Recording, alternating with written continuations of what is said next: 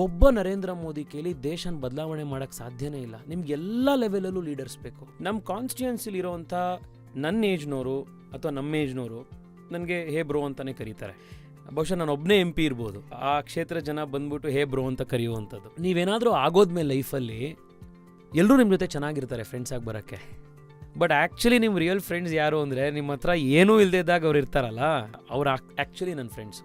ಎಲ್ರಿಗೂ ಆಸೆ ಇರುತ್ತೆ ಮೇಡಮ್, ಒಂಥರ ಸ್ವಚ್ಛಂದವಾಗಿ ಜೀವನ ನಡೆಸಬೇಕು ಅಂತ, ಒಂದು ಫ್ರೀ ಬರ್ಡ್ ಥರ ಇರಬೇಕು ಅಂತ ಎಲ್ಲವನಿಗೂ ಆಸೆ ಇರುತ್ತೆ. ಇವತ್ತು ನಾನು ಬೆಟ್ಟ ಹತ್ತಬೇಕು, ಇನ್ನೊಂದು ದಿವಸ ಯಾವುದೋ ಒಂದು ನದಿ ಪಕ್ಕದಲ್ಲಿ ಕೂತ್ಕೊಂಡು ಪುಸ್ತಕ ಓದಬೇಕು.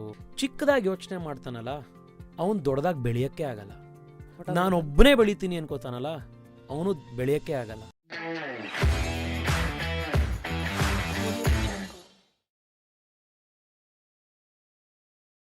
Today on just curious is one and only Tejasvi Surya ಅವರು.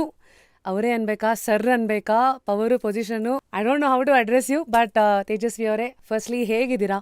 ಥ್ಯಾಂಕ್ ಯು, ಚೆನ್ನಾಗಿದ್ದೀನಿ. ಭಾಳ ಖುಷಿ ಆಗ್ತಿದೆ ಇವತ್ತು ನಿಮ್ಮ ಜೊತೆ ಮಾತಾಡ್ತಿರೋದು. ನಿಮ್ಮ ರೇಡಿಯೋ ಶೋಸ್ ನಾನು ಭಾಳ ಕೇಳಿದ್ದೀನಿ. ನಿಮ್ಮ ಕನ್ನಡ ಇಷ್ಟ, ಫಾಸ್ಟಾಗಿ ಕನ್ನಡ ಮಾತಾಡೋದು ಇಷ್ಟ. ಜನರಲಿ ನಾವು ಏನಂದರೆ ಪಾಲಿಟಿಷಿಯನ್ಸು ಸ್ವಲ್ಪ ಸ್ಲೋ ಆಗಿ ಮಾತಾಡ್ತೀವಿ, ನೀವು ಅದ್ರದ್ದು ಆಪೋಸಿಟ್ ಫಾಸ್ಟಾಗಿ ಮಾತಾಡ್ತೀರಾ. ಸೊ ಖುಷಿ ಆಯಿತು ನಿಮ್ಮ ಜೊತೆಗೆ ಮಾತನಾಡ್ತಾ ಇರೋದು. Thank you for this opportunity. No pleasure is mine too, because I tell you, ನಾವೆಲ್ಲ ನಾಲ್ಕು ಗೋಡೆ ಮಧ್ಯೆ ಹೇಗೆ ಮಾತಾಡ್ತಾ ಇರ್ತೀವಿ, ನಮಗೆ ಗೊತ್ತಿಲ್ಲ ಯಾರು ನಮ್ಮನ್ನು ಕೇಳಿಸ್ಕೊಳ್ತಾರೆ. Until unless I meet you I will not know that you are a listener of mind. And ಅದಕ್ಕೂ ಮೀರಿದ್ದು we see lot of them who are listeners, but ಅವ್ರು ಕೆಲವು ಸತಿ ಹೇಳ್ಕೊಳ್ಳಲ್ಲ ನಿಮ್ಮ ಶೋ ಕೇಳ್ತೀವಿ ಅಂತ. ನೀವು ಅದು ಹೇಳಿದ ತಕ್ಷಣ ಇಟ್ ಈಸ್ ಆಲ್ವೇಸ್ ಲೈಕ್ ನನ್ನ ಬೆನ್ನು ನೀವು ತಟ್ಟಿದ್ರಿ ಅಂತ. ಆ್ಯಂಡ್ ಅಫ್ಕೋರ್ಸ್ ಅದ್ರ ಜೊತೆಗೆ ನೆಕ್ಸ್ಟ್ ಟೈಮ್ ರೇಡಿಯೋ ಶೋ ಮಾಡಬೇಕಾದ್ರೆ I know one face, Tejasvi ಅವರು ಶೋನ ಕೇಳಿಸ್ಕೊತಾ ಇದ್ರೆ ಅನ್ನೋದು ಇರಲಿ. ಫಸ್ಟ್ಲಿ ನಿಮ್ಮನ್ನು ಇನ್ಸ್ಟಾಗ್ರಾಮಲ್ಲಿ ನೋಡ್ತಾ ಇದ್ರೆ I feel like you are flash of the politics. ಅದು ಎಲ್ಲೆಲ್ಲೋ ಹೋಗ್ತಿರೋ, ದಿನದಲ್ಲಿ ಒಂದು ಸಡನ್ ನೋಡಿದ್ರೆ ಕಾಫಿ ಕುಡಿತಿರ್ತೀರಾ, ಸೆಕೆಂಡ್ ಕಟ್ಟಾದರೆ ಅಲ್ಲೆಲ್ಲೋ ಮೆಟ್ರೋ ಎಲ್ಲೋ ಲೈನ್ ಇನ್ಸ್ಪೆಕ್ಷನ್ ಅಂತೀರಾ, ಇನ್ನೊಂದು ಇದು ನೋಡಿದ್ರೆ ನೀರಿನ ಪ್ರಾಬ್ಲಮ್ ಬಗ್ಗೆ ಸಮಸ್ಯೆ ಅಂತ ವಿಡಿಯೋ ಮಾಡ್ತೀರಾ. Like the perfect politician every youngster would want to have for this country. Thank you so much, it's a very big compliment. ಭಾಳ ಖುಷಿ ಆಯಿತು. ಆನೆಸ್ಟ್ಲಿ ನನಗೆ ಚಿಕ್ಕ ವಯಸ್ಸಿಂದ ಪಾಲಿಟಿಕ್ಸು ಮತ್ತು ಜನರ ಮಧ್ಯೆ ಕೆಲಸ ಮಾಡಬೇಕು ಇದು ಅನ್ನೋದ್ರ ಕಡೆ ಒಂದು ತುಡಿತ ಇತ್ತು, ಆಸಕ್ತಿ ಇತ್ತು. ಬಟ್ ಇಷ್ಟು ಮುಂಚೆ ನನಗೆ ಎಲೆಕ್ಟ್ ಆಗಲಿಕ್ಕೆ ಬೆಂಗಳೂರಂಥ ಒಂದು ಕ್ಷೇತ್ರದಲ್ಲಿ ಪಾರ್ಲಿಮೆಂಟ್ನಲ್ಲಿ ನನಗೆ ರೆಪ್ರೆಸೆಂಟ್ ಮಾಡೋಕ್ಕೆ ಅವಕಾಶ ಸಿಗತ್ತೆ ಅಂತ ನನಗೆ ನಿಜವಾಗ್ಲೂ ಗೊತ್ತಿರಲಿಲ್ಲ. ಜನ ಆಶೀರ್ವಾದ ಮಾಡಿ ಅವಕಾಶ ಮಾಡಿಕೊಟ್ಟಿದ್ದಾರೆ ಅಂದಾಗ ಪ್ರತಿದಿನ every day I try to do justice. So ನಾನು ಬೆಳಗ್ಗೆ ಎದ್ದಾಗ ಇವತ್ತು ನಾನು ಪ್ರತಿ ಕ್ಷಣ ನಾನು ವೋಟ್ ಮಾಡಿರುವಂಥ ಜನ, ನನ್ನ ಮೇಲೆ ನಂಬಿಕೆ ಇಟ್ಟು ಈ ಆಪರ್ಚುನಿಟಿ ಕೊಟ್ಟಂಥ ನಮ್ಮ ಪ್ರೈಮ್ ಮಿನಿಸ್ಟ್ರು, ನಮ್ಮ ಪಾರ್ಟಿ ಇಸ್ ಆ್ಯಕ್ಚುಲಿ ಕಾರ್ಯಕರ್ತರು ಬೇಸ್ಡ್ ಪಾರ್ಟಿ ಇದು. ಹೌದು. ಅವರು ಈಗ ನಾನೊಬ್ಬ ಗೆಲ್ಲಬೇಕು ಎಲೆಕ್ಷನಲ್ಲಿ ಅಂತಂದರೆ ಅದಕ್ಕೆ ಹಿಂದೆ ಎಷ್ಟೋ ಜನ ಪೋಸ್ಟರ್ ಹಂಚಿರ್ತಾರೆ, ಅಪಾರ್ಟ್ಮೆಂಟ್ಗಳಿಗೆ ಮನೆಗೆ ಹೋಗಿ ಬಿಸಿಲಲ್ಲಿ ಕ್ಯಾಂಪೇನ್ ಮಾಡಿರ್ತಾರೆ, 5 ವರ್ಷ ನಮಗೋಸ್ಕರ ಕೆಲಸ ಮಾಡ್ತಾ ಇರ್ತಾರೆ. ಅವ್ರಿಗೂ ನ್ಯಾಯ ಒದಗಿಸ್ಬೇಕು. ಸೊ ಇದು ನನಗೆ ಪ್ರತಿ ಕ್ಷಣ ಕಾಡ್ತಾ ಇರತ್ತೆ. ಸೊ ಇದೆಲ್ಲದು ಮಾಡೋದಕ್ಕೆ ಎನರ್ಜಿ, ಜೋಶು ಎಲ್ಲಿ ಬರುತ್ತೆ ಅಂತಂದರೆ ಇದರಿಂದನೇ ಬರುತ್ತೆ, ಜನರಿಂದನೇ ಬರುತ್ತೆ, ನಮ್ಮ ಕಾರ್ಯಕರ್ತರಿಂದನೇ ಬರುತ್ತೆ. But thank you, you have been very kind. ಇನ್ನೂ ಮಾಡಬೇಕು ಅಂತಿದೆ, ಮಾಡಿರೋದು ಸಾಕು ಅಂತ ಅನ್ಸಲ್ಲ, ಇನ್ನಷ್ಟು ಹಾರ್ಡ್ ವರ್ಕ್ ಮಾಡಬೇಕು, ಇನ್ನಷ್ಟು ಕಾಂಟ್ರಿಬ್ಯೂಟ್ ಮಾಡಬೇಕು ಅಂತಿದೆ. And let's see. ನಾನು ನಿಮ್ಮ ರಿಪೋರ್ಟ್ ಕಾರ್ಡ್ ಇನ್ನೂ ತೆಗೆದು ನೋಡಿದೆ, 112 ಪೇಜ್ ಇದೆ. ಅಂದರೆ ನೀವು ಕಳೆದ 5 ವರ್ಷಗಳಲ್ಲಿ ಮಾಡಿರೋದು ಅದೊಂದು ದೊಡ್ಡ ಇದೆ. ಒಂದರ ಓಷನ್ಗೆ ಇವತ್ತು ಸಿಗೋ ಟೈಮಲ್ಲಿ ಒಂದು ಬಕೆಟ್ ಹಾಕ್ದಂಗೆ ಆಗುತ್ತೆ. I still stay curious. ನನ್ನ ಕೆಲವು ಪ್ರಶ್ನೆಗಳಿದೆ. ಬಟ್ ಅದಕ್ಕೂ ಮುಂಚೆ ಆ್ಯಸ್ ಅನ್ MP ಆ ಪೊಸಿಷನ್ನೇ ಹೇಗಿದೆ ಅಂದ ತಕ್ಷಣ ಸಡನ್ನಾಗಿ ನಮ್ಮ ಕಣ್ಮುಂದೆ ಏನು ಇವತ್ತು ವಿ ಸಿ ಸಾಕಷ್ಟು ಜನ ಮಾತಾಡೋ ಟೋನೇ ನೋಡ್ತಿರ್ತಕ್ಕಂಥ ಸಭೆಯಲ್ಲಿ ಮಾಡ್ತಿರ್ತಕ್ಕಂಥ ಒಂದು ಸರ್ಕಾರಿ ಭಾಷೆ ಒಂದಿದೆ. ಅದು ಬಿಟ್ಟರೆ ಈ ಕಡೆ ಇವತ್ತು ಯಂಗ್ಸ್ಟರ್ಸ್ ಕನೆಕ್ಟ್ ಆಗೋದೇ ಡೂಡ್ ಬ್ರೋ ವಾಟ್ಸಪ್ ಡೂಡೆ ಮಚಾಲೆ ಪಾರೋಲೆ ಈ ಥರದ್ದು ಒಂದಿದೆ. So who was the real Tejasvi Surya ಅವರು? ಬೆಳಗ್ಗೆ ಎದ್ದಾಗಿಂದ how do you look at life, what do you do? ನನಗೊಂದು ಇಂಟ್ರೆಸ್ಟಿಂಗ್, ನೀವಾಗಲೇ ಕೇಳಿದ್ರಿ ನಾನು ನಿಮ್ಮನ್ನ ಸರ್ ಅಂತ ಕರಿಬೇಕಾ, ಹೇಗೆ how should I address you ಅಂತ. ನಾನು ಬಿಕಾಸ್ ನಾನು 32, 33 ಈ ಏಜ್ನಲ್ಲಿ ಇರೋದ್ರಿಂದ, ನಾನು 28ಗೆ ನಾನು ಎಲೆಕ್ಟ್ ಆಗಿದ್ದರಿಂದ ನಮ್ಮ ಕಾನ್ಸ್ಟಿಟ್ಯೂನ್ಸಿಲಿರೋವಂಥ ನನ್ನ ಏಜ್ನವರು ಅಥವಾ ನಮ್ಮ ಏಜ್ನವರು ನನಗೆ ಹೇ ಬ್ರೋ ಅಂತಲೇ ಕರೀತಾರೆ. ಬಹುಶಃ ಇಂಡಿಯಾದಲ್ಲಿ ನಾನು ಒಬ್ಬನೇ MP ಇರ್ಬೋದು, ಹಾಂ ಆ ಕ್ಷೇತ್ರ ಜನ ಬಂದ್ಬಿಟ್ಟು ಹೇ ಬ್ರೋ ಅಂತ ಕರೆಯುವಂಥದ್ದು. ನೈಸ್. ಸೊ ಅದೊಂದು ಆ ಸೆನ್ಸ್ ಆಫ್ ಫಾರ್ಮ್ಯಾಲಿಟಿ, ಆ ಸೆನ್ಸ್ ಆಫ್ ಏನೋ ಯಾರೋ ಅವರು MP ನಾವು ಹಿಂಗೆ ಮಾತಾಡಬೇಕು, ಇದು ಯಾವುದೂ ನನ್ನ ಜೊತೆಗೆ ಇಲ್ಲವೇ ಇಲ್ಲ. ಎರಡನೇದು ಬಹುಶಃ ಅದು ನನ್ನ ಪರ್ಸ್ನಾಲಿಟಿನೂ ಇರ್ಬೋದು, ಜನ ನನಗೆ ತೋರಿಸ್ತಿರೋ ಪ್ರೀತಿನೂ ಇರ್ಬೋದು. ಹಿಂಗೆ ಜೊತೆ ಯಾರೋ ಫೋಟೋ ತೊಗೊಳಕ್ಕೆ ಬರ್ತಾರೆ, ಹೀಗೆ ಬೆನ್ನ ಮೇಲೆ ಕೈ ಹಾಕಿ ಒಂದು ಸೆಲ್ಫಿ ತೊಗೊಂಡು ಥ್ಯಾಂಕ್ಸ್ ಮ್ಯಾನ್ ಅಂತ ಹೇಳಿ ಹೋಗುವಂಥದ್ದು. ಆಮೇಲೆ ನಮ್ಮ ತಾಯಿ ವಯಸ್ಸಿನ ಹೆಂಗಸ್ರು ಯಾರಿದ್ದಾರೆ ನಮ್ಮ ಕ್ಷೇತ್ರದಲ್ಲಿ, ಅವರಿಂದ ನನಗೆ ಸಿಗೋ ಅಷ್ಟು ಪ್ರೀತಿ ನನಗೆ, ನಾನು ಅದು ಯಾವ ಜನ್ಮದಲ್ಲಿ ಏನು ಪುಣ್ಯ ಮಾಡಿದೆ ಗೊತ್ತಿಲ್ಲ. ಎಲ್ಲರೂ ಅವ್ರ ಸ್ವಂತ ಅವ್ರ ಮನೆ ಮಗನ ಥರ ನನ್ನನ್ನು ಪ್ರೀತಿಸ್ತಾರೆ. ಯಾವ್ದಾರೋ ಒಂದು ಮದುವೆ ಮನೆಗೆ ಹೋದರೆ, ಕಾರ್ಯಕ್ರಮಕ್ಕೆ ಹೋದರೆ ಬಂದು ಲಿಟ್ರಲಿ ಬಾಯ್ಲಿ ಅಂತ ಹೇಳಿ ಕರೆದು ಕೆನ್ನೆಗಿಂಡಿ ಬಾಯ್ಲಿ ಒಂದು ಫೋಟೋ ತೊಗೊಂಡೋಗು ಅಂತ. ಅವ್ರಿಗೆ ಎಷ್ಟೋ ಜನಕ್ಕೆ ಫೋಟೋ ಅವ್ರಿಗೆ ಸೆಲ್ಫಿ ತೊಗೊಳ್ಳಿಕ್ಕೆ ಬರ್ತಾ ಇರಲ್ಲ, ನೀನು ತೆಕ್ಕೊಡು ಅಂತ ಕೊಡ್ತಾರೆ. ಸೊ ನಾನೇ ಅವ್ರೊಂದು ಸೆಲ್ಫಿ ಅವ್ರ ಜೊತೆಗೆ ತೆಕ್ಕೊಡ್ತೀನಿ. ಆಮೇಲೆ ಒಳ್ಳೇದಾಗಲಿ ಮಗ, ಚೆನ್ನಾಗಿ ಮಾಡು, ಒಳ್ಳೇದಾಗಲಿ ಅಂತ ಹೇಳಿ ಹಿಂಗೆ ತಲೆ ಹಿಡಿದು ಒಂದು ಆಶೀರ್ವಾದ ಮಾಡ್ತಾರೆ. ಸೊ ನಾನು ಬೇರೆ ಬೇರೆ ಸೆಕ್ಟರ್ಸಲ್ಲಿ ಕನೆಕ್ಟ್ ಆಗಿದ್ದೀನಿ. ನಿನ್ನೆ ನಾನು ನಮ್ಮ ಇಲ್ಲಿ ತಾಸ ತಿಂಡಿ ಎದುರುಗಡೆ ಒಂದು ಕಾಫಿ ಕುಡಿತಾ ಇದ್ದೆ. ಅಲ್ಲಿ ಯಾರೋ ವೆರಿ ಯಂಗ್ ಕಪಲ್ ಅವ್ರು ಬಂದು ಮಗುನ ಕೈಯಲ್ಲಿ ಎತ್ಕೊಂಡಿದ್ರು. ನಾನು ನೋಡಿದ ತಕ್ಷಣ ಬಂದು ಹೇ ಮಗು ಬೈಲಿ ನೋಡು ಸೂರ್ಯ ಮಾಮ ನೋಡು, ಹಾಯ್ ಹೇಳು ಸೂರ್ಯ ಮಾಮಗೆ ಅಂತ. ಸೊ ಅಷ್ಟು ಚಿಕ್ಕ ಮಗುಗೆ ಸೂರ್ಯ ಮಾಮ ಅಂತ ಕನೆಕ್ಟ್ ಆಗಿರ್ಬೋದು. ನನ್ನ ಏಜ್ ಹುಡುಗರಿಗೆ ಹೇ ಬ್ರೋ ಡೂಡ್ ಕನೆಕ್ಟ್ ಆಗಿರ್ಬೋದು. ನಮ್ಮ ತಾಯಿ ವಯಸ್ಸಿನ ಯಾರು ನಮ್ಮ ಕ್ಷೇತ್ರದಲ್ಲಿ ಹೆಣ್ಮಕ್ಳಿದ್ದಾರೆ, ಹೆಂಗಸರಿದ್ದಾರೆ, ಅವರಿಗೆ ಅವ್ರ ಮಗನ ರೀತಿ ನಾನು ಕನೆಕ್ಟ್ ಆಗಿರ್ಬೋದು. ಬಾ ಮಗನೇ ಹೆಂಗಿದ್ಯಾ, ಒಳ್ಳೇದಾಗಲಿ, ಈ ಥರದ್ದೊಂದು ಪ್ರೀತಿ ವಿಶ್ವಾಸ. ಇದೇ ಥರ ಒಂದು ಪ್ರಶ್ನೆ ಇದಕ್ಕೆ ಕಂಟಿನ್ಯೂಷನ್ ಅಂತ. ಬೀಂಗ್ ಅ ಪಬ್ಲಿಕ್ ಸ್ಪೀಕರ್, ನಿಮಗೊಂದು ಎಲ್ಲೇ ಹೋದ್ರೂ ತೇಜಸ್ವಿ ಸೂರ್ಯ ಅವರು MP ಅನ್ನೋ ಒಂದು ಜವಾಬ್ದಾರಿಯುತ ಪೊಸಿಷನ್ ನಿಮ್ಮ ಬೆನ್ನೇ ಕಾಯ್ತಾ ಇರುತ್ತೆ. ಪಬ್ಲಿಕ್ ಗ್ಯಾದರಿಂಗ್ಸ್ ಒಂದೊಂದು ಥರ ಒಂದೊಂದು ಕ್ರೌಡ್ ಇರ್ತಾರೆ. My question to you is, we've always wondered, how do you ಯಾರು ಸೆಂಟಿಮೆಂಟ್ಸು ಹರ್ಟ್ ಆಗದೆ ಇರೋ ಥರ ಬಟ್ ಸ್ಟಿಲ್ ನಿಮಗೆ ಒಳಗಿರೋ ವಿಚಾರಗಳನ್ನು ಮುಖಾಮುಖಿ ಮುಲಾಜ್ ನೋಡದೆ ಆಚೆಗೆ ಹಾಕೋದು, ಎರಡನ್ನೂ ಬ್ಯಾಲೆನ್ಸ್ ಮಾಡೋ ಕಲೆ ಹೇಗೆ ಬರುತ್ತೆ ಬೀಯಿಂಗ್ ಅ ಲಾಯರ್? ಅದು ಆ್ಯಕ್ಚುಲಿ ಯಾರಿಗೂ ಹರ್ಟ್ ಮಾಡ್ದಲೇ ಇರೋ ಥರ ಅಂತ ನೀವು ಹೇಳ್ತಿದ್ದೀರಾ. ಬಟ್ ನಾನೇ ಕೆಲವು ಸತಿ ಮಾತನಾಡಿದಾಗ ಕೆಲವು ತಪ್ಪುಗಳಾಗಿದೆ, ಕೆಲವ್ರು ಹರ್ಟ್ ಆಗಿರ್ತಾರೆ. ಅದಾದಮೇಲೆ ಅಯ್ಯೋ ಇದನ್ನು ಹೀಗೆ ಹೇಳೋದ್ರ ಬದಲು ಹೀಗೆ ಹೇಳ್ಬೋದಿತ್ತಲ್ಲ ಅನ್ನುವಂಥ ಕೆಲವು ಲರ್ನಿಂಗ್ಸ್ ನಾನೇ ಕಲ್ತ್ಕೊಂಡಿದ್ದೀನಿ, ಇದನ್ನು ಬೇರೆ ಥರ ಹೇಳ್ಬೋದಿತ್ತಲ್ಲ ಅಂತ. ನನಗೆ ಒಂದು ಅನಿಸೋವಂಥದ್ದು ಅಂದರೆ, at least that's where I operate from. ನಾವು ಮಾತನಾಡ್ತಾ ಇರೋವಂಥದ್ದು ಎದುರುಗಡೆ ಇರೋರಿಗೆ, ಕೇಳುಗರಿಗೆ ಕನೆಕ್ಟ್ ಆಗಬೇಕು ಅಂತಂದರೆ ಫಸ್ಟ್ ಆಫ್ ಆಲ್ ಅದರಲ್ಲಿ ಸತ್ಯ ಇರಬೇಕು. ಆಮೇಲೆ ಸತ್ಯ ಅಂದರೆ ಹೇಗೆ ಅಂದರೆ, ನಾವೇನನ್ನು ಹೇಳ್ತಿದ್ದೀವಲ್ಲ, ಅಟ್ಲೀಸ್ಟ್ ಒಂದು ಎಕ್ಸ್ಟೆಂಟಿಗಾದರೂ ನಾವು ಅದನ್ನು ಪಾಲಿಸ್ಬೇಕು ನಮ್ಮ ಲೈಫಲ್ಲಿ. ನಿಮಗೆ ಇಲ್ಲ ಅಂತಂದ್ರೆ ಏನಾಗುತ್ತೆ ಅಂತಂದರೆ, ಭಾಳ ಚೆನ್ನಾಗಿ ಮಾತಾಡಿದ್ರು ಇವರು ಅಂತ ಅನಿಸುತ್ತೆ, ಆದರೆ ಅದು ಹೃದಯಕ್ಕೆ ಮುಟ್ಟಲ್ಲ ನಿಮಗೆ. ಈಗ ಪ್ರಧಾನಮಂತ್ರಿಗಳೇನೋ ಒಂದು ಕಾಲ್ ಟು ಆ್ಯಕ್ಷನ್ ಕೊಡ್ತಾರೆ, ಹೀಗೆ ಮಾಡಿ ಅಂತ, ಅಥವಾ ಇನ್ನೊಂದೇನೋ ಹೇಳ್ತಾರೆ, ಅಥವಾ ನೀವು ವಿವೇಕಾನಂದ್ರ ಪುಸ್ತಕಗಳು ಓದಿ, ಇದು ನಿಮ್ಮ ಅನುಭವಕ್ಕೆ ಬರುತ್ತೆ. ವಿವೇಕಾನಂದರು 150-200 ವರ್ಷದ ಹಿಂದೆ ಅವರು ಏನು ಬರೆದಿದ್ದಾರೆ, ಅದು ನೀವು ಇವತ್ತು ಓದಿದ್ರೆ ನಿಮಗೆ ಇನ್ನೂ ಗೂಸ್ ಬಂಪ್ಸ್ ಆಗುತ್ತೆ, ಇನ್ನೂ ಮೈ ಜುಮ್ ಅಂದಂಗೆ ಅನಿಸುತ್ತೆ. ಟ್ರೂ. ಅದ್ರ ಹಿಂದೆ ಶಕ್ತಿ ಯಾಕೆ ಅಂತಂದರೆ, ಅವ್ರು ಆ ಥರ ಜೀವನ ನಡೆಸಿದ್ರು. ಅಟ್ಲೀಸ್ಟ್ ಅವ್ರು ಹೇಳೋದನ್ನು ಅದ್ರ ಹಿಂದೆ ಒಂದು ಸತ್ಯ ಇದೆ ಅದರಲ್ಲಿ. ರಾಮಕೃಷ್ಣ ಪರಮಹಂಸರದ್ದು ಒಂದು ಇಂಟ್ರೆಸ್ಟಿಂಗ್ ಸ್ಟೋರಿ ಇದೆ. ಒಬ್ಬರು ತಾಯಿ ಒಂದು ಸಣ್ಣ ಮಗುನ ಕರ್ಕೊಂಡು ರಾಮಕೃಷ್ಣ ಪರಮಹಂಸರ ಹತ್ರ ಬರ್ತಾರಂತೆ. ಈ ಮಗು ಸಿಕ್ಕಾಪಟ್ಟೆ ಮಾವಿನ ಹಣ್ಣು ತಿನ್ನತ್ತೆ, ಸ್ವೀಟ್ ತಿನ್ನತ್ತೆ. ನೀವು ಈ ಸ್ವೀಟನ್ನು ಮಾವಿನ ಹಣ್ಣು ತಿನ್ನೋದನ್ನು ಕಡಿಮೆ ಮಾಡೋಕ್ಕೆ ಹೇಳಿ ಅಂತ ರಾಮಕೃಷ್ಣ ಪರಮಹಂಸ ಹೇಳ್ತಾರಂತೆ. ಆಯಿತು ಹೇಳ್ತೀನಿ, ಒಂದು ವಾರ ಬಿಟ್ಟು ಕರ್ಕೊಂಡು ಬನ್ನಿ ಅಂತ. ಸರಿ, ಅವರಮ್ಮ ಅನ್ಕೋತಾರಂತೆ, ಏನೊಂದು ಸ್ವೀಟ್ ತಿನ್ನೋದು ಕಡಿಮೆ ಮಾಡು ಅಂತ ಹೇಳೋಕ್ಕೆ ರಾಮಕೃಷ್ಣ ಪರಮಹಂಸರು ಒಂದು ವಾರ ಬಿಟ್ಟು ಬನ್ನಿ ಅಂತ ಇದ್ದಾರಲ್ಲ ಅಂತ. ಸರಿ ಆಯಿತು, ಒಂದು ವಾರ ಬಿಟ್ಟು ಹೋಗ್ತಾರಂತೆ. ಒಂದು ವಾರ ಬಿಟ್ಟು ಹೋದಾಗ ಆಗ ಹೇಳ್ತಾರಂತೆ, ಸ್ವೀಟ್ ಸ್ವಲ್ಪ ಕಡಿಮೆ ಮಾಡಪ್ಪ, ಮಾವಿನ ಹಣ್ಣೆಲ್ಲ ತಿನ್ನೋದು ಕಡಿಮೆ ಮಾಡಪ್ಪ ಅಂತ ಮಗು ಕೇಳಿಸ್ಕೊಂಡು ಅವರಮ್ಮ ಕೇಳ್ತಾರಂತೆ, ಈ ಒಂದು ಲೈನೇ ನೀವು ಅವತ್ತೇ ಹೇಳ್ಬೋದಿತ್ತಲ್ಲ ಅಂತ. ಅದಕ್ಕೆ ರಾಮಕೃಷ್ಣ ಪರಮಹಂಸರು ಹೇಳ್ತಾರಂತೆ, ನಾನೇ ತುಂಬ ಸ್ವೀಟು ಮಾವಿನ ಹಣ್ಣು ತಿಂತಾ ಇದ್ದೆ, ಸೊ ನಾನು ಆ ಥರ ಅಡ್ವೈಸ್ ಮಾಡೋಕ್ಕೆ ನನಗೆ ನೈತಿಕತೆನೇ ಇರಲಿಲ್ಲ, ನಾನು ಒಂದು ವಾರ ಬಿಟ್ಬಿಟ್ಟು ಅದಾದಮೇಲೆ ಈ ಮಗುಗೆ ಇವಾಗ ಹೇಳಿದೆ ಅಂತ. So I think a lot of our words get power through the purity of our actions. So ನಾವು ಸತ್ಯ ಹೇಳೋಕ್ಕೂ ಧೈರ್ಯ ಬರೋದು ಯಾವಾಗ ಅಂದರೆ, ನಾವು ಒಳಗಡೆ ನಾವು ಪ್ರಾಮಾಣಿಕವಾಗಿದ್ದೀವ, ನಾವು ಹೇಳ್ತಾ ಇರೋದನ್ನ ಒಂದು ಲೆವೆಲಿಗಾದರೂ ನಾನೇ ಹೇಳ್ತಾ ಇರೋದು ನೀವೇನು 100% ಹೇಳೋದನ್ನೆಲ್ಲ ಇವತ್ತಿನ ಕಾಲದಲ್ಲಿ ಹಾಗೆ ಇರಬೇಕು ಅಂತಲ್ಲ. ಟು ಅ ಗ್ರೇಟ್ ಎಕ್ಸ್ಟೆಂಟ್ ನಿಮ್ಮ ಪ್ರಯತ್ನ ಆದರೂ ಇದೆಯಾ ನೀವು ಪ್ರಾಮಾಣಿಕವಾಗಿರೋಕ್ಕೆ, ಅಥವಾ ನೀವೇನು ಹೇಳ್ತಿದ್ದೀರಾ ಅದನ್ನು ಫಾಲೋ ಮಾಡೋಕ್ಕೆ. I think that is the first thing where you get the power to connect through your words. ಎರಡನೇದು, ನಾವು ಯಾವುದನ್ನು ಸತ್ಯ ಅಥವಾ ಏನು ಅಂತ ನಾವು ನಂಬಿರ್ತೀವಲ್ಲ, ಅದನ್ನು ನಾವು ಹೇಳೋ ಅಂಥ ಧೈರ್ಯ ಇರಬೇಕು.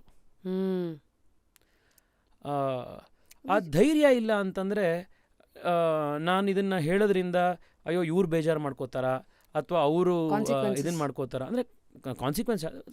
ಅಂದರೆ ತೆಲುಗುಲಿ ಒಂದು ಏನೋ ಗಾದೆ ಇದೆ, ಅಂದರಿಕಿ ಮಂಚಿವಾಳು ಅನಂತರಾಮಯ್ಯ ಅಂತನೋ ಏನೋ, ಎಲ್ರಿಗೂ ಒಳ್ಳೆಯವನಾಗಕ್ಕೆ ಹೋಗೋನು ಯಾರಿಗೂ ಒಳ್ಳೆಯವನಾಗಲ್ಲ ಅಂತ. ಸೊ ನೀವು ಏನು ಅಂದ್ಕೊಂಡಿದ್ದೀರಾ ಅದನ್ನು ಯಾವ್ದು ಪ್ರಾಮಾಣಿಕ ಇದೆ ಅದನ್ನು ಧೈರ್ಯವಾಗಿ ಸತ್ಯವಾಗಿ ಹೇಳುವಂಥ ಒಂದು ಕನ್ವಿಕ್ಷನ್ ಇರಬೇಕು. ಇದು ಎರಡಿತ್ತು ಅಂತಂದರೆ ಜನಕ್ಕೆ ನಿಮ್ಮಲ್ಲಿ ಈ ಮನುಷ್ಯ ನಿಜ ಹೇಳ್ತಾ ಇದ್ದಾನೆ, ಸತ್ಯ ಹೇಳ್ತಾ ಇದ್ದಾನೆ, ಅದ್ರ ಕಡೆಗೆ ನಾವು ಕನೆಕ್ಟ್ ಆಗ್ಬೋದು ಅನ್ನೋವಂಥದ್ದು ಅನ್ಸುತ್ತೆ. ಸೊ ನನಗನ್ಸೋದು ಇಷ್ಟೇ. ಅದ್ರ ಜೊತೆಗೆ ಯಾರಿಗೋ ಒಬ್ರಿಗೆ ನಾವು ಅವಮಾನನೇ ಮಾಡಬೇಕು ಅನ್ನೋ ಅನ್ಕೊಂಡು ಮಾತಾಡೋ ಥರದಿದ್ರೆ ಆಗ ಅವಮಾನ ಆಗತ್ತೆ. ಅಥವಾ ನಮ್ಮ ಈಗೋಯಿಂದ ನಾವು ಯಾರಿಗೋ ಮಾತಾಡ್ತಾ ಇದ್ರೆ ಅವಾಗ ಇನ್ನೊಬ್ರಿಗೆ ಇನ್ಸಲ್ಟ್ ಆಗತ್ತೆ. ಅದು ಎರಡು ಇಲ್ಲ ಅಂತಾದರೆ ಭಾಳಷ್ಟು ಜನಕ್ಕೆ ಐ ಫೀಲ್ ಸತ್ಯ ಹೇಳಿದರೆ, ಒಂದು ಲಾರ್ಜರ್ ಕಾಸಿಗೆ ಹೇಳಿದರೆ, ಪರ್ಸನಲ್ ಆಗಿ ಯಾರಿಗೊಬ್ರಿಗೆ ಹರ್ಟ್ ಮಾಡಬೇಕು ಅಥವಾ ಈಗೋಯಿಂದ ಹೇಳಿದರೆ, ಇದು ಎರಡು ಹೇಳಿಲ್ಲಲ್ಲ ಅಂದರೆ I think most of the time people will take it okay. That's how much you've understood and analyzed the position and how to use it.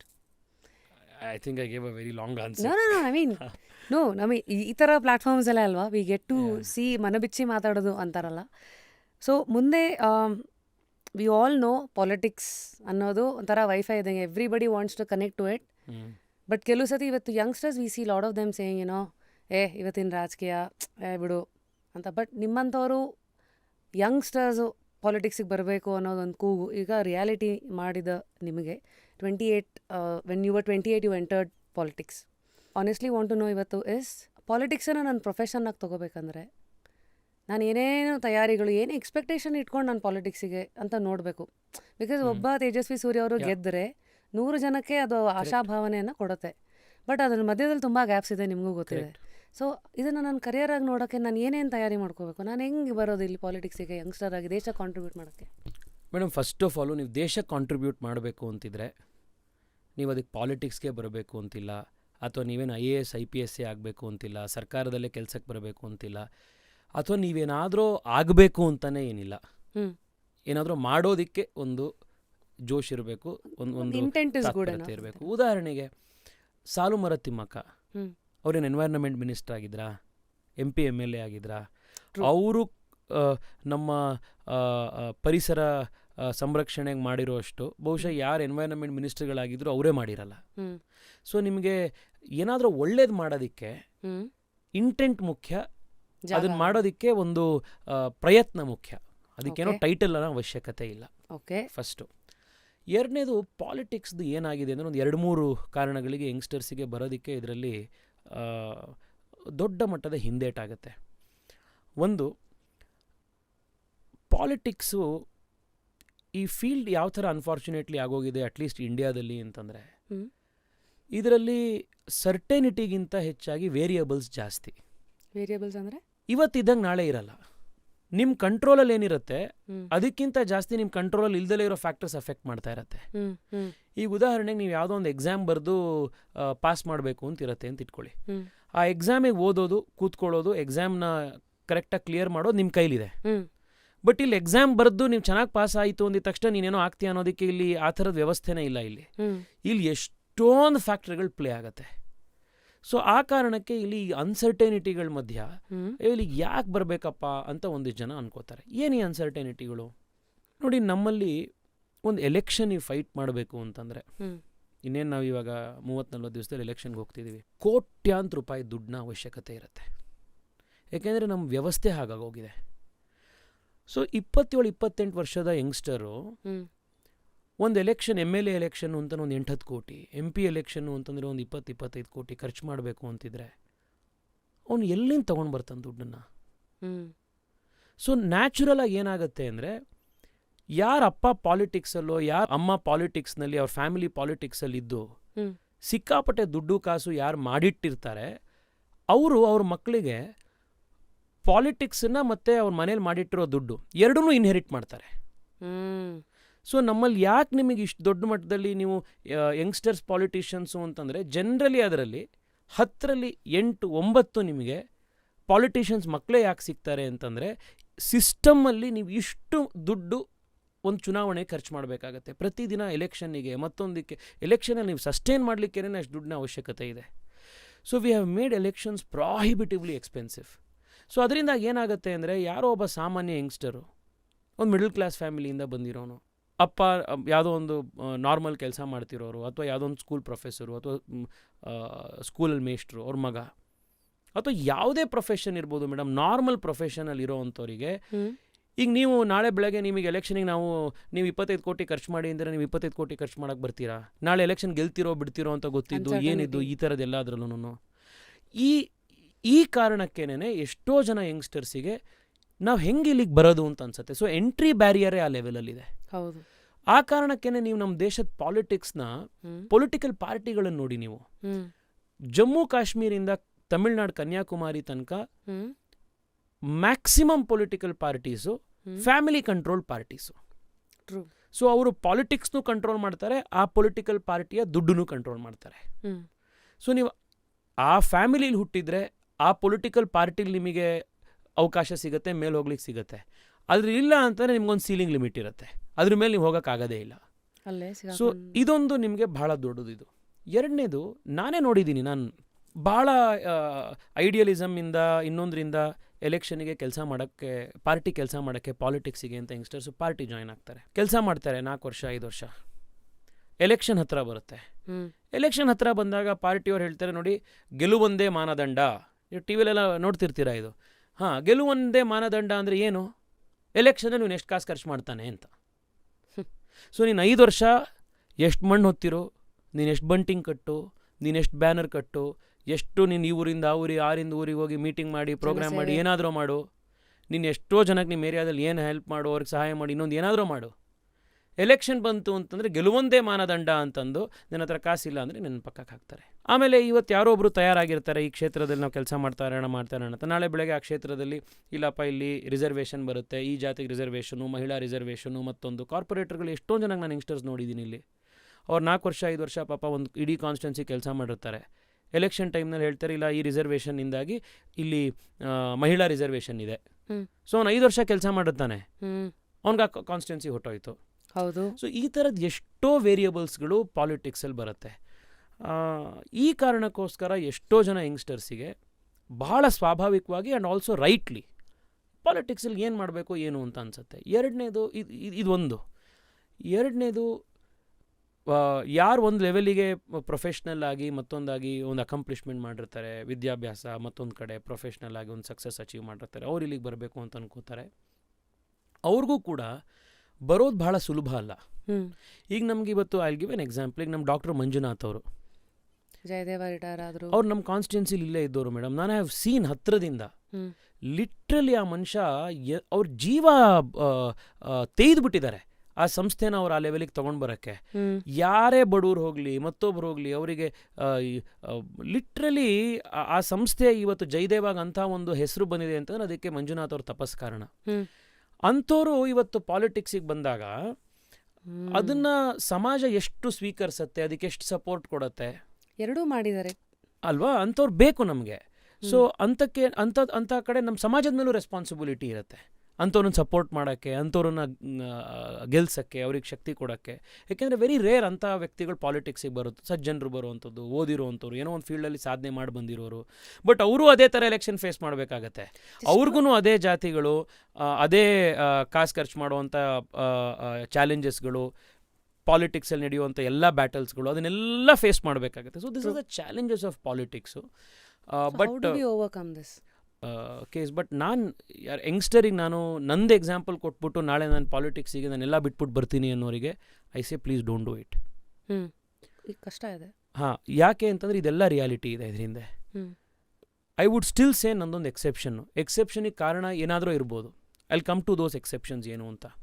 But first of all ಏನು ಅಂತಂದರೆ, ನಾವು ಒಂದು ಸಾಮಾನ್ಯ ಮನೆತನದಿಂದ ಬರ್ತಿದ್ದೀವಿ ಅಂತಿತ್ತು ಅಂತಾದರೆ ನಮ್ಮ ಪ್ರೈಮರಿ ರೆಸ್ಪಾನ್ಸಿಬಿಲಿಟಿ ನಮ್ಮ ತಂದೆ ತಾಯಿ ಮನೆ ಯಾವುದಿದೆ ಅವ್ರನ್ನ ಒಂದು ಲೆವೆಲ್ಲಿಗೆ ನಾವು ಅದನ್ನು ಆರ್ಥಿಕವಾಗಿ ಗಟ್ಟಿ ಮಾಡೋದು. ಹೌದು. ಯಾಕೆ ಅಂತಂದರೆ ನಿಮಗೆ ಆ ಒಂದು ಬೇಸಿಸ್ ಸೆಟ್ ಆಗಲಿಲ್ಲ ಅಂತಂದರೆ ಹ್ಮ್. ನಿಮಗಿಲ್ಲಿ ಸಸ್ಟೇನೇ ಆಗೋಕ್ಕಾಗಲ್ಲ. ಆಮೇಲೆ ನಿಮಗೆ ಕಷ್ಟ ಬಂದಾಗ ಯಾರೂ ನಿಮ್ಮ ಹೆಲ್ಪಿಗೆ ಬರಲ್ಲ. ಎರಡನೇದು, ನೀವು ಒಂದು ಲೆವೆಲಿಗೆ ಫೈನಾನ್ಷಿಯಲಿ ನೀವು ಅಟ್ಲೀಸ್ಟ್ ಅಂದರೆ ನಿಮ್ಮ ಊಟ ತಿಂಡಿ ಮನೆ ಖರ್ಚು ನಿಮ್ಮ ಮನೆ ನಡೆಯೋದಕ್ಕೆ ನಾನೇನಾದ್ರೂ ಏನು ಕೋಟ್ಯಾಂತರ ರೂಪಾಯಿ ಅಂತಲ್ಲ, ಒಂದು ಬೇಸಿಕ್ ಲೆವೆಲ್ ತನಕನಾದರೂ ಹ್ಮ್. ಒಂದು ಸಿಸ್ಟಮ್ ನೀವು ಸೆಟ್ ಮಾಡ್ಕೊಂಡಿರಲಿಲ್ಲ ಅಂತಂದರೆ ಅಥವಾ ಒಂದು ಆದಾಯದ ಮೂಲ ನಿಮ್ಗೊಂದು ಇರಲಿಲ್ಲ ಅಂತಾದರೆ ಹ್ಮ್. ನೀವು ಈ ಪಾಲಿಟಿಕ್ಸಲ್ಲೇ ನೀವು ಆದಾಯದ ಮೂಲಗಳನ್ನು ಹುಡ್ಕಕ್ಕೆ ಶುರು ಮಾಡ್ತೀರಾ. Hmm. That is where corruption will start. Hmm. ಆಗೇನು ಮಾಡ್ತೀರಾ, ಯಾವುದೋ MLA ಹತ್ರ ಮಿನಿಸ್ಟರ್ ಹತ್ರ, ಸರಿ ನಮ್ಮ ಕಡೆ ಅವ್ರದ್ದು ಯಾರ್ದೋ ಒಂದು ಟ್ರಾನ್ಸ್ಫರ್ ಮಾಡಿಸ್ಕೊಡಿ, ಹ್ಮ್. ಅವ್ನು ಟ್ರಾನ್ಸ್ಫರ್ ಮಾಡಿಸ್ಕೊಟ್ಟಿರೋಂತೆ ನಾನು ಟ್ರಾನ್ಸ್ಫರ್ ಮಾಡಿಸ್ಕೊಟ್ಟಂಪ ಇದಕ್ಕೊಂದಿಷ್ಟು ದುಡ್ಡು ಕೊಡು, ಹ್ಮ್. ಇನ್ನು ಯಾರೋ ಒಬ್ರಿಗೆ ಏನೋ ಒಂದು ಕೆಲಸ ಕೊಡಿಸು, ಯಾವುದೋ ಒಂದು ಕಾಂಟ್ರಾಕ್ಟ್ ಮಾಡಿಸು, ಅದ್ರೊಳಗಡೆ ಒಂದು 5% ಕೊಡಿಸು. ಇದು ಅಲ್ಲಿಂದ ಸ್ಟಾರ್ಟ್ ಆಗ್ತಾ ಬರುತ್ತೆ. ಸೊ ಈ ಎರಡೂ ಕಾರಣಕ್ಕೋಸ್ಕರ, ಒಂದು ಇದರಲ್ಲಿ ಎಷ್ಟು ಅನ್ಸರ್ಟೆನಿಟೀಸ್ ಇರುತ್ತೆ ಅಂತಂದರೆ ನಿಮಗೆ ನಾಳೆ ಏನಾಗುತ್ತೆ ಅಂತ ಗೊತ್ತಿರಲ್ಲ. ಆ ಕಾರಣಕ್ಕೆ ನಾಳೆ ನೀವು ನಿಮ್ಮ ಹೆಂಡತಿ ಮಕ್ಕಳು ತಂದೆ ತಾಯಿ ಅವ್ರ ಜವಾಬ್ದಾರಿ ಏನಿರುತ್ತೆ ಹ್ಮ್. ಅದು ನಿಮ್ಮ ಮೇಲೆ ಇರಬೇಕು. ಅದಕ್ಕೋಸ್ಕರ first set that up. Okay. ಎರಡನೇದು, ನೀವು ಪ್ರಾಮಾಣಿಕತೆಯಿಂದ ನಾನೇನಾದರೂ ಬದಲಾವಣೆ ತರಬೇಕು ಅನ್ನೋದಾದರೆ, ಹ್ಮ್. ನಾನು ಯಾರಿಗೋಸ್ಕರ, ನಾನು ಇದಕ್ಕೋಸ್ಕರ ಸಣ್ಣ ಪುಟ್ಟಕ್ಕೋಸ್ಕರ ನಾನು ಊಟ ತಿಂಡಿಗೋಸ್ಕರ ಕೈ ಚಾಚುವಂಥ ಕೆಲಸ ನಾನು ಇಲ್ಲಿ ಮಾಡಲ್ಲ ಅನ್ನುವಂಥ ಕನ್ವಿಕ್ಷನಿಂದ ನೀವು ಬರಬೇಕು ಅನ್ನೋದಾದರೆ, ಇದೆರಡೂ ಕಾರಣಕ್ಕೆ ಒಂದು ಲೆವೆಲಿಗೆ ನೀವು ಎಸ್ಟಾಬ್ಲಿಷ್ ಆದ ನಂತರ ಹ್ಮ್. ನೀವು ಬರುವಂಥದ್ದು ಈಸ್ ಅ ಬೆಟರ್ ಥಿಂಗ್. ಏಕೆಂದರೆ ಇದೆರಡರಲ್ಲೂ ನಿಮ್ಮ ಸಕ್ಷಮರಾಗ್ತೀರ. ನನ್ನ ಕೇಸ್ ಕೇಳಿದ್ರಿ ನೀವು, ಮೇಡಮ್ ನಾನು 28 ವರ್ಷಕ್ಕೆ 2019 ನಾನು ಎಲೆಕ್ಟ್ ಆಗಿದ್ದು 28 ಇಯರ್ಸಿಗಿರ್ಬೋದು. ಬಟ್ ನಾನು ಬಹಳ ಮುಂಚಿತವಾಗಿ ನಮ್ಮ ಪಾರ್ಟಿಯಲ್ಲಿ ನಾನು ಕೆಲಸ ಮಾಡ್ತಾಯಿದ್ದೆ. ಒಂದು 5-6 ವರ್ಷದಿಂದ ಯುವ ಮೋರ್ಚಾದಲ್ಲಿ ಕೆಲಸ ಮಾಡ್ತಾಯಿದ್ದೆ. ಅದರಿಂದ ನಾನು ವಿದ್ಯಾರ್ಥಿ ಪರಿಷತ್ತಲ್ಲಿದ್ದೆ. ಅದರಿಂದ ನಾನು ಸಂಘಟನೆಗಳು ಕಟ್ಕೊಂಡು ಅದು ಮಾಡ್ಕೊಂಡು ಸಾರ್ವಜನಿಕವಾಗಿದ್ದೆ. ಸೊ ನನಗದೊಂದು ಆಸಕ್ತಿ ಇತ್ತು. ನಾಟ್ ದಟ್ ನಾನು ಎಲ್ಲೋ ಮನೇಲಿ ಕೂತಿದ್ದೆ, 2019 ಎಲೆಕ್ಷನ್ ಬಂತು, ಯಾರೂ ಕ್ಯಾಂಡಿಡೇಟ್ ಸಿಗಲಿಲ್ಲಪ್ಪ, ಮನೇಲಿ ಕೂತವ್ನು ಮಲಗಿಸಿರೋ ನೆಬ್ಸ್ಕೊಂಡು ಕರ್ಕೊಂಬಂದ್ಬಿಟ್ಟು ನನಗೆ ಟಿಕೆಟ್ ಕೊಟ್ಟರು ಅಂತಲ್ಲ. ನಾನು ಪಾರ್ಟಿಲಿದ್ದೆ, ಕೆಲಸ ಮಾಡ್ತಾಯಿದ್ದೆ. ಪಾರ್ಟಿಲಿ ನಾನು ಪಾರ್ಟಿಗೆ ಸೋಷಿಯಲ್ ಮೀಡಿಯಾ ಕ್ಯಾಂಪೇನ್ ಮಾಡಿದ್ದೀನಿ. ಯುವ ಮೋರ್ಚಾದಲ್ಲಿ ಆನ್ ಗ್ರೌಂಡ್ ಕಾರ್ಯಕ್ರಮಗಳು ಆರ್ಗನೈಸ್ ಮಾಡೋದು, ಪಾರ್ಟಿ ಮೋರ್ಚಾದ ಚಟುವಟಿಕೆಗಳು ಅದನ್ನು ನಾನು ಮಾಡಿದ್ದೀನಿ. ವಕೀಲನಾಗಿ ಪಾರ್ಟಿ ಕೇಸಸ್ಗಳನ್ನು ಹ್ಯಾಂಡಲ್ ಮಾಡಿದ್ದೀನಿ. ಆ್ಯಸ್ ಅ ಸ್ಪೋಕ್ಸ್ ಪರ್ಸನ್ ಪಾರ್ಟಿಗೆ ಡಿಬೇಟ್ಸ್ಗಳಲ್ಲಿ ಇದರಲ್ಲಿ ಹ್ಯಾಂಡಲ್ ಮಾಡಿದ್ದೀನಿ. ನಾನು ಪಾರ್ಟಿಗೆ ಮೀಮ್ಸ್ ಬರೀತಾ ಇದ್ದೆ, ಪಾರ್ಟಿಗೆ ಈ ಅಡ್ವರ್ಟೈಸ್ಮೆಂಟ್ ವೀಡಿಯೋಸ್ಗಳು ಕ್ಯಾಂಪೇನ್ ವೀಡಿಯೋಸ್ಗಳು ಮಾಡ್ತಾ ಇದ್ದೆ, ಜಿಂಗಲ್ಸ್ಗಳು ಬರೀತಾ ಇದ್ದೆ. So I was doing all of this. So ಇದೆಲ್ಲವನ್ನು ಮಾಡ್ತಾ ಮಾಡ್ತಾ ಪಾರ್ಟಿಲಿ ಯಾರನ್ನೋ ಗುರುತಿಸುವಂಥ ಒಂದು ಸಿಸ್ಟಮ್ಮು ವ್ಯವಸ್ಥೆ ಏನಿದೆ ಅದು ನಮಗೆ ಅಡ್ವಾಂಟೇಜ್ ಆಯಿತು. ಎರಡನೇದು, BJP, ನಾನೇನು ಈ ಫ್ಯಾಮಿಲಿ ಪಾಲಿಟಿಕ್ಸ್ ಅದು ಇದು ಹೇಳ್ತಾ ಇದ್ದೆ, ಒಂದು ಗ್ರೇಟ್ ಲೆವೆಲಿಗೆ ಎಕ್ಸೆಪ್ಷನ್ ಅಂತಂದರೆ ನಮ್ಮ ಪಾರ್ಟಿ. ಅಂದರೆ ನಮ್ಮ ಪಾರ್ಟಿಲಿ ಯಾರು ತಂದೆ ಪಾಲಿಟಿಕ್ಸಲ್ಲಿದ್ದರು, ಅವ್ರ ಮಕ್ಕಳು ಇವತ್ತು ಪಾಲಿಟಿಕ್ಸಿಗೆ ಬಂದಿಲ್ವಾ ಇಲ್ಲ ಅಂತ ನಾನು ಅದನ್ನು ಹೇಳ್ತಾ ಇಲ್ಲ. That is not what I am saying. ನಮ್ಮ ಪಾರ್ಟಿಯಲ್ಲೂ ಅದಿದೆ. ಆದರೆ ನಮ್ಮ ಪಾರ್ಟಿಯ ಕಂಪ್ಲೀಟ್ ಓನರ್ಶಿಪ್ಪು ಕಂಟ್ರೋಲು ಯಾವುದೋ ಒಂದು ಫ್ಯಾಮಿಲಿ ಅಥವಾ ಒಂದು ವ್ಯಕ್ತಿಯ ಕೈಯಲ್ಲಿಲ್ಲ. ಸೊ ಈಗ ಉದಾಹರಣೆಗೆ ನೀವು ಅಖಿಲೇಶ್ ಯಾದವ್ ಅವ್ರ ಪಾರ್ಟಿ ತಗೊಳ್ಳಿ, ಆ ಪಾರ್ಟಿನೇ ಅವರೊಂದು ಫ್ಯಾಮಿಲಿ ಕಂಟ್ರೋಲ್ ಇದೆ. DMK ತಗೊಳ್ಳಿ, ಆ DMK ಪಾರ್ಟಿನೇ ಕರುಣಾನಿಧಿ ಅವ್ರ ಫ್ಯಾಮಿಲಿ ಕೈಯಲ್ಲಿದೆ. ಬಟ್ BJP ಹಾಗಲ್ಲ. BJPಯಲ್ಲಿ ಇವತ್ತು JP ನಡ್ಡಾ ಅವರು ರಾಷ್ಟ್ರೀಯ ಅಧ್ಯಕ್ಷರು, ನಾಳೆ ನೆಕ್ಸ್ಟ್ ರಾಷ್ಟ್ರೀಯ ಅಧ್ಯಕ್ಷರು ಯಾರು ಅನ್ನುವಂಥದ್ದು ಯಾರು ಗ್ಯಾರಂಟಿ ಹೇಳೋಕ್ಕಾಗಲ್ಲ. ಅದೊಂದು ಇಂಟರ್ನಲ್ ಎಲೆಕ್ಷನ್ ಇದೆ, ಇನ್ನೊಂದು ಪ್ರಾಸೆಸ್ ಇದೆ. ಅಮಿತ್ ಶಾ ಅವರು ಹಿಂದಿನ ಸತಿ ಅಧ್ಯಕ್ಷರಾಗಿದ್ದರು, ಇವತ್ತು ಅಮಿತ್ ಶಾ ಅವರು ಪಾರ್ಟಿ ಅಧ್ಯಕ್ಷರಲ್ಲ. ಹಾಗಂತ ಅಮಿತ್ ಶಾ ಅವ್ರ ಮಗ ಅಧ್ಯಕ್ಷ ಇಲ್ಲ. ಸೊ ಇದೊಂದು ಕಾರ್ಯಕರ್ತರನ್ನ ಬೆಳೆಸುವಂಥ ಒಂದು ಪದ್ಧತಿ ನಮ್ಮ ಪಾರ್ಟಿಲಿದೆ. ಸೊ ನನ್ನ ಕೇಸಲ್ಲಿ because I am in the right party, ನನ್ನನ್ನು ಐಡೆಂಟಿಫೈ ಮಾಡುವಂಥ ಒಂದು ವ್ಯವಸ್ಥೆ ಬಂತು. ಎರಡನೇದು, ನರೇಂದ್ರ ಮೋದಿ ರೀತಿಯ ಒಬ್ಬ ಪ್ರಧಾನಮಂತ್ರಿ ಈ ಸಂದರ್ಭದಲ್ಲಿದ್ದಾಗ ನಾವು ಚುನಾವಣೆಯನ್ನು ಕೂಡ ಅವ್ರ ಹೆಸರು ಮೇಲೆ ಗೆದ್ಕೊಂಡು ಬರುವಂಥ ಒಂದು ಸ್ಥಿತಿ ಅವತ್ತಿತ್ತು. ಇವತ್ತು ನಾವು ಲೋಕಸಭೆ ಎಲೆಕ್ಷನ್ಗೆ ಹೋಗಬೇಕಾದ್ರೆ ನೀವು ಹೇಳಿದ್ರಿ ನಾನು 120 ಪೇಜ್ದೊಂದು ರಿಪೋರ್ಟ್ ಕಾರ್ಡ್ ಮಾಡಿದ್ದೀನಿ, ನಾನೇನು ಕೆಲಸ ಮಾಡಿದ್ದೀನಿ ಅಂತ ಜನರ ಹತ್ರ ಹೇಳೋವಂಥದ್ದಿದೆ. ಇವತ್ತು ಜನ ಮೋದಿಯವ್ರಿಗೆ ವೋಟ್ ಹಾಕಿದ್ರು ಕೂಡ ಅದರಲ್ಲಿ ನಾವು ಮಾಡಿರೋ ಕೆಲಸವನ್ನೂ ಕೂಡ ಅಸೆಸ್ಮೆಂಟ್ ಮಾಡೋಕೆ ಅವ್ರಿಗೊಂದು ಮಾನದಂಡ ಇದೆ. ಬಟ್ ಹೋದ್ಸತಿ ನಾನು ಎಲೆಕ್ಷನ್ಗೆ ಹೋದಾಗ ಮೋದಿಯವ್ರ ಪಾರ್ಟಿಯಿಂದ ಎಲೆಕ್ಟ್ ಮಾಡಿರೋ ಒಬ್ಬ ಯಂಗ್ಸ್ಟರ್ ಅಪ್ಪ, ಮೋದಿಯವ್ರು ಎಲೆಕ್ಟ್ ಮಾಡಿದ್ದಾರೆ ಸೆಲೆಕ್ಟ್ ಮಾಡಿದ್ದಾರೆ ಅಂದರೆ ಒಳ್ಳೆಯವನಿರಬೇಕು ಅನ್ನೋವಂಥ ಒಂದು ಬೆನಿಫಿಟ್ ಆಫ್ ಡೌಟ್ ಕೊಟ್ಟರು. ಬಟ್ ವೋಟನ್ನು ಜನ ಮೋದಿಯವ್ರಿಗೋಸ್ಕರ ಹಾಕಿದ್ರು. ಸೊ ಅದರ ಬೆನಿಫಿಷರಿ ನಾನಾಗಿದ್ದೆ. So honestly you are dissecting it. I am very honestly telling. ಈಗ ನಾವು ಇಲ್ಲಪ್ಪ ಜನ ನನಗೋಸ್ಕರ ವೋಟ್ ಹಾಕ್ಕೊಂಡ್ರು ಅಂತ ನಾನಂದರೆ ನನಗಿಂತ ಮೂರ್ಖ ಇನ್ನೊಬ್ಬ ಇರಲ್ಲ. ಸೊ ನನಗೆ ಪ್ರಧಾನಮಂತ್ರಿಗಳಂಥ ಮೋದಿಯವರಂಥ ಪಾಪ್ಯುಲರ್ ಫಿಗರು ಹ್ಮ್. ನಮ್ಮಂಥ ಯಂಗ್ಸ್ಟರ್ಸನ್ನ ಸೆಲೆಕ್ಟ್ ಮಾಡಿ ಅವಕಾಶ ಕೊಟ್ರಲ್ಲ, this was the second thing. True. Third thing ನನಗಾಗಿದ್ದ ಅಡ್ವಾಂಟೇಜ್ ಏನು, ನಮ್ಮ ತಂದೆ ಕರ್ನಾಟಕ ಸರ್ಕಾರದಲ್ಲಿ ಅಧಿಕಾರಿಗಳಾಗಿ ಕೆಲಸ ಮಾಡ್ತಾಯಿದ್ರು. Was a government servant. ನಾವು ಬಡತನದ ಕುಟುಂಬದಿಂದ ಬಂದಿಲ್ಲ, ಅಂದರೆ ಶ್ರೀಮಂತ ಕುಟುಂಬದಿಂದ ಬಂದಿಲ್ಲ. ನಾರ್ಮಲ್ ಮಿಡಲ್ ಕ್ಲಾಸ್ ಕುಟುಂಬ ಹೇಗಿದೆ ಆ ಥರದ ಕುಟುಂಬದಿಂದ ಬಂದಿದ್ದೀನಿ. ನಮ್ಮ ತಂದೆ ತಾಯಿ ನನಗೆ ಒಳ್ಳೆ ಶಿಕ್ಷಣ ಕೊಟ್ಟರು, ಒಳ್ಳೆ ಸ್ಕೂಲಿಗೆ ಸೇರಿಸಿದ್ರು. ಜೀವನದಲ್ಲಿ ದೊಡ್ಡ ಕನಸು ಕಂಡು ಅದಕ್ಕೋಸ್ಕರ ಹಾರ್ಡ್ ವರ್ಕ್ ಮಾಡಬೇಕು, ಪ್ರಯತ್ನ ಮಾಡಬೇಕು ಅನ್ನೋವಂಥ ಸಂಸ್ಕಾರ ಕಲಿಸಿದ್ರು. ಆಮೇಲೆ ನನಗೆ ಇವತ್ತಿಗೂ ಕೂಡ ನಮ್ಮ ತಂದೆಗೇನು ಪೆನ್ಷನ್ ಬರುತ್ತೆ, ಆ ಪೆನ್ಷನ್ ಹಣದಲ್ಲಿ ನಮ್ಮ ತಂದೆ ನಮ್ಮ ತಾಯಿ ಜೀವನ ಮಾಡ್ತಾರೆ. ನನಗೆ ಇವತ್ತು ದುಡ್ಡು, ನಮ್ಮ ತಂದೆ ತಾಯಿ ನೋಡ್ಕೊಳ್ಬೇಕಾದಂಥ ಒಂದು ಫೈನಾನ್ಷಿಯಲ್ ಬರ್ಡನ್ ನನಗಿರಲಿಲ್ಲ. ಆ ದೃಷ್ಟಿಯಿಂದ ನೋಡಿದ್ರೆ ನನಗೆ ಒಂದು ಲೆವೆಲ್ನ ಸಪೋರ್ಟು, ಕುಷನ್ನು, ಪ್ರಿವಿಲೇಜು ನಮ್ಮ ತಂದೆ ತಾಯಿ ನನಗೆ ಕೊಟ್ಟಿದ್ರು.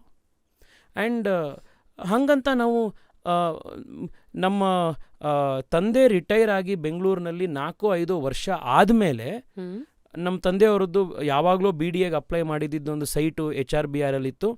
ಆ ಸೈಟನ್ನು ಮಾರಿ ಅದರಿಂದ ಏನು ದುಡ್ಡು ಬಂದಿತ್ತು ಆ ದುಡ್ಡಲ್ಲಿ ನಾವು ಈಗೊಂದು 4 ಇಯರ್ಸ್ ಹಿಂದೆ 5 ಇಯರ್ಸ್ ಆಯಿತು. 5 ಇಯರ್ಸ್ ಹಿಂದೆ ನಾವು ಗಿರಿನಗರದಲ್ಲಿ ಮನೆ ತೊಗೊಂಡ್ವಿ. ಈಗ ಒಂದು ಮನೆದೊಂದು ಬೇಸಿಕ್ ಕಂಫರ್ಟು ಅಂತಿದೆ. ನಮ್ಮ ಅಪ್ಪ ಒಂದು ಮನೆ ತೊಗೊಂಡ್ರು ಅಂತ. ಹೌದು. ನಮ್ಮ ಅಪ್ಪ ಅಮ್ಮನ್ನ ನಾಳೆ ನಾನು ದುಡಿದು ಅವರಿಗೆ ಮನೆ ನಡೆಸಬೇಕು, ಅಪ್ಪ ಅಮ್ಮ ನೋಡ್ಕೊಳ್ಬೇಕು ಅನ್ನೋವಂಥ ಒಂದು ಜವಾಬ್ದಾರಿ ನನ್ನ ಮೇಲಿಲ್ಲ. ನಮ್ಮ ಅಪ್ಪ ಅಮ್ಮಂಗೇನು, ನಮ್ಮ ಅಪ್ಪನ ಪೆನ್ಷನ್ ಬರುತ್ತೆ, ಅದರಲ್ಲಿ ನಮ್ಮ ಅಪ್ಪ ಅಮ್ಮ ಜೀವನ ಮಾಡ್ತಾರೆ. ಇದು ನನಗೊಂದು ಕುಷನ್ ಸಿಕ್ತು. ಸೊ ಹಾಗಂತ ನನಗೆ ಎಲೆಕ್ಷನಿಗೆ ಹೋದಾಗ ಎಲೆಕ್ಷನ್ ಗೆಲ್ಲಕ್ಕೆ ಬೇಕಾಗಿರುವಂಥ ಕೋಟ್ಯಾಂತರ ರೂಪಾಯಿ ದುಡ್ಡು ಇಲ್ಲ, ಇವತ್ತಿದೆಯಾ? ಇವತ್ತೂ ಇಲ್ಲ. ನನಗೆ ಇವತ್ತಿಗೂ ಆ್ಯಕ್ಚುಲಿ ತುಂಬ ದೊಡ್ಡ ಚಾಲೆಂಜ್ ಏನು ಅಂತಂದರೆ, ಹೆಂಗೆ ಎಲೆಕ್ಷನಿಗೆ ನಾನು ಎಲ್ಲಿಂದ ದುಡ್ಡು ಹೊಂಚೋದು ಅನ್ನೋದೇನೇ ಆ್ಯಕ್ಚುಲಿ ಬಿಗ್ಗೆಸ್ಟ್ ಚಾಲೆಂಜು. ಏಕೆಂದರೆ ಜನ ಪ್ರೀತಿ ಕೊಡ್ತಾರೆ, ಜನ ಮಾತಾಡಿಸ್ತಾರೆ, ಬಟ್ ಅದೊಂದ್ರ ಮೇಲೆ ಎಲೆಕ್ಷನ್ ನಡೆಯುತ್ತಾ? ಸಾಧ್ಯ ಆಗಲ್ಲ. Practicality is different. ಸೊ ಈಗ ಯಾರಿಗೆ ನನ್ನ ಇದು ಗೊತ್ತಿದೆ, ಬ್ಯಾಕ್ಗ್ರೌಂಡ್ ಗೊತ್ತಿದೆ, ಅವ್ರಿಗೆ ಗೊತ್ತು. ಆಮೇಲೆ ಕೆಲವರಿಗೆ ಏನನ್ಸಿದೆ, ನಮ್ಮ ಚಿಕ್ಕಪ್ಪ ಬಸವನಗುಡಿಯಲ್ಲಿ MLA ಇದ್ದಾರೆ, ರವಿ ಸುಬ್ರಹ್ಮಣ್ಯ ಅವರು. ಕೆಲವ್ರು ಏನು ಅಂದ್ಕೊಂಡಿದ್ದಾರೆ ಅಂತಂದರೆ, ಅವ್ರ ಚಿಕ್ಕಪ್ಪ MLA ಇರೋದ್ರಿಂದ ಅವನಿಗೆ ಎಲ್ಲ ಈಸಿ ಅಪ್ಪ, ಅವನಿಗೆ ಹಿಂಗಿರ್ಬೋದು, ಲೈಫ್ ಸ್ಟೈಲ್ ಹಾಗಿರ್ಬೋದು ಅಂತ. ಬಟ್ ಯಾರು ನಮ್ಮನ್ನು ಹತ್ತಿರದಿಂದ ನೋಡಿದಾರಲ್ಲ ಅವ್ರಿಗೆ ಗೊತ್ತು, ನಮ್ಮ ಚಿಕ್ಕಪ್ಪ ಅವರ ಪಾಲಿಟಿಕ್ಸಿಗೂ ನನ್ನ ಪಾಲಿಟಿಕ್ಸಿಗೂ ಯಾವುದೇ ಸಂಬಂಧ ಇಲ್ಲ. ನನ್ನ ಎಲೆಕ್ಷನ್ನ ಟಿಕೆಟ್ನಲ್ಲಿ ನಮ್ಮ ಚಿಕ್ಕಪ್ಪ ಅವ್ರದ್ದು ಯಾವುದೇ ರೋಲ್ ಇರಲಿಲ್ಲ. ನಮಗೆ ಟಿಕೆಟ್ ಕೊಟ್ಟಿದ್ದು ಪ್ರೈಮ್ ಮಿನಿಸ್ಟ್ರು ಮತ್ತು ಅಮಿತ್ ಶಾ ಅವರು. ಆ ಲೆವೆಲ್ ತನಕ ನಮ್ಮ ಚಿಕ್ಕಪ್ಪ ಅವರೇನೋ ಲಾಬಿ ಮಾಡಿದ್ರು, ಅವ್ರು ಇದನ್ನು ಮಾಡಿದ್ರು ಅನ್ನೋದ್ರಲ್ಲಿ ಯಾವುದೂ ಇದೇ ಇರಲಿಲ್ಲ. ನಮ್ಮ ಚಿಕ್ಕಪ್ಪಂಗೇನೆ ಆ್ಯಕ್ಚುಲಿ ಗೊತ್ತಿರಲಿಲ್ಲ ನನಗೆ ಟಿಕೆಟ್ ಸಿಗುತ್ತೆ ಅಂತ, ಅವ್ರದ್ದೇನೂ ರೋಲ್ ಇರಲಿಲ್ಲ. ಆ್ಯಂಡ್ ಅಂದರೆ ಏನಾಗಿದೆ ಅಂತಂದರೆ, ಜಸ್ಟ್ ಬಿಕಾಸ್ ನಮ್ಮ ಚಿಕ್ಕಪ್ಪ ಇದ್ದಾರೆ ಅನ್ನೋ ಕಾರಣಕ್ಕೆ ತೇಜಸ್ವಿಗೆ ಅವರೇ ಏನೋ ಮಾಡಿದ್ದಾರೆ ಅನ್ನೋ ಪಾಲಿಟಿಕ್ಸಿಗೆ ಅನ್ನೋ ಥರದ್ರಲ್ಲಿದೆ. ಬಟ್ ಒಂದು ನನಗೆ ಖುಷಿ ಏನು ಅಂತಂದರೆ, ತುಂಬ ಜನಕ್ಕೆ ನಾನು MP ಆದಮೇಲೆ ನಮ್ಮ ಚಿಕ್ಕಪ್ಪ ರವಿ ಸುಬ್ರಹ್ಮಣ್ಯ ಅಂತ ಇದ್ದಾರೆ, ಅವ್ರು BJP MLA ಅನ್ನೋವಂಥದ್ದು ತುಂಬ ಜನಕ್ಕೆ ನಾನು MP ಆದಮೇಲೆ ಗೊತ್ತಾಯಿತು. ಸೊ ಅವರಿಂದ ಅವರ ಆಶೀರ್ವಾದ, ನಮ್ಮ ಸಹಜವಾಗಿ ಒಂದು ಕುಟುಂಬದಲ್ಲಿದ್ದಾಗ ಚಿಕ್ಕಪ್ಪ ದೊಡ್ಡಪ್ಪ ಅವ್ರು ನಮಗೆ ವೆಲ್ ವಿಶಸ್ ಇರ್ತಾರೆ, ಅವ್ರ ಆಶೀರ್ವಾದ ಇರುತ್ತೆ, ಅವ್ರು ನಮಗೆ ಒಳ್ಳೆಯದಾಗು ಮುಂದೆ ಹೋಗು ಅನ್ನುವಂಥ ಒಂದು ಆಶೀರ್ವಾದ ಇರುತ್ತೆ. ಅದು ಖಂಡಿತವಾಗ್ಲೂ ಅದಿದೆ ಹೊರತು ಅವ್ರು ಪೊಲಿಟಿಕಲಿ ನನಗೆ ಮುಂದೆ ತೆಗೆದುಕೊಂಡು ಬಂದರು, ಅವ್ರು ನನಗೆ ಅವಕಾಶ ಮಾಡಿಕೊಟ್ರು, ಅಥವಾ ಅವ್ರು ನನಗೆ ಟಿಕೆಟ್ ಕೊಡಿಸಿದ್ರು, ಇದರಲ್ಲಿ ಅವ್ರ ರೋಲ್ ಆ ಥರದ್ರಲ್ಲಿಲ್ಲ. ನಾನು ಇನ್ ದ್ಯಾಟ್ ಸೆನ್ಸ್ ಈಗ ಭಾಳ ಜನಕ್ಕೆ ಈಸಿಯಾಗಿ ಹೇಳ್ಬಿಡ್ತಾರೆ, ಇವ್ರಿಗೂ ಏನಪ್ಪ ಅವ್ರ ಚಿಕ್ಕಪ್ಪ MLA ಇದ್ರು, ಅವ್ರೇನೋ ಟಿಕೆಟ್ ಮಾಡಿದ್ರು, ಅಥವಾ ಅವ್ರೇನೋ ಸೊ ಆ ನೆಪೋಟಿಸಮು ಅಥವಾ ಇವರೇನೋ ಸಪೋರ್ಟ್ ಮಾಡಿದ್ರು ಅಂತ. Wake up to fresh ideas. Repose. ನನಗಂತೂ ಪ್ರಾಮಾಣಿಕವಾಗಿ ನನಗೂ ಗೊತ್ತಿದೆ, ನಮ್ಮ ಪಾರ್ಟಿಯ ನಾಯಕರಿಗೂ ಗೊತ್ತಿದೆ, ಅದಕ್ಕೋಸ್ಕರ ಅವ್ರು ನನ್ನನ್ನು ಎಲೆಕ್ಟ್ ಮಾಡಿದ್ರು. ಈಗ ಅದು ಹೇಗಾಗಿರ್ತಿತ್ತು ಗೊತ್ತಾ? ಉದಾಹರಣೆಗೆ ನಮ್ಮ ಚಿಕ್ಕಪ್ಪ ಬಸವನಗುಡಿ MLA. ಹೌದು. ಬಸವನಗುಡಿಯಲ್ಲಿ ನಾನು ಕಾರ್ಪೊರೇಟರ್ ಆಗಿದ್ದಿದ್ರೆ, ನಮ್ಮ ಚಿಕ್ಕಪ್ಪ ನನ್ನ ಫ್ಯೂಚರ್ನ ಡಿಸೈಡ್ ಮಾಡೋದ್ರಲ್ಲಿ ಅಧಿಕಾರ ಅವ್ರಿಗಿದ್ದಿದ್ರೆ, if I would have been a beneficiary of his blessings ಆ ಥರದ್ರಲ್ಲಿ, ಅವಾಗ ನಾನು ಡೈನಾಸ್ಟ್ ಅನ್ಬೋದಿತ್ತು. ಆಮೇಲೆ ಎಷ್ಟೋ ಜನ ನಾನು ಸ್ವಲ್ಪ ಇಂಗ್ಲೀಷ್ ಚೆನ್ನಾಗಿ ಮಾತಾಡೋದ್ರಿಂದ ಅಥವಾ ಈ ಎಲ್ಲ ಕಾರಣಗಳಿಗೆ ಇವ್ರ ಹತ್ರ ಬೇಜಾನ್ ಕಾಸ್ಗೀಸ್ ಇರಬೇಕು ಗುರು, he may come from a very rich family, wealthy family ಅನ್ನೋ ಥರದ್ದು ಭಾವನೆಯಲ್ಲಿರ್ತಾರೆ. ನಾನು ಆಗಲೇ ಹೇಳಿದ್ನಲ್ಲ, ಕಡು ಬಡತನ ಆಗಲಿ ಅಥವಾ ತುಂಬ ಕಷ್ಟ ಅನ್ನೋವಂಥದ್ದಾಗಲಿ ನಮ್ಮ ತಂದೆಯವರೆಲ್ಲ ಏನು ನೋಡಿದ್ರಲ್ಲ, ನಮ್ಮ ತಂದೆಯವರು ಇದರೆಲ್ಲ ಅವರು, ನಮ್ಮ ತಾತ ಅವರು ವಾರಾನ ಮಾಡ್ತಾಯಿದ್ರು. ಬೆಂಗಳೂರಿಗೆ ಇಲ್ಲಿಗೆ ಬಂದಾಗ ನಮ್ಮ ತಂದೆ ನಮ್ಮ ಇಡೀ ಫ್ಯಾಮಿಲಿಯ ಫಸ್ಟ್ ಗ್ರ್ಯಾಜುಯೇಟು. ಬೆಂಗಳೂರಿಗೆ ಇಲ್ಲಿ ಬಂದಾಗ ಯಾರ್ದೋ ದೊಡ್ಡಮ್ಮನ ಮನೇಲಿ ಉಳ್ಕೊಂಡು ನಡ್ಕೊಂಡು ಸ್ಕೂಲ್ಗಳಿಗೆ ಹೋಗಿ, ಆ ಬಡತನ ನಮ್ಮ ಫ್ಯಾಮಿಲಿಲಿ ಇರಲಿಲ್ಲ, ಅಂದರೆ ನನ್ನ ಜನ್ರೇಷನಲ್ಲಿ ಇರಲಿಲ್ಲ. ನಮ್ಮ ತಂದೆಯವರು ಇದ್ದಿದ್ದು ಸಹಜವಾಗಿ, ಅದು ಎಲ್ಲರ ಕಥೆಯಲ್ಲೂ ಆ ಥರ ಇದಿರುತ್ತೆ. ಯಾರೋ ಒಬ್ರು ಈ ಥರ ಒಂದು ಜನ್ರೇಷನಿಂದ ಬಂದಿರ್ತಾರೆ, ಅವ್ರು ಯಾವುದೋ ಊರಿಗೆ ಬರ್ತಾರೆ, ಅಲ್ಲಿ ಸ್ವಲ್ಪ ಸೆಟ್ಲ್ ಆಗ್ತಾರೆ, ನೆಕ್ಸ್ಟ್ ಜನ್ರೇಷನ್ ಅದರಿಂದ ಸ್ವಲ್ಪ ಮುಂದಕ್ಕೆ ಹೋಗುತ್ತೆ. ಸೊ ಹಂಗಂತ ಕೋಟ್ಯಾಂತರ ರೂಪಾಯಿ ದುಡ್ಡಿರೋವಂಥ ವೆಲ್ತಿ ಫ್ಯಾಮಿಲಿ ಅಲ್ಲ. ನಮ್ಮ ಜೀವನಕ್ಕೆ ಬೇಕಾಗಿರೋವಂಥ ಇದು, ನಾನು ಹೇಳಿದ್ನಲ್ಲ, ನಮ್ಮ ಅಪ್ಪ ಬೆಂಗಳೂರಿಗೆ ಅವ್ರ ಕಾಲೇಜಿಗೆ ಬಂದ್ರೂ ನಾವು ಮನೆ ತಗೊಳ್ಳೋ ಅಷ್ಟೊತ್ತಿಗೆ ನಮ್ಮ ತಂದೆ ರಿಟೈರ್ ಆಗಿ 4 ವರ್ಷ ಆದಮೇಲೆ ಒಂದು ಮನೆ ತೊಗೊಳಕ್ಕಾಯ್ತು. ಅದು ರೀಸೆಂಟಾಗಿ 5 ವರ್ಷದ ಹಿಂದೆ ಗಿರಿನಗರದಲ್ಲಿ ಮನೆ ತೊಗೊಂಡಿದ್ದು. ಸೊ ಆ ಮಿಡಲ್ ಕ್ಲಾಸ್ ಫ್ಯಾಮಿಲಿಯಿಂದನೇ ಬಂದಿದ್ದು. ಸೊ ಸಹಜವಾಗಿ ಮಿಡಲ್ ಕ್ಲಾಸ್ ಫ್ಯಾಮಿಲಿ ಅದು ಯಾರೇ ಇರಲಿ, ಈಗ ನಿಮ್ಮ ಮನೇಲೂ ಅಷ್ಟೇ, ಇನ್ನೊಬ್ಬರ ಮನೇಲೂ ಅಷ್ಟೇ, ಫಸ್ಟ್ ಪ್ರಯಾರಿಟಿ ಅವ್ರು ಕೊಡೋದು ಒಳ್ಳೆ ಸ್ಕೂಲಿಗೆ ಸೇರಿಸ್ಬೇಕು, ಒಳ್ಳೆ ಎಜುಕೇಷನ್ ಸಿಗಬೇಕು ಅಂತ. ಇವತ್ತು ನಮ್ಮ ಆಫೀಸ್ಗೆ ಬರ್ತಾರಲ್ಲ ತಂದೆ ತಾಯಿಗಳು ಎಷ್ಟೋ ಜನ, ಅವ್ರು ಹೇಳ್ತಾರೆ, ಸರ್ ನಮ್ಮ ಹತ್ರ ಬೇರೆ ದಿನ ಏನೂ ಇರಲ್ಲ ಸರ್, ಜೀವನದಲ್ಲಿ ಮುಂದೆ ಬರಬೇಕು ಅಂದರೆ ಎಜುಕೇಷನ್ ಒಂದೇ ಸರ್, ಅದಕ್ಕೆ ಒಳ್ಳೆ ಸ್ಕೂಲಿಗೆ ಸೇರಿಸ್ತಾ ಇದ್ದೀವಿ, ಸ್ವಲ್ಪ ಒಳ್ಳೆ ಸ್ಕೂಲಿಗೆ ಪ್ರಿನ್ಸಿಪಾಲ್ಗೆ ಹೇಳಿ ಒಂದು ಸೀಟ್ ಕೊಡಿಸಿ, ಸ್ವಲ್ಪ ಫೀಸ್ ಕಡಿಮೆ ಮಾಡಿಸಿ, because education is the only way you can get to the next level. ಆಮೇಲೆ ಇವತ್ತು ನಾನು 4 ಮಾತು ಚೆನ್ನಾಗಿ ಹೇಳ್ತಿದ್ದೀನಿ, ಮಾತನಾಡ್ತಿದ್ದೀನಿ ಅಂತಂದರೆ ಜನ ಭಾಳ ಚೆನ್ನಾಗಿ ಒಂದು ವಿಷಯ ಪ್ರೆಸೆಂಟ್ ಮಾಡ್ತಾನೆ, ಮಾತನಾಡ್ತಾನೆ ಅಂತಿದ್ರೆ ಅದ್ರ ಹಿಂದೆನೂ ನಮ್ಮ ಅಪ್ಪ ಅಮ್ಮಂದು ತುಂಬ ದೊಡ್ಡ ಕೊಡುಗೆ ಇದೆ.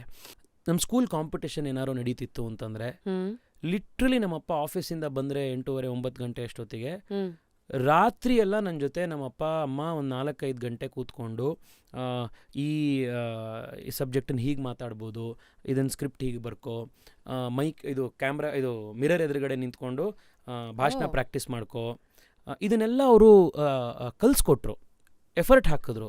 ಯಾವುದೋ ಒಂದು ಕಾಂಪಿಟೇಷನ್ ಇತ್ತು ಅಂತಂದರೆ, ಇನ್ನೊಂದು ಕಡೆ ಇತ್ತು ಅಂತಂದರೆ ಅಲ್ಲಿಗೆ ಕರ್ಕೊಂಡು ಹೋಗೋರು, ಅಲ್ಲಿಗೆ ಪುಷ್ ಮಾಡು ಅಂತ. ಈಗ ನೀವು ಇದು ಯಾವುದೇ ಇವಾಗ ನಾನು ನೋಡ್ತೀನಿ, ನಾನು ಇವತ್ತು ಸ್ಕೂಲ್ಗೆ ಕಾಲೇಜ್ಗೆ ಹೋದಾಗ ನಮ್ಮ ಅಪ್ಪ ಅಮ್ಮ ನನಗಲ್ಲಿ ಕಾಣಿಸ್ತಾರೆ, ಅದೇ ನಮ್ಮ ಅಪ್ಪ ಅಮ್ಮನ ಪಾಪ ಹೀಗೆ ಮಾಡ್ತಿರ್ಬೋದಲ್ಲ ಅಂತ. ಯಾವುದೋ ಒಂದು ಸ್ವಿಮ್ಮಿಂಗ್ ಕ್ಲಾಸಿಗೆ ಹೋದರೆ ಅಲ್ಲಿ ಕರ್ಕೊಂಡು, ಆಮೇಲೆ ಜನರಲಿ ನೀವು ಇಂಡಿಯನ್ ಮಿಡಲ್ ಕ್ಲಾಸ್ ಪೇರೆಂಟ್ಸ್ ಇದ್ದಾರಲ್ಲ, ಅವ್ರ ಮಕ್ಕಳು ಸೂಪರ್ ಮ್ಯಾನ್ ಆಗಿಬಿಡ್ಬೇಕು ಅನ್ಕೋತಾರೆ. ಅಂದರೆ ಕ್ರಿಕೆಟ್ ಅಂದರೆ ಅದರೊಂದು ತೆಂಡೂಲ್ಕರೇ ಆಗಬೇಕು, ಈ ಕಡೆ ಸ್ವಿಮ್ಮಿಂಗ್ ಬಂದ ಅಂದರೆ ಮೈಕಲ್ ಫೆಲ್ಪ್ಸ್ ಲೆವೆಲ್ಗೆ ಸ್ವಿಮ್ಮಿಂಗ್ ಮಾಡಬೇಕು, ಅದಾದ ಮುಗಿಸ್ಕೊಂಡು ಒಂದು ಸಂಗೀತ ಕಲಿಬೇಕು, ಸಂಗೀತ ಮುಗಿಸಿ ಪೇಂಟಿಂಗಿಗೆ ಬರಬೇಕು, ಪೇಂಟಿಂಗ್ ಮುಗಿಸಿ ಡಾನ್ಸ್ ಕಲ್ತ್ಕೋಬೇಕು, ಅದಾದಮೇಲೆ ಒಂದು ಎಕ್ಸಾಮ್ದಲ್ಲೂ ಮಾರ್ಕ್ಸ್ ತೊಗೋಬೇಕು, ಎಲ್ಲದಕ್ಕೂ ಸೇರಿಸಿಬಿಟ್ಟಿರ್ತಾರೆ. ಆಲ್ರೌಂಡರ್. ಸೊ ಅಂದರೆ ಯಾವ್ದ್ರಲ್ಲಿ next then we keep finding our way. ಇಲ್ಲಿ ಅದು ಇಷ್ಟ ಆಗುತ್ತೆ, ಇನ್ನೊಂದಾಗುತ್ತೆ, ಅದು ಒಂದು ಕಚ್ಕೊಳ್ಳುತ್ತೆ, ಒಂದೆರಡು ಸಲ ಹಂಗೆ ಸೈಡ್ ಹೋಗ್ಬಿಡುತ್ತೆ. ಹೇಗೆ ನಿಮ್ಮ ಕೇಸಲ್ಲೂ ಇವರ ಕ್ಲಾಸಿಕಲ್ ಕಲ್ತಿರೋ ಸಿಂಗರ್, ಬಟ್ ಇದೆಲ್ಲ ಕಲಿಸ್ತಾರಲ್ಲ. ಸೊ ಅದೇ ಥರನೇ ನಮ್ಮ ತಂದೆ ತಾಯಿಗಳು ಅದನ್ನೆಲ್ಲ ಕಲಿಸೋಕ್ಕೆ ಪ್ರಯತ್ನ ಪಟ್ಟರು. ಕೆಲವು ಕಲಿತೆ, ಕೆಲವು ಕಲಿಯಿಲ್ಲ. ಬಟ್ ಸೊ ನಾನು the things that I can't as my blessings ಅಂತಂದರೆ, ನಮ್ಮ ತಂದೆ ತಾಯಿಗಳು ಒಂದು ಡೀಸೆಂಟ್ ಆಗಿರೋವಂಥ, ಎಲ್ಲೂ ಕೊರತೆ ಅನ್ನೋವಂಥ ಅನಿಸ್ದಲೇ ಇರೋವಂಥ, ಲಕ್ಸುರಿ ಅಥವಾ ಒಪ್ಯುಲೆನ್ಸ್ ಅಲ್ಲ, ಆದರೆ ಯಾವುದಕ್ಕೂ ಕೊರತೆ ಇಲ್ದಲೇ ಇರೋವಂಥ, ಹೇಗೆ ಜೀವನ ನಡೆಸ್ಕೊಳ್ಬೇಕು ಅನ್ನೋವಂಥದ್ದನ್ನೆಲ್ಲ ಪ್ರೊವೈಡ್ ಮಾಡಿದ್ರು. ಒಳ್ಳೆ ಶಿಕ್ಷಣ ಕೊಟ್ಟರು, ಒಂದು ಸಂಸ್ಕಾರ ಕೊಟ್ಟರು, ಹಾರ್ಡ್ ವರ್ಕ್ ಮಾಡಬೇಕು, ನಿನ್ನ ಜೀವನ ಮೇಲೆ ನಿನ್ನ ಕಾಲ ಮೇಲೆ ನಿಂತ್ಕೊಳ್ಬೇಕು, ನಿನ್ನ ಐಡೆಂಟಿಟಿ ನೀನು ಕ್ರಿಯೇಟ್ ಮಾಡ್ಕೊಳ್ಬೇಕು, ಇದನ್ನೆಲ್ಲದನ್ನು ಕಲಿಸ್ಕೊಟ್ರು. ಇದಕ್ಕೆ I am so grateful. So ಈ ಎಕ್ಸೆಪ್ಷನ್ಸ್ ಎಲ್ಲ ನಾನು ಹೇಳ್ತಾ ಬಂದಲ್ಲ, these are all the exceptions.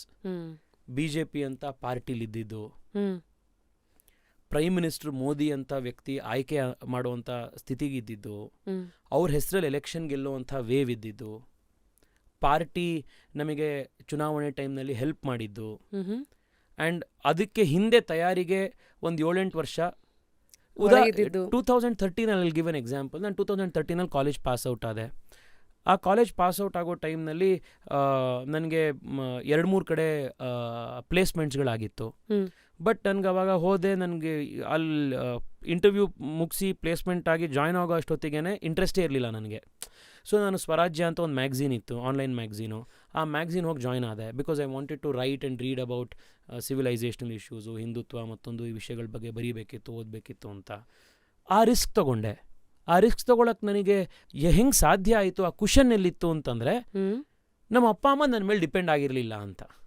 ನನಗೆ ಉಳಿಯೋಕ್ಕೆ ನಮ್ಮ ಅಪ್ಪ ಅಮ್ಮನ ಜೊತೆ ಒಂದು ಮನೆ ಇದೆ ಅಂತ.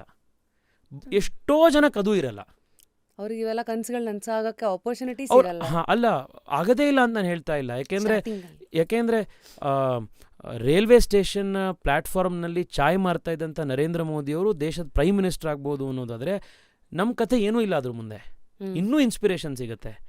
ಯಾವುದೋ ಒಂದು ಅವ್ರ ಇಡೀ ಜನ್ರೇಷನ್ನು, ಅವ್ರ ಇಡೀ ಫ್ಯಾಮಿಲಿ ಕ್ಲಾಸ್ ರೂಮ್ ಅಂದ್ರೇನು ಅನ್ನೋದೇ ನೋಡಿರಲಿಲ್ಲ, ಬ್ಲ್ಯಾಕ್ ಬೋರ್ಡೇ ನೋಡಿಲ್ಲದೆ ಇದ್ದಂಥ ಅಂಬೇಡ್ಕರು ದೇಶಕ್ಕೆ ಸಂವಿಧಾನ ಬರೆಯೋ ಲೆವೆಲಿಗೆ ಬೆಳೀತಾರೆ ಅಂತಂದರೆ ಕನ್ಸು ಕಾಣ್ಬೋದು. ಆ ಕನ್ಸು ನನಸಾಗತ್ತೆ ಅನ್ನೋಕೆ ಅದಕ್ಕಿಂತ ದೊಡ್ಡ ಎಕ್ಸಾಂಪಲ್ ಬೇಕಿಲ್ಲ.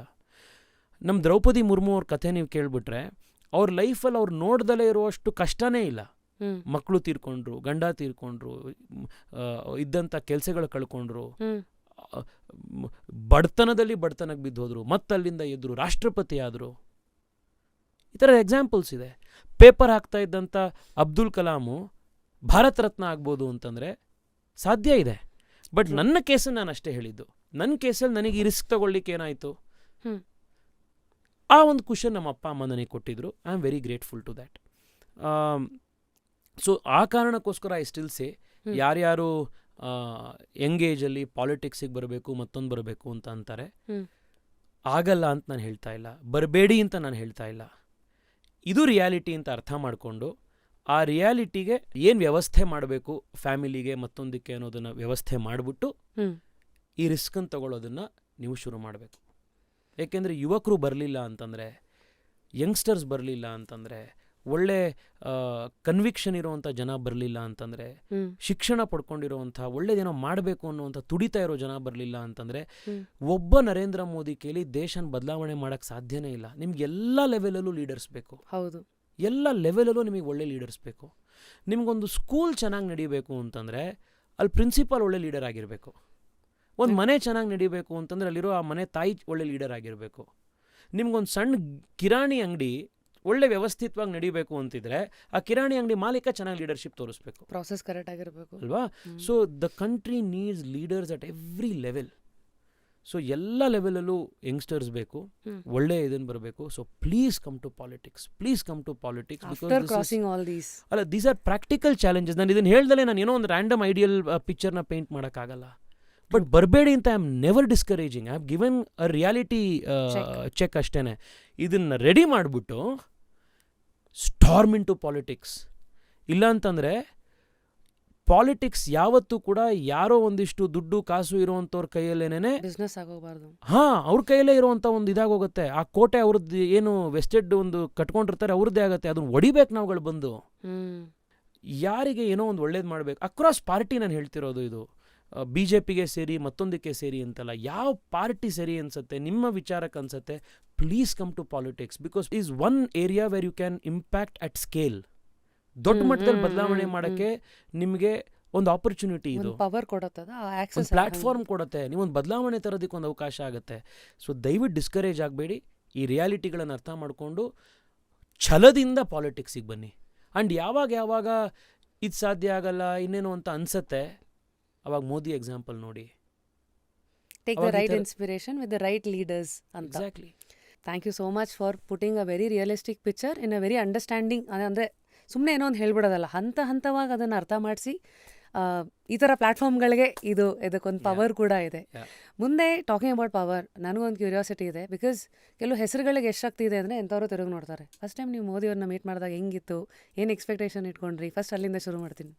ಮೇಡಮ್, ಮೋದಿ ಅವರಲ್ಲಿ ಒಂದು ದೊಡ್ಡ ಆರಾ ಇದೆ, ಏನೋ ಒಂದು ಪ್ರಭಾವಳಿ ಇದೆ, ಒಂದು ತೇಜಸ್ ಇದೆ ಮೋದಿಯವರು ನೋಡಿದ ತಕ್ಷಣ. ಅವ್ರ ಎದುರುಗಡೆ ಬಂದರೆ, ಒಂದು ರೂಮಲ್ಲಿ ಅವ್ರು ನಡ್ಕೊಂಡು ಬಂದರೆ ಆ ಇಡೀ ರೂಮ್ ಎದ್ದು ನಿಂತ್ಕೊಂಡು ಗಪ್ಚುಪ್ಪಾಗ್ಬಿಡತ್ತೆ. ಅಂಥ ಪರ್ಸ್ನಾಲಿಟಿ ಇದೆ ಅವರದ್ದು. ಸೊ ಮೋದಿಯವರನ್ನು ಇವಾಗಲೂ ಎಷ್ಟು ಸತಿ ಮೀಟ್ ಆದಮೇಲೂ ನೋಡಿದ್ರೂ ಆ ಒಂದು ಲಾರ್ಜರ್ ದ್ಯಾನ್ ಲೈಫ್ ಪರ್ಸನ್ ಅವ್ರದ್ದು ಎದ್ದು ಕಾಣುತ್ತೆ. ಗಪ್ಚುಪ್ಪಾಗಿ ಸುಮ್ಮನೆ ನೋಡಬೇಕು ಅವ್ರನ್ನ, ನೋಡಬೇಕು, ಅದೊಂದು ಇನ್ಸ್ಪೈರಿಂಗ್ ಅಂತ. That is the strength of his personality. ಎರಡನೇದು ನಾನು ಅಬ್ಸರ್ವ್ ಮಾಡಿರುವಂಥದ್ದು ಕ್ಲೋಸ್ ರೂಮ್ ಮೀಟಿಂಗ್ಗಳಲ್ಲಿ ಎಲ್ಲ, ಮೋದಿಯವರು ಈಸ್ ಅ ಫೆಂಟಾಸ್ಟಿಕ್ ಲಿಸ್ನರ್. ಇದು ಭಾಳ ಜನಕ್ಕೆ ಗೊತ್ತಿಲ್ಲ. ಆದರೆ ಅವರು ಹೆಂಗೆ ಕೇಳ್ತಾರೆ ಅಂತಂದರೆ, ಯಾವುದಾದ್ರೂ ಒಂದು ಪ್ರೆಸೆಂಟೇಷನ್ ನಡೀತಿದ್ರೆ, ಭಾಷಣ ನಡೀತಿದ್ರೆ, ಯಾವುದೋ ಒಂದು PPT ಆಗ್ತಿದ್ರೆ, ಒಂದು ಸ್ಪಂಜ್ ಥರ ಅದನ್ನೆಲ್ಲ ಗ್ರಾಸ್ಪ್ ಮಾಡ್ಕೊಳ್ಳೋ ಥರ ಅವರು ಹಂಗೆ ಕೀನಾಗಿ ಕೇಳಿಸ್ಕೊತಾ ಇರ್ತಾರೆ. ಅವ್ರು ಎಷ್ಟು ಚೆನ್ನಾಗಿ ಮಾತಾಡ್ತಾರಲ್ಲ, he is known as a great speaker, but is a better listener. ಆ ಕಾರಣಕ್ಕೋಸ್ಕರ ಅವರ ಮೆಮೊರಿ ಪವರ್ ಆ ಥರ. ಅವ್ರು ಒಂದ್ಸತಿ ಯಾರನ್ನೋ ಭೇಟಿ ಮಾಡಿದ್ರು, ಮತ್ತೊಂದು ಮಾಡಿದ್ರು ಅಂತಂದರೆ ಹಂಗೆ ನೆನ್ಪಿಟ್ಕೊಳ್ತಾರೆ ಅವರನ್ನು. ಇದು ಅವರ ಎರಡನೇ ಗುಣ. ಮೂರನೇದು ನಾನು ಅವರು ಅಬ್ಸರ್ವ್ ಮಾಡಿದ್ದೀನಿ, ಅವರಲ್ಲಿ ಬಡವ್ರ ಬಗ್ಗೆ, ಕಷ್ಟದಲ್ಲಿರೋರ ಬಗ್ಗೆ ನಿಜವಾದ ಕಾಳಜಿ ಇದೆ. ಯಾವ ಮಟ್ಟದ್ದು ಅಂದರೆ, ನಾನೊಂದು ಸಣ್ಣ ಮೀಟಿಂಗ್ನಲ್ಲಿ ಒಂದು 8-10 ಜನ MP ಗಳು ಮಾತ್ರ ಕೂತ್ಕೊಂಡು ಅವರು ಒಬ್ಬೊಬ್ಬರ ಕಥೆಗಳು, ಅವ್ರ ಕಾನ್ಸ್ಟಿಟ್ಯೂನ್ಸಿದು ಯಾವುದೋ ಒಂದು ಕಥೆನೋ ಹಿಂಗೇನೋ ಮಾತನಾಡ್ತಾಯಿತ್ತು. ಒಬ್ಬರು ಛತ್ತೀಸ್ಗಢನಿಂದ ಒಂದು ಬುಡಕಟ್ಟು ಜನಾಂಗದಿಂದ ಆ ಥರದ ಏರಿಯಾಯಿಂದ ಬಂದಂಥ ಒಬ್ಬರು MP ಅವ್ರದ್ದೊಂದು ಕತೆ ಹೇಳ್ತಾಯಿದ್ರು. ಅಂದರೆ ಅವ್ರ ಮೇಲೆ ಬರಬೇಕಾದ್ರೆ, ಇನ್ನೊಂದು ಮಾಡಬೇಕಾದ್ರೆ ಕಾಲಲ್ಲಿ ಚಪ್ಪಲಿ ಇರಲಿಲ್ಲ, ಇಷ್ಟಿಷ್ಟು ಕಿಲೋಮೀಟ್ರ್ ಹೋಗಬೇಕಿತ್ತು, ಊಟಕ್ಕೆ ಸಮಸ್ಯೆ ಆಗಿತ್ತು, ಇನ್ನೊಂದಿತ್ತು. ಅಂಥವರು BJP ಅವ್ರನ್ನ ಗುರುತಿಸಿ, RSS ಅವ್ರನ್ನ ಗುರುತಿಸಿ ಅವ್ರನ್ನ MP ಮಾಡ್ತು, ಅವ್ರು ಇಲ್ಲಿಗೆ ಬಂದರು. ಅದು ಜೀವನದಲ್ಲಿ ಒಂದು ದೊಡ್ಡ ಇದು. ನಾನಿವತ್ತು ನಾನು ಆಶ್ಚರ್ಯ ಪಡ್ತಿದ್ದೀನಿ, ನಾನು MP ಆಗಿ ನನಗೆ ಪಾರ್ಟಿಯಿಂದ ಅವಕಾಶ ಮಾಡ್ತು ಅಂತ ನಾನು ಹೇಳ್ತೀನೋ, ಅದೇ ಥರನೇ ನನಗಿಂತ 100 ಕಥೆಗಳು ನಮ್ಮ ಪಾರ್ಟಿಲಿದೆ. ನಮಗಿಂತ ಲೆಸ್ ಪ್ರಿವಿಲೇಜ್ ಬ್ಯಾಕ್ಗ್ರೌಂಡ್ಸಿಂದ, ಇನ್ನೂ ಕಷ್ಟಗಳಿಂದ, ಯಾವುದೋ ಸಣ್ಣ ಹಳ್ಳಿ, ನನ್ನ ಯುವ ಮೋರ್ಚಾದ ನ್ಯಾಷನಲ್ ಟೀಮ್ನಲ್ಲೇನೆ ಒಬ್ಬ ಛತ್ತೀಸ್ಗಢನ ಬಸ್ತರ್ನ ಊರಿನಿಂದ ಒಬ್ಬ ಯುವಕ ಬರ್ತಾನೆ. ಅವ್ರ ತಾಯಿ ಇವತ್ತಿಗೂ ರೌಕೆ ಹಾಕಲ್ಲ. ಅಂಥ ಒಂದು ಬುಡಕಟ್ಟು ಜನಾಂಗದ ಇದರಿಂದ ಬಂದಿರೋನು ನಾನು ಯುವ ಮೋರ್ಚಾದ ನಮ್ಮ ಟೀಮಿಗೆ ಕರ್ಕೊಂಡ್ಬಂದೆ. ಆ ಥರ ಮೋದಿಯವ್ರ ಪ್ರೈಮ್ ಮಿನಿಸ್ಟ್ರು ಅವ್ನು MP ಮಾಡಿದ್ರು, ಕರ್ಕೊಂಡು ಬಂದಿದ್ರು. ಅವರ ಕತೆ ಹೇಳಬೇಕಾದ್ರೆ ಲಿಟ್ರಲಿ ಮೋದಿಯವ್ರ ಕಣ್ಣಲ್ಲಿ ನೀರು ಬಂದ್ಬಿಡ್ತು. ಗದ್ಗದಿತರಾಗೋದ್ರು, ಹಿಂಗೆ ಇದಾಗಿ ನೀರು ತೊಗೊಂಡು ಕುಡಿದು ಒಂದು ಕತೆ. ಅಂದರೆ ಯಾರೋ ಬಡತನ, ಇನ್ನೊಂದು ಕಷ್ಟ, ಇನ್ನೊಂದು ಇದು ಅಂತ ಹೇಳಿದ್ರೆ ಕರಗ್ಬಿಡ್ತಾರೆ ಅವರು. ಎಲ್ಲರೂ ತುಂಬ ಗೌರವದಿಂದ ಕಾಣ್ತಾರೆ. ಜನರಲ್ ಆಗಿ ನೀವು ಮೋದಿಯವರನ್ನಾಗಲಿ ಅಮಿತ್ ಶಾ ಅವರನ್ನಾಗಲಿ ನೀವು ದೂರದಿಂದ ನೋಡಿದ್ರೆ ಇವ್ರನ್ನ ಭಯ ಥರ ಇದ್ದಾರೆ, ಅಥವಾ ಇವ್ರು ಭಯ ಪಡಿಸ್ತಾರೆ, ಇನ್ನೇನು, ಅಥವಾ ಹಾರ್ಡ್ ಟಾಸ್ಕ್ ಮಾಸ್ಟರ್ ಅಂತ ನಾವು ಅಂತೀವಲ್ಲ, ಆ ಥರ ಅದರಲ್ಲ.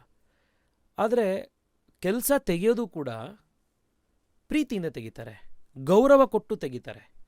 ಯಾರಿಗೂ ಅವರಿಂದ ಅವ್ರನ್ನ ಅಪಮಾನ ಮಾಡುವಂಥದ್ದಾಗಲಿ, ಅವ್ರಿಗೊಂದು ತುಚ್ಛವಾಗಿ ಬೈಯುವಂಥದ್ದಾಗಲಿ ಇದನ್ನೆಂದೂ ನೋಡಲ್ಲ.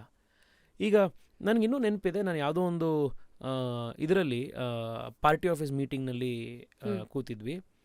ಯಾರು ನಮ್ಮ ಆ ಸಭಾಂಗಣದಲ್ಲಿ ನಮಗೆ ನೀರು ಮತ್ತು ಇದನ್ನು ವ್ಯವಸ್ಥೆ ಬಂದು ಕೊಡ್ತಿದ್ದು ಯಾರು ಇದ್ದರು, ಅವ್ರಿಗೆ ಏನೋ ಕೆಮ್ಮಿತ್ತು. ಒಂದು 2 ಸತಿ 3 ಸತಿ ಕೆಮ್ಮು ಅಲ್ಲಿ ಇಲ್ಲಿ ಬಂದಿತ್ತು ಮಾತನಾಡ್ತಾ. 3ನೇ ಸತಿಗೆ ಅವ್ರು ಕೆಮ್ಮಿದಾಗ ಪ್ರೈಮ್ ಮಿನಿಸ್ಟ್ರು ಏನೋ ಕೇಳ್ತಾಯಿದ್ರು, ಪ್ರೆಸೆಂಟೇಷನ್ ಇತ್ತು. ಮೈಕ್ ಆನ್ ಮಾಡಿಕೊಂಡು, ಭಯ ಉನ್ಕೋ ಶಾಯದ್ ಉನ್ಕ ತಬಿಯತ್ ಠೀಕ್ ನೈ, ಉನ್ಕ ಥೋड़ा ಪಾನಿ ಪಿಲಾ ದೋ ನಾ ಅಂಥೇಳಿ ಅವ್ರಿಗೆ ಒಂಚೂರು ನೀರು ಕೊಡಿಸಿ ಅಂಥೇಳಿ ಕೇಳಿದ್ರು. ಇದು ಸಣ್ಣದಿದು, ಬಟ್ ಇಟ್ಸ್ ನಿಮಗೆ ಒಬ್ಬ ದೊಡ್ಡ ವ್ಯಕ್ತಿ ಅಂತ ಕರೆಯೋಕ್ಕೆ ಅವ್ರೇನೋ ದೊಡ್ಡೇ ಕೆಲಸ ಮಾಡಬೇಕು ಅಂತಿಲ್ಲ. ಹ್ಯೂಮನ್ ಸೈಡ್ ದೊಡ್ಡ ವ್ಯಕ್ತಿಲಿರುವಂಥ ಸಣ್ಣ ಗುಣಗಳಿರ್ತಾವಲ್ಲ, ಅಂದರೆ ಈ small traits that make somebody extraordinary. ಅದು ನನಗೆ ಇಷ್ಟೆಲ್ಲ ದೊಡ್ಡದಾಗಿ ಏನು ಬೇಕೋ ಅದನ್ನು ದೇಶದಲ್ಲಿ ಮಾಡೋಷ್ಟು ಪವರ್ ಇದ್ರೂ ಆ ವಿನಮ್ರತೆ, ಇನ್ನೊಬ್ರು ಯಾರೋ ಕಷ್ಟದಲ್ಲಿ ಅವ್ನು ಗುರುತಿಸಿ ಅವ್ನಿಗೇನಪ್ಪ ಕೇಳೋ, ನೀರು ತಂದು ಕೊಡೋ ಅವ್ನಿಗೆ ಅನ್ನೋದಿದು. ಆಮೇಲೆ ನನಗೆ ಎಷ್ಟೋ ಜನ ಅವ್ರ ಪರ್ಸ್ನಲ್ ಸ್ಟಾಫ್ ಅವ್ರು ಹೇಳಿದ್ದಾರೆ, ಕೋವಿಡ್ ಟೈಮ್ನಲ್ಲಿ ಪ್ರೈಮ್ ಮಿನಿಸ್ಟರ್ ಫೋನ್ ಮಾಡಿ ಹುಷಾರಿಲ್ದೆಲ್ಲ ಇದ್ದಾಗ ಅವ್ರ ಪರ್ಸ್ನಲ್ ಸ್ಟಾಫಿಗೆ, ಡ್ರೈವರ್ ಇರ್ಬೋದು, ಮತ್ತೊಬ್ರು ಇರ್ಬೋದು, ಏನೋ ಹುಷಾರಿಲ್ವಂತೇನೋ ಕಷಾಯ ಕಳಿಸ್ತಾ ಇದ್ದೀನಿ ನೋಡು, ಅಥವಾ ನಮ್ಮ ಯೋಗ ಸರ್ಗೆ ಹೇಳಿದ್ದೀನಿ ಅವ್ರು ಬಂದು ನಿಮಗೇನೋ ಇದನ್ನು ಮಾಡಿಸ್ಕೊಡ್ತಾರೆ ನೋಡು, ಈ ಥರ ಅವರು ಹಿ ಹ್ಯಾಸ್ ಟೇಕನ್ ಕೇರ್ ಅಂತ. ಐ ಥಿಂಕ್ ದೀಸ್ ಆರ್, ಅಂದರೆ ಅದು ಯಾರೋ ಪೊಲಿಟಿಷಿಯನ್ಗೆ ಇರಬೇಕು ಅಂತ ಗುಣ ಅಲ್ಲ, ವ್ಯಕ್ತಿ ಒಳ್ಳೆಯವನಾಗ್ಲಿಕ್ಕೆ ಬೇಕಾಗಿರುವಂಥ ಗುಣಗಳಿದು. ನೀವು ವ್ಯಕ್ತಿ ಒಳ್ಳೆಯವನಾಗಿದ್ದರೆ ನೀವು ಪಾಲಿಟಿಕ್ಸಿಗೆ ಬಂದರೆ ಒಳ್ಳೆ ಪೊಲಿಟಿಷಿಯನ್ ಆಗ್ತೀರಾ, ಸ್ಕೂಲ್ಗೆ ಹೋದರೆ ಒಳ್ಳೆ ಟೀಚರ್ ಆಗ್ತೀರಾ. ಸೊ ಬೇಸಿಕ್ಲಿ ನೀವು ಒಬ್ಬ ಒಳ್ಳೆ ವ್ಯಕ್ತಿ ಆಗಬೇಕು. That is the fuel which will drive any position that you occupy. ಮುಂದೆ big people that you have met, brush with popular personalities, what have you learn from Amit Shah ಅವರು? ಮೇಡಮ್, ಫಸ್ಟ್ ಆಫ್ ಆಲು ಒಬ್ಬರು ಇನ್ನೊಬ್ಬರು ಅಂತ ನಾನು ಹೆಸರು ತೊಗೊಂಡು ಹೇಳೋದಿಲ್ಲ. ಏಕೆಂದರೆ ಓವರಾಲ್ ಆಗಿ ಯಾರೇ ದೊಡ್ಡವ್ರನ್ನ ಮೀಟ್ ಮಾಡಿದ್ದೀನಲ್ಲ, ಬರೀ ಪಾಲಿಟಿಕ್ಸ್ ಅಂತಲೇ ನಾನು ಹೇಳ್ತಾ ಇಲ್ಲ. ನಾನು ತುಂಬ ಜನ ಬಿಸ್ನೆಸ್ನಲ್ಲಿ ಭಾಳ ದೊಡ್ಡ ಮಟ್ಟಕ್ಕೆ ಬೆಳೆದಿರ್ತಾರೆ, ಎಸ್ಪೆಷಲಿ ಫಸ್ಟ್ ಜನ್ರೇಷನ್ ಅವ್ರು ಬಂದಿರ್ತಾರಲ್ಲ, ಅವ್ರನ್ನ ಏನೂ ಇಲ್ಲಪ್ಪ, ನಾನು ಊರಿಗೆ ಬಂದಾಗ 2 ಜೊತೆ ಬಟ್ಟೆ, 50 ರೂಪಾಯಿ ಕೈಯಲ್ಲಿ ಹಿಡ್ಕೊಂಡು ನಾನು ಬಂದೆ, ಇವತ್ತು ನಾನು ಒಂದು ಸಾಮ್ರಾಜ್ಯ ಕಟ್ಟಿದ್ದೀನಿ, ಆ ಥರ ಹೇಳುವಂಥ ಬಿಸ್ನೆಸ್ನವ್ರು ಇರ್ಬೋದು. ಭಾಳ ದೊಡ್ಡ ಲೆವೆಲಲ್ಲಿ ಬೆಳೆದಿರೋವಂಥ ಸಿನಿಮಾ ಸ್ಟಾರ್ಸ್ ಇರ್ಬೋದು, anybody for that matter. Common ಆಗಿರೋವಂಥ ಒಂದು 4-5 ಟ್ರೇಟ್ಸ್ ನಾನು ನೋಡಿದ್ದೀನಿ ಮೇಡಮ್. ಮೊದಲನೇದು, ಅವರೆಲ್ಲರಲ್ಲೂ ಹ್ಯುಮಿಲಿಟಿ ಇರುತ್ತೆ, ವಿನಮ್ರತೆ ಇರುತ್ತೆ. ಅಂದರೆ ಮ್ಯಾಕ್ಸಿಮಮ್ ಜನಕ್ಕೆ ಅಂತ ನಾನು ಹೇಳ್ತಿರೋದು. ಅದರಲ್ಲಿ ಎಲ್ಲದರಲ್ಲೂ ಎಕ್ಸೆಪ್ಷನ್ಸ್ ಇರುತ್ತೆ. ಬ್ಯಾಡ್ ಆ್ಯಪಲ್ ಇದೆ. ಹಾಂ, ಆದರೆ ಹ್ಞೂ ಜನರಲ್ ಆಗಿ ಅವರಿಗೆ, ಏಕೆಂದರೆ ಅವ್ನು ಝೀರೋಯಿಂದ ಬಂದಿರ್ತಾನಲ್ಲ, ಕಷ್ಟ ನೋಡಿರ್ತಾರೆ. ಅವ್ನು ಕಷ್ಟ ನೋಡಿರ್ತಾನೆ, ಅವನು ಹಾರ್ಡ್ ವರ್ಕಿಂದ ಬಂದಿರ್ತಾನವನು, ಅವನಿಗೆ ಗೊತ್ತಿರುತ್ತೆ. ಮೇಲೋದಾಗ ಏನೇನು ಮಾಡಬಾರ್ದು ಗೊತ್ತಿರತ್ತೇನೋ. ಅಷ್ಟೇ ಅಲ್ಲ, ಅವನ ಮೇಲೆ ಹೋಗಕ್ಕೆ ಏನೇನೆಲ್ಲ ಮಾಡಿರ್ತಾನೆ ಅನ್ನೋದು ಗೊತ್ತಿರುತ್ತೆ. ಎಷ್ಟು ಜನರ ಆಶೀರ್ವಾದದಿಂದ ಅವ್ನ ಮೇಲೆ ಹೋಗಿರ್ತಾನೆ ಅಂತ ಗೊತ್ತಿರುತ್ತೆ. ಎಷ್ಟೊಂದು ಸತಿ ನನಗೆ ಅನ್ಸುತ್ತೆ, ಈ ಇಂಗ್ಲೀಷಲ್ಲಿ ನಮಗೊಂದು ಪದ ಇದೆ, ಸೆಲ್ಫ್ ಮೇಡ್ ಮ್ಯಾನ್ ಅಂತಾರೆ. ಆ್ಯಕ್ಚುಲಿ ಸೆಲ್ಫ್ ಮೇಡ್ ಅಂತ ಯಾರೂ ಇರೋದೇ ಇಲ್ಲ. ಎಷ್ಟೋ ಜನರದ್ದು ಬ್ಲೆಸ್ಸಿಂಗ್ಸು, ಆಶೀರ್ವಾದ, ಆಪರ್ಚುನಿಟೀಸ್ ಅವ್ರು ಕೊಟ್ಟಿರೋದು ಇದ್ರೇ ಒಬ್ಬ ವ್ಯಕ್ತಿ ಒಂದು ಲೆವೆಲಿಗೆ ಬರ್ತಾನೆ. ನಿಮ್ಮ ಲೈಫಲ್ಲೂ ಇದ್ದೇ ಇರುತ್ತೆ ಮೇಡಮ್. ನೀವು ಯಾವತ್ತೋ ನನಗೆ ಐ ಆಮ್ ಜಸ್ಟ್ ಅಸ್ಯೂಮಿಂಗ್, ನಿಮ್ಗೆ ಯಾರೋ ಒಬ್ಬರು ನಿಮ್ಮ ಕೆರಿಯರಲ್ಲಿ ಫಸ್ಟ್ ಟೈಮ್ ಪರವಾಗಿಲ್ಲ ಹುಡುಗಿ ಚೆನ್ನಾಗಿ ಮಾತಾಡ್ತಾಳೆ, ಒಂದು ಸ್ಪಾರ್ಕ್ ಇದೆ, ಹುಡುಗೊಂದು ಆಪರ್ಚುನಿಟಿ ಕೊಡೋಣ ಅಂತ ಯಾರೊಬ್ರು ಕೊಟ್ಟಿರ್ತಾರೆ ತಾನೇ ನಿಮಗೆ. ನಿಮ್ಗೆ ಯಾವುದೋ ಒಂದು ಟೈಮ್, ಆಮೇಲೆ ಎಲ್ರಿಗೂ ಗುಡ್ ಟೈಮ್ ಬ್ಯಾಡ್ ಟೈಮೇ ಎಲ್ರಿಗೂ ಬರುತ್ತೆ. ಆ ಬ್ಯಾಡ್ ಟೈಮ್ ಇದ್ದಾಗ ಯಾರೊಬ್ರು ಒಂದು ಫೋನ್ ತೊಗೊಂಡು ಹೇಳ್ತಾರೆ, it is not the end of the world, ಎದ್ದೇಳು, ನಾಳೆ ಚೆನ್ನಾಗಿರತ್ತೆ. ಅವರು ನಿಮಗೆ ಸಪೋರ್ಟ್ ಮಾಡಿದ್ದಾರೆ. ಆಮೇಲೆ ಯಾರೂ ನಿಮ್ಮನ್ನು ನಂಬಿರಲ್ಲ. ಅವಾಗ ಯಾವನೋ ಒಬ್ಬ ನಿಮ್ಮ ಹತ್ರ ಬಂದು ನಿಂಗೇನೋ ಒಂದು ಆಪರ್ಚುನಿಟಿ ಕೊಡ್ತಾನೆ. ಏನೋ ಬಿಸ್ನೆಸ್ ಮಾಡೋಕ್ಕೆ 10 ಬ್ಯಾಂಕಿಗೆ ಹೋಗ್ತೀರಾ, 10 ಕಡೆಗೆ ಹೋಗ್ತೀರಾ, ಯಾವನೂ ಸಾಲ ಕೊಡಲ್ಲ. ಯಾವನೋ ಒಬ್ಬ ಹುಚ್ಚ ಅವ್ನು ಬಂದು ನಿನಗೆ 10,000 ರೂಪಾಯಿ ಕೊಟ್ಟೆ, ಮಾಡು ಗುರು, ನಾನು ಏನೋ ಒಂದು ಸಾಲ ಕೊಡ್ತೀನಿ ಅಂತಾನೆ. It will come. ಇದು ಯಾರೋ ಒಬ್ರು ಇರ್ತಾರೆ ಈ ಥರ. ಅದು ನೋಡಿರ್ತಾನಲ್ಲ ಅವನು, ಆ ಕಾರಣಕ್ಕೋಸ್ಕರ ಅವನು ಹಂಬಲ್ ಆಗಿರ್ತಾನೆ. ಸೊ ಈ ಎಲ್ಲ ದೊಡ್ಡ ವ್ಯಕ್ತಿಗಳಲ್ಲಿ ನಾನು ನೋಡಿರೋವಂಥ ಒಂದು ಗುಣ, ಅವರಲ್ಲಿ ಒಂದು ವಿನಮ್ರತೆ ಇರುತ್ತೆ, ಹ್ಯೂಮಿಲಿಟಿ. ಎರಡನೇದು, ನಿಜವಾಗ್ಲೂ ಅವರಲ್ಲಿ ಒಂದು ಹಾರ್ಡ್ ವರ್ಕಿಂಗ್ ನೇಚರ್ ಇರುತ್ತೆ. ಮೇಡಮ್, ನಾನು ಮೀಟ್ ಮಾಡಿರೋ ಭಾಳ ದೊಡ್ಡ ವ್ಯಕ್ತಿಗಳು ಯಾರಿದ್ದಾರೆ, ಅವ್ರವ್ರ ಫೀಲ್ಡಲ್ಲಿ ಅವ್ರು ಟಾಪ್ ಅಂದಿರೋರಲ್ಲಿ ನೋಡಿರೋ, ಅವರು ಎಂದೂ ಕೂಡ ಹಾರ್ಡ್ ವರ್ಕಲ್ಲಿ ಕಾಂಪ್ರಮೈಸ್ ಮಾಡೋದೇ ಇಲ್ಲ. ನಿಮಗೆ I will give you 2-3 examples. ಒಂದು ಪ್ರೈಮ್ ಮಿನಿಸ್ಟ್ರು, ಈಗ ಅವರಿಗೆ 74 ವರ್ಷ. ಎಷ್ಟು ಹಾರ್ಡ್ ವರ್ಕ್ ಮಾಡ್ತಾರೆ ಮೇಡಮ್, ಎಷ್ಟು ಹಾರ್ಡ್ ವರ್ಕ್ ಮಾಡ್ತಾರೆ. ಇವತ್ತು ಒಂದು ಊರಲ್ಲಿ ಇರ್ತಾರೆ, ಮತ್ತೊಂದು ದಿವಸ ಇನ್ನೊಂದು ಊರಲ್ಲಿ ಇರ್ತಾರೆ, ಸಂಜೆಗೆ ಇನ್ನೊಂದು ಊರು, ಬಿಸಿಲು, ಒಂದು ದಿವಸ ಚಳಿ. ಇಲ್ಲಿ ಬೆಂಗಳೂರಲ್ಲಿ ನಮ್ಮ ಜೊತೆಗೆ ರೋಡ್ ಶೋ ಮಾಡಿದ್ರಲ್ಲ ಪ್ರೈಮ್ ಮಿನಿಸ್ಟ್ರು, ನಾನು ಅವ್ರ ಹಿಂದೆನೇ ನಿಂತಿದ್ದೆ, ಹಿಂಗೆ ಕೈ ಆಡಿಸ್ತಾನೆ ಇದ್ವಿ. ನನಗೆ ಅವತ್ತು ಸಾಯಂಕಾಲ ಕೈಯೆಲ್ಲ ನೋವಿತ್ತು. ಆನೆಸ್ಟಾಗಿ ನಾನು ಹೇಳ್ತಿದ್ದೀನಿ, ಯಾಕೆಂದರೆ ನಾವು 5 ಗಂಟೆ ಹಿಂಗೆ ನಿಂತ್ಕೊಂಡು ಕೈ ಎಲ್ರಿಗೂ ವೇವ್ ಮಾಡ್ಕೊಂಡು ಹೋಗಿದ್ರಿಂದ. ಸರಿ, ನಾನು ಅವತ್ತು ಆ್ಯಕ್ಚುಲಿ ಅಮ್ಮನ ಹತ್ರ ಹೋಗಿ, ಅಮ್ಮ ಕೈ ಹೊತ್ತಮ್ಮ ಚೂರು ಕೈ ನೋವು ಬರ್ತಾಯಿದೆ ಅಂತ ನಾನು ಹೇಳಿದ್ದೆ. ಮಾರನೇ ದಿವಸ ಬೆಳಗ್ಗೆ ಪ್ರೈಮ್ ಮಿನಿಸ್ಟ್ರು ತಿರ್ಗಾ ಹೋಗಿ 3 ಗಂಟೆಗಳ ರೋಡ್ ಶೋ, ಅದನ್ನು ಮುಗಿಸಿ ಶಿವಮೊಗ್ಗಕ್ಕೆ ಹೋದರು, ಅದನ್ನು ಮುಗಿಸಿ ಇನ್ನೊಂದು ಕಡೆ ಡೆಲ್ಲಿಗೆ ವಾಪಸ್ ಹೋದರು. ಅವ್ರ ಲೆವೆಲಲ್ಲಿ ಅಷ್ಟು ಹಾರ್ಡ್ ವರ್ಕ್ ಮಾಡೋ ಅವಶ್ಯಕತೆ ಇರಲ್ಲ, ಬಟ್ ಏನೋ ಒಂದು ಇಂಟರ್ನಲ್ ಡ್ರೈವ್ ಇರುತ್ತಂಥ ದೊಡ್ಡ ವ್ಯಕ್ತಿಗಳಲ್ಲಿ. ಟ್ರೂ. ನಾನೊಂದು ಪ್ರೋಗ್ರಾಮ್ ಮಾಡಿದ್ದೆ ಕೋವಿಡ್ ಟೈಮ್ನಲ್ಲಿ, ಕಲಾನಿಧಿ ಅಂತ. ನಮ್ಮ ಕಾನ್ಸ್ಟಿಟ್ಯೂನ್ಸಿಲಿ ತುಂಬ ದೊಡ್ಡ ಕಲಾವಿದರ ಒಂದು ದಂಡೆ ಇದೆ. ಅವರೆಲ್ಲ ಇಲ್ಲಿ ನಮ್ಮ ಕಾನ್ಸ್ಟಿಟ್ಯೂನ್ಸಿ, ನಮ್ಮ ಥರ ಬೆಂಗಳೂರು ದಕ್ಷಿಣ ಅಂತಂದರೆ ಅದು ಕಲೆ ಸಂಸ್ಕೃತಿಯ ರಾಜಧಾನಿ. ಇದು ತುಂಬ ಜನ ಆ ಥರದವ್ರು. ನನಗೊಂದು ದಿವಸ ಕೋವಿಡ್ ಟೈಮ್ನಲ್ಲಿ ನಮ್ಮ ಆಫೀಸಿಗೆ ಒಬ್ಬರು ಕಲಾವಿದರು ಬಂದು, ಸರ್, ಕೋವಿಡ್ ಟೈಮ್ನಲ್ಲಿ ಕಾರ್ಯಕ್ರಮಗಳು ಯಾವುದೂ ನಡೀತಾ ಇಲ್ಲ, ರೆಕಾರ್ಡಿಂಗ್ಗಳು ಯಾವುದೂ ನಡೀತಾ ಇಲ್ಲ, ಆರ್ಕೆಸ್ಟ್ರಾಗಳು ಯಾವುದೂ ನಡೀತಾ ಇಲ್ಲ, ಮನೆ ಬಾಡಿಗೆ ಕಟ್ಟೋಕ್ಕೂ ಭಾಳ ಕಷ್ಟ ಆಗಿಬಿಟ್ಟಿದೆ, ಏನಾದರೂ ಸಹಾಯ ಮಾಡಿ ಅಂತ ಕೇಳಿದ್ರೆ ಅವ್ರಿಗೇನೋ ನಮ್ಮ ಕೈಲಾಗಿದ್ದು ಸಹಾಯ ಮಾಡ್ತು. ಬಟ್ ಅನ್ನಿಸ್ತು, ಈ ಥರ ತುಂಬ ಜನ ಇರ್ಬೋದಲ್ಲ, ಇವರೊಬ್ಬರೇ ಅಲ್ವಲ್ಲ. ಆಮೇಲೆ ಹಿಂಗೆ ಲಿಸ್ಟ್ ಮಾಡ್ತಾ ನೋಡಿದಾಗ ಎಷ್ಟೋ ಒಂದು 700-800 ಜನರದ್ದು ನಮಗೊಂದು ಬೇಸಿಕ್ ಲಿಸ್ಟೇ ಆಯಿತು. ಹೆಂಗೆ ಇಷ್ಟು ಜನಕ್ಕೆ ಹೆಲ್ಪ್ ಮಾಡೋದು? ಸೊ ಆವಾಗ ವಿಜಯ್ ಪ್ರಕಾಶ್ ಅವ್ರ ಹತ್ರ ಮಾತಾಡಿದೆ, ಇನ್ನೊಬ್ಬರ ಹತ್ರ ಮಾತಾಡಿದೆ. ಅವರೆಲ್ಲ ಐಡಿಯಾ ಕೊಟ್ಟು ಒಂದು ಆನ್ಲೈನ್ ಫಂಡ್ ರೈಸರ್ ಮಾಡೋಣ, ನಿಮ್ಮ ಫೇಸ್ಬುಕ್ನಲ್ಲಿ ಇದರಲ್ಲಿ ಎಲ್ಲ ನೀವು ಯೂಟ್ಯೂಬ್ನಲ್ಲಿ ಒಳ್ಳೊಳ್ಳೆ ಸಂಗೀತಗಾರನ ಕರೆಸಿ ಹಾಡಿಸಿ, ಆನ್ಲೈನಲ್ಲಿ ಎಷ್ಟು ದುಡ್ಡು ಕಲೆಕ್ಟ್ ಆಗುತ್ತೆ ಅಷ್ಟು ದುಡ್ಡು ನೀವೆಲ್ಲರಿಗೂ ಕೊಡೋಣ ಅಂತ ಹೇಳಿದ್ರು. ಅವರೆಲ್ಲರೂ ಸಹಾಯ ಮಾಡಿದ್ರಿಂದ all the big names came. ಅದರಲ್ಲಿ ಸೋನು ನಿಗಮ್ ಒಬ್ಬರು ಬಂದು ಹಾಡಿದ್ರು. ನಾವು ಸುಮಾರು 24 ಗಂಟೆ ಒಳಗಡೆ ನಾವು ಒಂದು ದಿವಸ ಅದನ್ನು ಟೆಲಿಕಾಸ್ಟ್ ಮಾಡಿದ್ವಿ.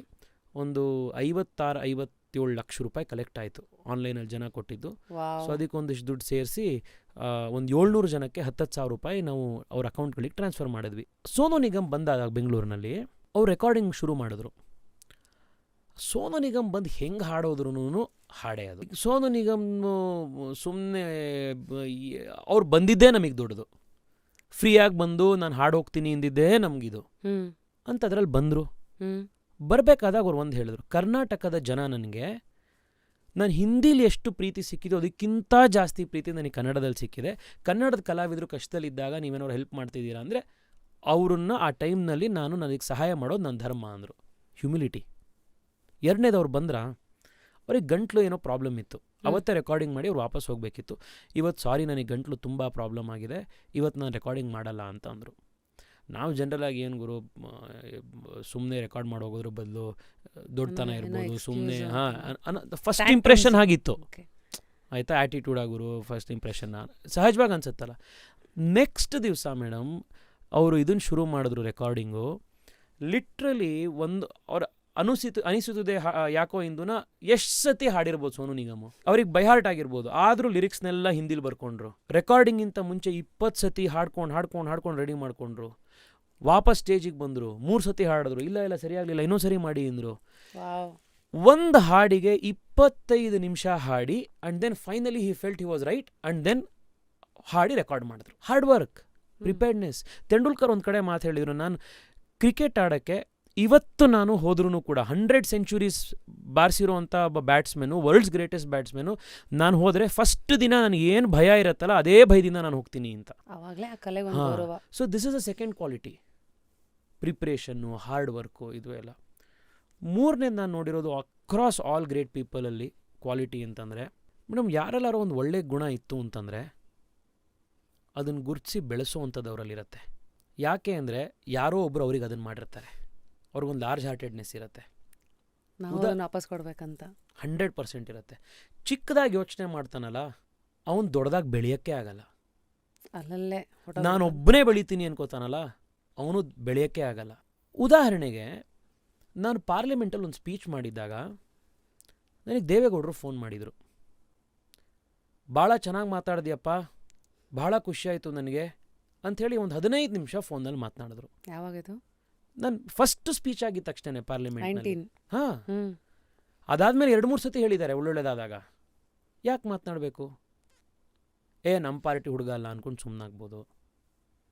ಅಥವಾ ನೋಡ್ದ ಚೆನ್ನಾಗಿರ್ಬೋದು, ಚೆನ್ನಾಗಿ ಮಾತಾಡಿದ್ದಾನೆ ಅಂತ ಅಂದ್ಕೊಂಡು ಎಷ್ಟೋ ಸತಿ ಸುಮ್ಮನಾಗ್ತೀವಿ. ಹೇಳ್ದೆ ಅಲ್ಲೇ ಇಟ್ಕೊಂಬಿಡ್ಬೋದು. ಅಲ್ಲ, ಚೆನ್ನಾಗಿರ್ತೀವಿ ಅಂತ ಅಂದ್ಕೊಂಡು ಸುಮ್ಮನೆ ಸತಿ ಯಾಕೋ ಚೆನ್ನಾಗಿ ಹೇಳಿದ್ದಾನೆ ಅದೇನೋ ಒಂದು ಒಳ್ಳೆ ಕೆಲಸ ಮಾಡಿದ್ದೇನೆ ಅಂದ್ಕೊಂಡು ಒಂದು ನಂಬರ್ ತೊಗೊಂಡು ಇವನಿಗೊಂದು ಫೋನ್ ಮಾಡು, ಯಂಗ್ಸ್ಟರು ಅವ್ನಿಗೊಂದು ಹೇಳೋಣ ಒಂದು ಇದೆಲ್ಲ ಇರುತ್ತಲ್ಲ. I have seen this generally ದೊಡ್ಡ ವ್ಯಕ್ತಿಗಳಲ್ಲಿ. ಅಗೇ ನಾನು ಸ್ಟ್ರೆಸ್ ಮಾಡಿ ಹೇಳ್ತೀನಿ, ಫಸ್ಟ್ ಜನ್ರೇಷನಿಂದ ಯಾರು ಏನೂ ಇಲ್ಲದಲ್ಲೇ ಮೇಲೆ ಬಂದಿರ್ತಾರಲ್ಲ ಅವರಲ್ಲಿ ಇದೆಲ್ಲ ಕ್ವಾಲಿಟೀಸ್ ಕಾಣಿಸುತ್ತೆ. ಅದು ಯಾವುದೇ ಫೀಲ್ಡ್ ಇರಲಿ, ವಿನಮ್ರತೆ ಇರುತ್ತೆ, ಹಾರ್ಡ್ ವರ್ಕಿಂಗ್ ನೇಚರ್ ಇರುತ್ತೆ, ಇನ್ಯಾರೋ ಒಬ್ಬರನ್ನ ಮೇಲೆ ತೊಗೊಂಬರ್ಬೇಕು ಅಂತ ಬೆಂತಟ್ಟುವಂಥ ಬುದ್ಧಿ ಇರುತ್ತೆ. I think these are some qualities. So while you are saying characteristics of ಇದು ಈ ಥರ ಪಾಪ್ಯುಲರ್ ಪರ್ಸ್ನಾಲಿಟೀಸು ಬ್ರಷ್ ಆಫ್ ಅಂತೆಲ್ಲ, you seem to be somebody whose like a sponge yourself, ಎಲ್ಲ ಕಲಿತೀರಾ and you know what to speak, ಹೇಗೆ ಏನು ಅಂತ.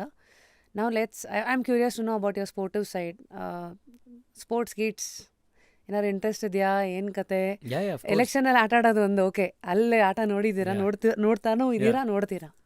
Madam, I mean ನನಗೆ ಸ್ಕೂಲಲ್ಲಿದ್ದಾಗ ಜನರಲಾಗಿ ಸ್ಪೋರ್ಟ್ಸ್ಗಳು ಯಾವುದೊಂದು ಕ್ರಿಕೆಟು, ಫುಟ್ಬಾಲು, ವಾಲಿಬಾಲು, ಸ್ವಿಮ್ಮಿಂಗು, ಈ ಥರದ್ದು ಯಾವುದೇ ಒಂದು ಸ್ಪೋರ್ಟ್ ಇತ್ತು ಅದನ್ನು ಬೇಸಿಕ್ ಒಂದು ಆಟ ಆಡಿರ್ತಾರೆ. ಬಟ್ ನಾನು ಎಂದೂ I was not very good. ಅಂದರೆ ಫುಟ್ಬಾಲ್ ಟೀಮಿಗೆ ಸೆಲೆಕ್ಷನ್ ಅಂತಂದರೆ ಇವನು ಟಾಪ್ ಫುಟ್ಬಾಲರು ಅದಕ್ಕೆ ತಗೊಳ್ಳಿ ಅಂತಾಗಲಿ, ಅಥವಾ I was not very good in any sport. But ಎಲ್ಲದರಲ್ಲೂ ಪಾರ್ಟಿಸಿಪೇಟ್ ಮಾಡ್ತಾಯಿದ್ದೆ.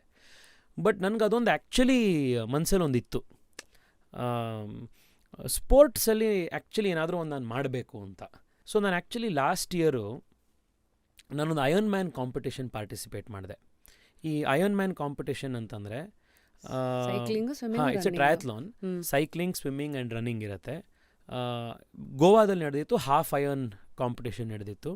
ಅದರಲ್ಲಿ ಸುಮಾರು 1.5 kilometre swimming, 90 kilometre cycling and 21 kilometres running, ಈ 3 ಆ್ಯಕ್ಟಿವಿಟೀಸ್ ಇತ್ತು. But the advantage was they was a team event. ನಾವು 3 ಜನ ಮಾಡ್ಬೋದಿತ್ತು ಅದನ್ನು. ಇಲ್ಲಿ ಬೆಂಗಳೂರಲ್ಲಿ ಒಬ್ಬರು ಬ್ಯೂರೋಕ್ರಾಟ್ ಇದ್ದಾರೆ ನನ್ನ ಫ್ರೆಂಡ್, ಅವರು, ಆ್ಯಂಡ್ ಒಬ್ಬರು ಸ್ಟಾರ್ಟಪ್ ಫೌಂಡರ್ ಅವರು, ಮತ್ತು ನಾನು. We train for a few months. So ಒಬ್ಬರು ಸ್ವಿಮ್ಮಿಂಗ್ ಮಾಡಿದ್ರು, ನಾನು 90 ಕಿಲೋಮೀಟರ್ ಸೈಕ್ಲಿಂಗ್ ಮಾಡಿದೆ, ಇನ್ನೊಬ್ರು 21 ಕಿಲೋಮೀಟರ್ಸ್ ರನ್ನಿಂಗ್ ಮಾಡಿದ್ರು. 3 ಜನ ಸೇರಿ 3 ಜನ ಸೇರಿ we did this relay. And ಅದಕ್ಕೆ ನಾನು ಟ್ರೈನ್ ಮಾಡ್ತಾಯಿದ್ದೆ. And through the whole process, ಸ್ಪೋರ್ಟ್ಸಲ್ಲಿ ಹಿಂದೆ ಆಗಲಿ ಅಥವಾ ಈಗ the more I play sports, ಅಥವಾ ಒಂದು ಈಗ ನಾನು ವರ್ಕೌಟ್ ಮಾಡಿದಾಗ ಇನ್ನೊಂದು ಮಾಡಿದಾಗ ನನಗನ್ಸೋ ಅಂಥದ್ದು, ನಾವು ಸ್ಕೂಲಲ್ಲಿದ್ದಾಗ, ಚಿಕ್ಕ ವಯಸ್ಸಲ್ಲಿದ್ದಾಗ 2 things that we have to do ಅಂದರೆ ಒಂದು ಸ್ಪೋರ್ಟ್ಸು, ಒಂದು ಮ್ಯೂಸಿಕ್, ನನಗೆ ಅನಿಸೋದು. ಯಾಕೆಂದರೆ ಇದು ಎರಡರಲ್ಲೂ ನಿಮಗೆ ಜೀವನಕ್ಕೆ ಬೇಕಾಗುವಂಥ ಎಷ್ಟೊಂದು ಸಂಪತ್ತು ಇದರಲ್ಲಿ ಸಿಗತ್ತೆ, ಲೆಸನ್ಸ್ ಇದರಲ್ಲಿ ಸಿಗತ್ತೆ. ಫಸ್ಟ್ ಆಫ್ ಆಲ್ ಸ್ಪೋರ್ಟ್ಸಲ್ಲಿ ಈಗ ನಾನು ಜಿಮ್ಗೆ ಹೋಗಿ ಒಂದು ಮಸಲ್ ಬಿಲ್ಡ್ ಮಾಡಬೇಕು ಅಥವಾ ಒಂದು ಬಾಡಿ ಫಿಟ್ನೆಸ್ ಅಂದರೆ ಒಂದು ರೇಂಜ್ ಕಾಣೋ ಥರ ಇರಬೇಕು, ಒಂದು ನನ್ನ ಸ್ಪೆಸಿಫಿಕೇಷನ್ಸ್ಗೆ ಇರಬೇಕು, ಹೆಲ್ದಿ ಬಾಡಿ ಇರಬೇಕು, ಫಿಟ್ ಬಾಡಿ ಇರಬೇಕು ಅಂತಂದರೆ ನೀವು ಜಿಮ್ ಟ್ರೈನರಿಗೆ 25,000 ರೂಪಾಯಿ ದುಡ್ಡು ಕೊಟ್ಬಿಡ್ತೀನಿ ಅಂತಂದರೆ ಅದರಿಂದ ನಿಮಗದು ಬರಲ್ಲ. ನೀವೇ ಮಾಡಬೇಕು, ನೀವೇ ಹೋಗ್ಬೇಕಲ್ಲಿ, ನಿಮಗೆ ಬೇಕು ಅಂತ ಮಾಡ್ಕೋಬೇಕು, ನೀವೇ ವರ್ಕ್ ಮಾಡಬೇಕು. That is the beauty of physical exercise. No replacement, no short cut. So ಇದು ಫಸ್ಟ್ ಲೆಸನ್ನು, ಲೈಫ್ ಲೆಸನ್ ಇದು. ನಿನಗೇನಾದರೂ ಬೇಕಿದ್ರೆ ನೀನೇ ಪ್ರಯತ್ನ ಮಾಡಬೇಕು. ಎರಡನೇದು, ಸ್ಪೋರ್ಟ್ಸಲ್ಲಾಗಲಿ ಫಿಸಿಕಲ್ ಫಿಟ್ನೆಸ್ಸಲ್ಲಾಗಲಿ ಎಂಡ್ಯೂರೆನ್ಸ್ ನೀವು ಕಲ್ತ್ಕೊಳ್ಬೇಕು ಅಂದ್ರಾಗಲಿ ನಿಮಗೆ ರಾತ್ರೋರಾತ್ರಿ ಏನೂ ಸಿಗಲ್ಲ. ಪರ್ಸಿಸ್ಟೆನ್ಸು ಇವತ್ತು ಮಾಡಬೇಕು, ನಾಳೆನೂ ಮಾಡಬೇಕು, ನಾಡಿದ್ದು ಮಾಡಬೇಕು. ಇನ್ಸ್ಟೆಂಟ್ ಗ್ರ್ಯಾಟಿಫಿಕೇಷನ್ ಇಲ್ಲ ಅದರಲ್ಲಿ. Just like politics also. 2 minutes Maggi ಕಾನ್ಸೆಪ್ಟೇ ಇಲ್ಲ ಅಲ್ಲಿ. ಇವತ್ತು ಹೊಟ್ಟೆ ಇದೆ, ನಾಳೆ ಬೆಳಗ್ಗೆ ಹೊಟ್ಟೆ ಹೋಗ್ಬಿಡ್ಬೇಕು ಅಂತಂದರೆ ನೀವು 3 daysಲ್ಲಿ 5 daysಲ್ಲಿ ಕ್ರ್ಯಾಶ್ ಡೇಟ್ ಎಲ್ಲ ಮಾಡಿ ಏನೂ ಮಾಡೋಕ್ಕಾಗಲ್ಲ, ವಾಪಸ್ 6ನೇ ದಿವಸ ಬಂದ್ಬಿಡುತ್ತೆ ಅದು. ಸೊ ಮಸಲ್ ಬಿಲ್ಡ್ ಮಾಡಬೇಕು ಅಂತಂದರೆ, ಇನ್ನೇನೋ ನೀನು ಎಂಡ್ಯೂರೆನ್ಸ್ ಬಿಲ್ಡ್ ಮಾಡಬೇಕು ಅಂತಂದರೆ ಎವ್ರಿ ಡೇ ಅದನ್ನು ಪ್ರಾಕ್ಟೀಸ್ ಹಾಕಿದ್ರೇನೇ ಅದು ನಿನಗೆ ರಿವಾರ್ಡ್ ಕೊಡೋದು. This is second lesson. Practice, persistence ದಿನಾ ಮಾಡಬೇಕು. ಹೌದು. ಮೂರನೇದು, ನಿಮಗೆ ಸ್ಪೋರ್ಟ್ಸಲ್ಲಿ ಒಂದು ಭಾಳ ದೊಡ್ಡ ಲೈಫ್ ಲೆಸನ್ ಕಲಿಯೋದು ಅಂದರೆ ಎಸ್ಪೆಷಲಿ ಇನ್ ಟೀಮ್ ಸ್ಪೋರ್ಟ್ಸು ಅಥವಾ any sport for that matter, ನಿಮ್ಮ ಕೈಯಲ್ಲಿರೋ ಅಂಥದ್ದನ್ನು ನೀವು ಪ್ರಾಮಾಣಿಕವಾಗಿ ಮಾಡಬೇಕು. ರಿಸಲ್ಟ್ಸ್ ಅದಕ್ಕೆ ಭಾಳ ಅಟ್ಯಾಚ್ ಆಗಬಾರ್ದು ಅಂತ. ಏನು ಈ ಕರ್ಮಣ್ಯವಾಧಿಕಾರಸ್ಥೆ ಫಿಲಾಸಫಿ ಇದೆ ಭಗವದ್ಗೀತೆದು, ನಿಮಗೆ sports teachers you brilliant with practicals. Theory ಅದು ಪ್ರಾಕ್ಟಿಕಲ್ಸ್. ಓಕೆ. ಯಾಕೆಂದರೆ ನೀವೇನೋ ಮಾಡಿರ್ತೀರಾ, ಟೀಮ್ ಎಫರ್ಟು ಇನ್ನೊಂದು ಅವತ್ತು it may not be your day. So ಏನು ಲಾಭವೋ ಜಯವೋ ಅಂತಾರೆ, ಇಕ್ವಾನಿಮಿಟಿಲಿ ನೋಡಬೇಕು ಎಲ್ಲದೂ ಅಂತ. ವಿಕ್ಟ್ರಿನೂ ಹಾಗೆ ನೋಡಬೇಕು, ಡಿಫೀಟು ಹಾಗೆ ನೋಡಬೇಕು, ಸೋಲುನೂ ಹಾಗೆ ನೋಡಬೇಕು, ಗೆಲುವನ್ನು ಹಾಗೆ ನೋಡಬೇಕು ಅನ್ನೋವಂಥದ್ದು. ಇವತ್ತು ಬಿದ್ದರೆ ನಾಳೆ ತಿರ್ಗಾ ಎದ್ದೇಳಬೇಕು. ಇದೆರಡೂ ಒಂದೇ ಥರ ನೋಡ್ಕೊಂಡು ಹೋಗಬೇಕು ಅನ್ನೋದು it's another great lesson that sports teachers. So even ನಾನು ಎಷ್ಟೇ ಬ್ಯುಸಿ ಇರಲಿ, ಎಷ್ಟೇ ಟ್ರಾವೆಲ್ ಇರಲಿ, ನಾನು ಕಳೆದ 3 ವರ್ಷದಲ್ಲಿ ಸುಮಾರು 3.5-4 ಲಕ್ಷ ಕಿಲೋಮೀಟರ್ ಟ್ರಾವೆಲ್ ಮಾಡಿದ್ದೀನಿ ಯುವ ಮೋರ್ಚಾದ ರಾಷ್ಟ್ರೀಯ ಅಧ್ಯಕ್ಷನಾಗಿ. ಎಷ್ಟೋ ಸತಿ ಇದು ನಮ್ಮನ್ನು ಫಾಲೋ ಮಾಡುವಂಥವ್ರಿಗೆ ಅಥವಾ ಫೇಸ್ಬುಕ್ಕಲ್ಲಿ ಇದೆಲ್ಲ ಹೊರಗಡೆ ಕಾಣೋದಿಲ್ಲ. ಬೆಂಗಳೂರಿನಿಂದ ನಾವು ಹೊರಗಡೆ ಹೋಗಬೇಕು ಫ್ಲೈಟಿಗೆ ಅಂತಂದರೆ ಜನರಲಿ ಟ್ರಾಫಿಕ್ ಅವಾಯ್ಡ್ ಮಾಡೋಕ್ಕೆ ಆ ಊರಲ್ಲಿ ಕರೆಕ್ಟಾಗಿ ಕಾರ್ಯಕ್ರಮ ಟೈಮಲ್ಲಿ ಫುಲ್ ಡೇ ಸಿಗೋದಕ್ಕೆ ಹೋಗಬೇಕು ಅಂತಂದರೆ ಫಸ್ಟ್ ಫ್ಲೈಟಿಗೆ ಹೋಗಬೇಕು. ಬೆಳಗಿನ 6:30, 6:40 ಈ ಥರದ್ದು 7 ಗಂಟೆ ಫ್ಲೈಟಿಗೆ. ನೀವು 7 ಗಂಟೆ ಫ್ಲೈಟಿಗೆ ಹೋಗಬೇಕು ಅಂದರೆ 4 ಗಂಟೆಗೆ ಎದ್ದಿರಬೇಕು. 4:15, 4:45 ಮನೆ ಬಿಡ್ತೀರಾ, 5:30 ಏರ್ಪೋರ್ಟ್ ತಲುಪಬೇಕು. ನಮ್ಮ ಬೆಂಗಳೂರು ಏರ್ಪೋರ್ಟ್ಗೆ ಹೋಗೋಕ್ಕೇ 1.25 ಗಂಟೆ ಬೇಕು. ಏರ್ಪೋರ್ಟು ಇಡೀ ದಿನ ವರ್ಕು, ವಾಪಸ್ ಬರ್ತೀರಾ, ಮಾರನೇ ದಿವಸ ಇನ್ನೊಂದು ಥರ ಇರುತ್ತೆ. ಈ ಥರ ನನ್ನ ಶೆಡ್ಯೂಲ್ ಇದೆ. ನಾನು ಇಷ್ಟು ಲಕ್ಷ ಕಿಲೋಮೀಟರ್ ಟ್ರಾವೆಲ್ ಮಾಡಿ, ಅಷ್ಟು ಟಿಕೆಟ್ಸ್ ನನ್ನ ಹತ್ರ ಇದೆ ಟ್ರಾವೆಲ್ ಮಾಡಿರೋದು. ಈ ಊರು ಆ ಊರು ಇನ್ನೊಂದು, ಅರುಣಾಚಲ್ ಪ್ರದೇಶ, ಇಟಾನಗರು, ನಾರ್ತ್ ಈಸ್ಟು, ಗುಜರಾತು, ರಾಜಸ್ಥಾನು, ಲದಾಖು, ಕನ್ಯಾಕುಮಾರಿ, ಪಾಂಡಿಚೇರಿ, ಎಲ್ಲ ಕಡೆ. ಇದೆಲ್ಲದ್ರ ಮಧ್ಯೆನೂ ಐ ಸ್ಟಿಲ್ ಮೇಕ್ ಎಫರ್ಟ್. ವಾರದಲ್ಲಿ ಅಟ್ಲೀಸ್ಟ್ 3 days ಏನಾದರೂ ಒಂದು ಫಿಸಿಕಲ್ ಎಕ್ಸಸೈಸ್ ಇರಬೇಕು, ಏನಾದರೂ ಒಂದು ವೆಯ್ಟ್ಸ್ ಮಾಡಬೇಕು ಅಥವಾ ಏನಾದರೂ ಒಂದು ಎಕ್ಸಸೈಸ್ ಮಾಡಬೇಕು ಅಂತ ಮಾಡೇ ಮಾಡ್ತೀನಿ. ಅಟ್ಲೀಸ್ಟ್ ವಾರದಲ್ಲಿ 3 ದಿವಸ you give that personal space at least try ಮಾಡ್ತೀನಿ. ಅಂದರೆ ಏನಾಗುತ್ತೆ, ನನಗೆ ಫೀಲ್ ಆಗುತ್ತೆ ವೀಕ್ನೆಸ್ ಅನಿಸೋವಂಥದ್ದು ಅಥವಾ ಮೈ ಸ್ವಲ್ಪ ಜಡತ್ವ ಅನಿಸೋವಂಥದ್ದು, ಲೇಸಿನೆಸ್ ಬರುವಂಥದ್ದು. ಸೊ ಎಕ್ಸರ್ಸೈಸ್ ನೀವು ಮಾಡಿದಾಗ you feel much better. Also ಅವರ ಫುಡಿ ಲುಕ್ಸ್ ಲೈಕ್, ನಾನು ನೋಡಿದೆ ಮೊನ್ನೆ ಯಾವುದೋ ಬೆಂಗಳೂರು ಕೆಫೆನೋ ಎಲ್ಲ ಬೆಳಗ್ಗೆ ಇಡ್ಲಿ ಚಟ್ನಿ ತಿಂತಾ ಇದ್ದೀರಾ. ಅಬ್ಸಲ್ಯೂಟ್ಲಿ. ಇವತ್ತು ಬೆಳಗ್ಗೆನೂ ಬೆಂಗಳೂರು ಕೆಫೆಗೆ ಹೋಗಿದೆ.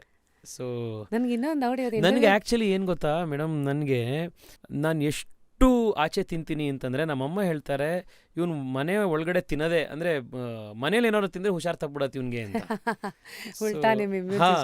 ಸೊ ಕೆಲವರಿಗೆ ಮನೇಲಿ ಹೊರಗಡೆ ತಿಂದರೆ ಹೆಲ್ತ್ ಅಪ್ಸೆಟ್ ಆಗುತ್ತೆ.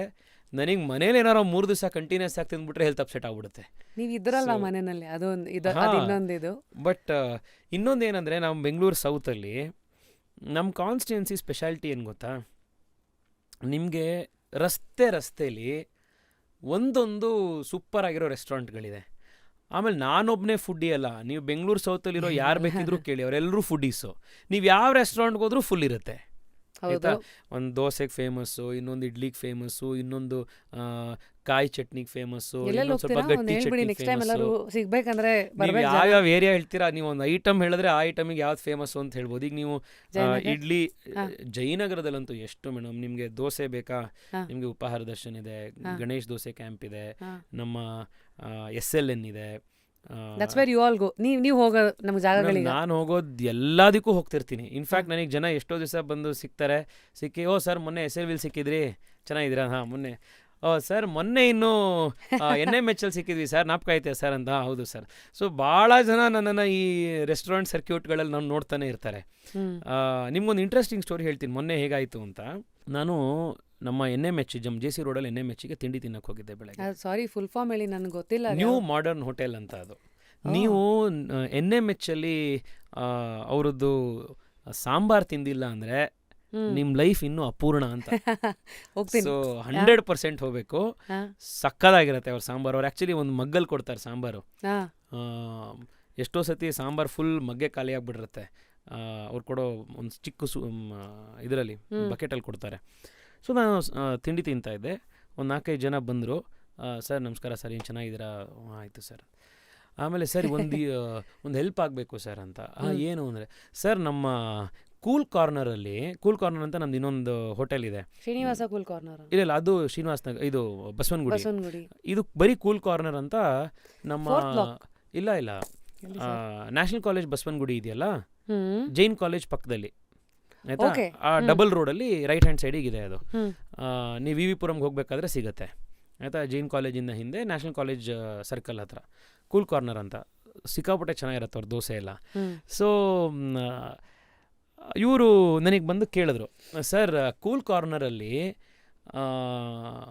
ಕೋವಿಡ್ ಆದಮೇಲಿಂದ ಈ ಆನಿಯನ್ ಉತ್ತಪ್ಪ ಮಾಡೋದು ನಿಲ್ಲಿಸ್ಬಿಟ್ಟಿದ್ದಾರೆ ಸರ್, ಮಾತಾಡಿಸಿ ಒಂಚೂರು ಶುರು ಮಾಡಿಸ್ಕೊಡಿ ಸರ್ ಅಂತ. ನಾನು ಶಾಕ್ ಆಗೋದೆ. ನಿಮಗೆ ಬಸ್ ಬಿಡಿಸ್ಕೊಡಿ ಅಂತ MP ಹತ್ರ ಬರೋದು ಕೇಳಿದ್ದೀನಿ, ನೀರಿಲ್ಲ ಅಂತ ನೀರು ಬಿಡಿಸ್ಕೊಡಿ ಅಂತ ಕೇಳಿದ್ದೀನಿ. Madam sir metro line open ಆಗೋದು ಲೇಟ್ ಆಗ್ತಾ ಇದೆ, ಅದನ್ನ ಓಪನ್ ಮಾಡಿಸ್ಕೊಡೋದು ಕೊಡಿ ಅಂತ ಕೇಳಿದ್ದೀನಿ. ನಮ್ಮ ಕ್ಷೇತ್ರ ಜನ ಬಂದು ಸರ್ ಟೊಮೆಟೊ ಉಪ್ಪುತ್ತಪ್ಪ ಬಿಡಿಸ್ಕೊಡಿ ಸರ್ ಅಂತಲೂ ಕೇಳಿದ್ರು. ಸೊ ಪೀಪಲ್, ನಮ್ಮ ಕ್ಷೇತ್ರದಲ್ಲಿ ಜನಕ್ಕೂ ಕೂಡ ನಾನು ಎಂಥ ಫುಡ್ಡಿ ಅಂತ ಗೊತ್ತು. ನಾನು ಅವ್ರ ಕಡೆ ಎಲ್ಲ ಸಿಗ್ತಾ ಇರ್ತೀನಿ. This is how you are connecting food and people. Also ಒಂದು ಬರುತ್ತೆ, ಪರ್ಸ್ನಲ್ ಟೈಮ್ ಕೊಡೋಕ್ಕೆ. When we look at your schedule, we honestly want to know how are you handling it. ಅಲ್ಲ, ಗರ್ಲ್ ಫ್ರೆಂಡ್ಸ್ ಇದ್ದಾರಾ, ಯಾವ ಸೀರೀಸ್ ನೋಡ್ತಾ ಇದ್ದೀರಾ, ಈ ಥರ ತೇಜಸ್ವಿ ಸೂರ್ಯ ಅವ್ರನ್ನ ನಾವು ಸ್ವಲ್ಪ ನೋಡೋಕ್ಕೆ ಇಷ್ಟಪಡ್ತಿದ್ದೀವಿ. ಆ್ಯಕ್ಚುಲಿ ಪಬ್ಲಿಕ್ ಲೈಫ್ನ first casualty is your private life. ಸತ್ತೋಗತ್ತಾ? ಹಾಂ, ಆ್ಯಕ್ಚುಲಿ ನಿಮಗೆ ಸಮಯ ಸಿಗೋದೇ ಇಲ್ಲ.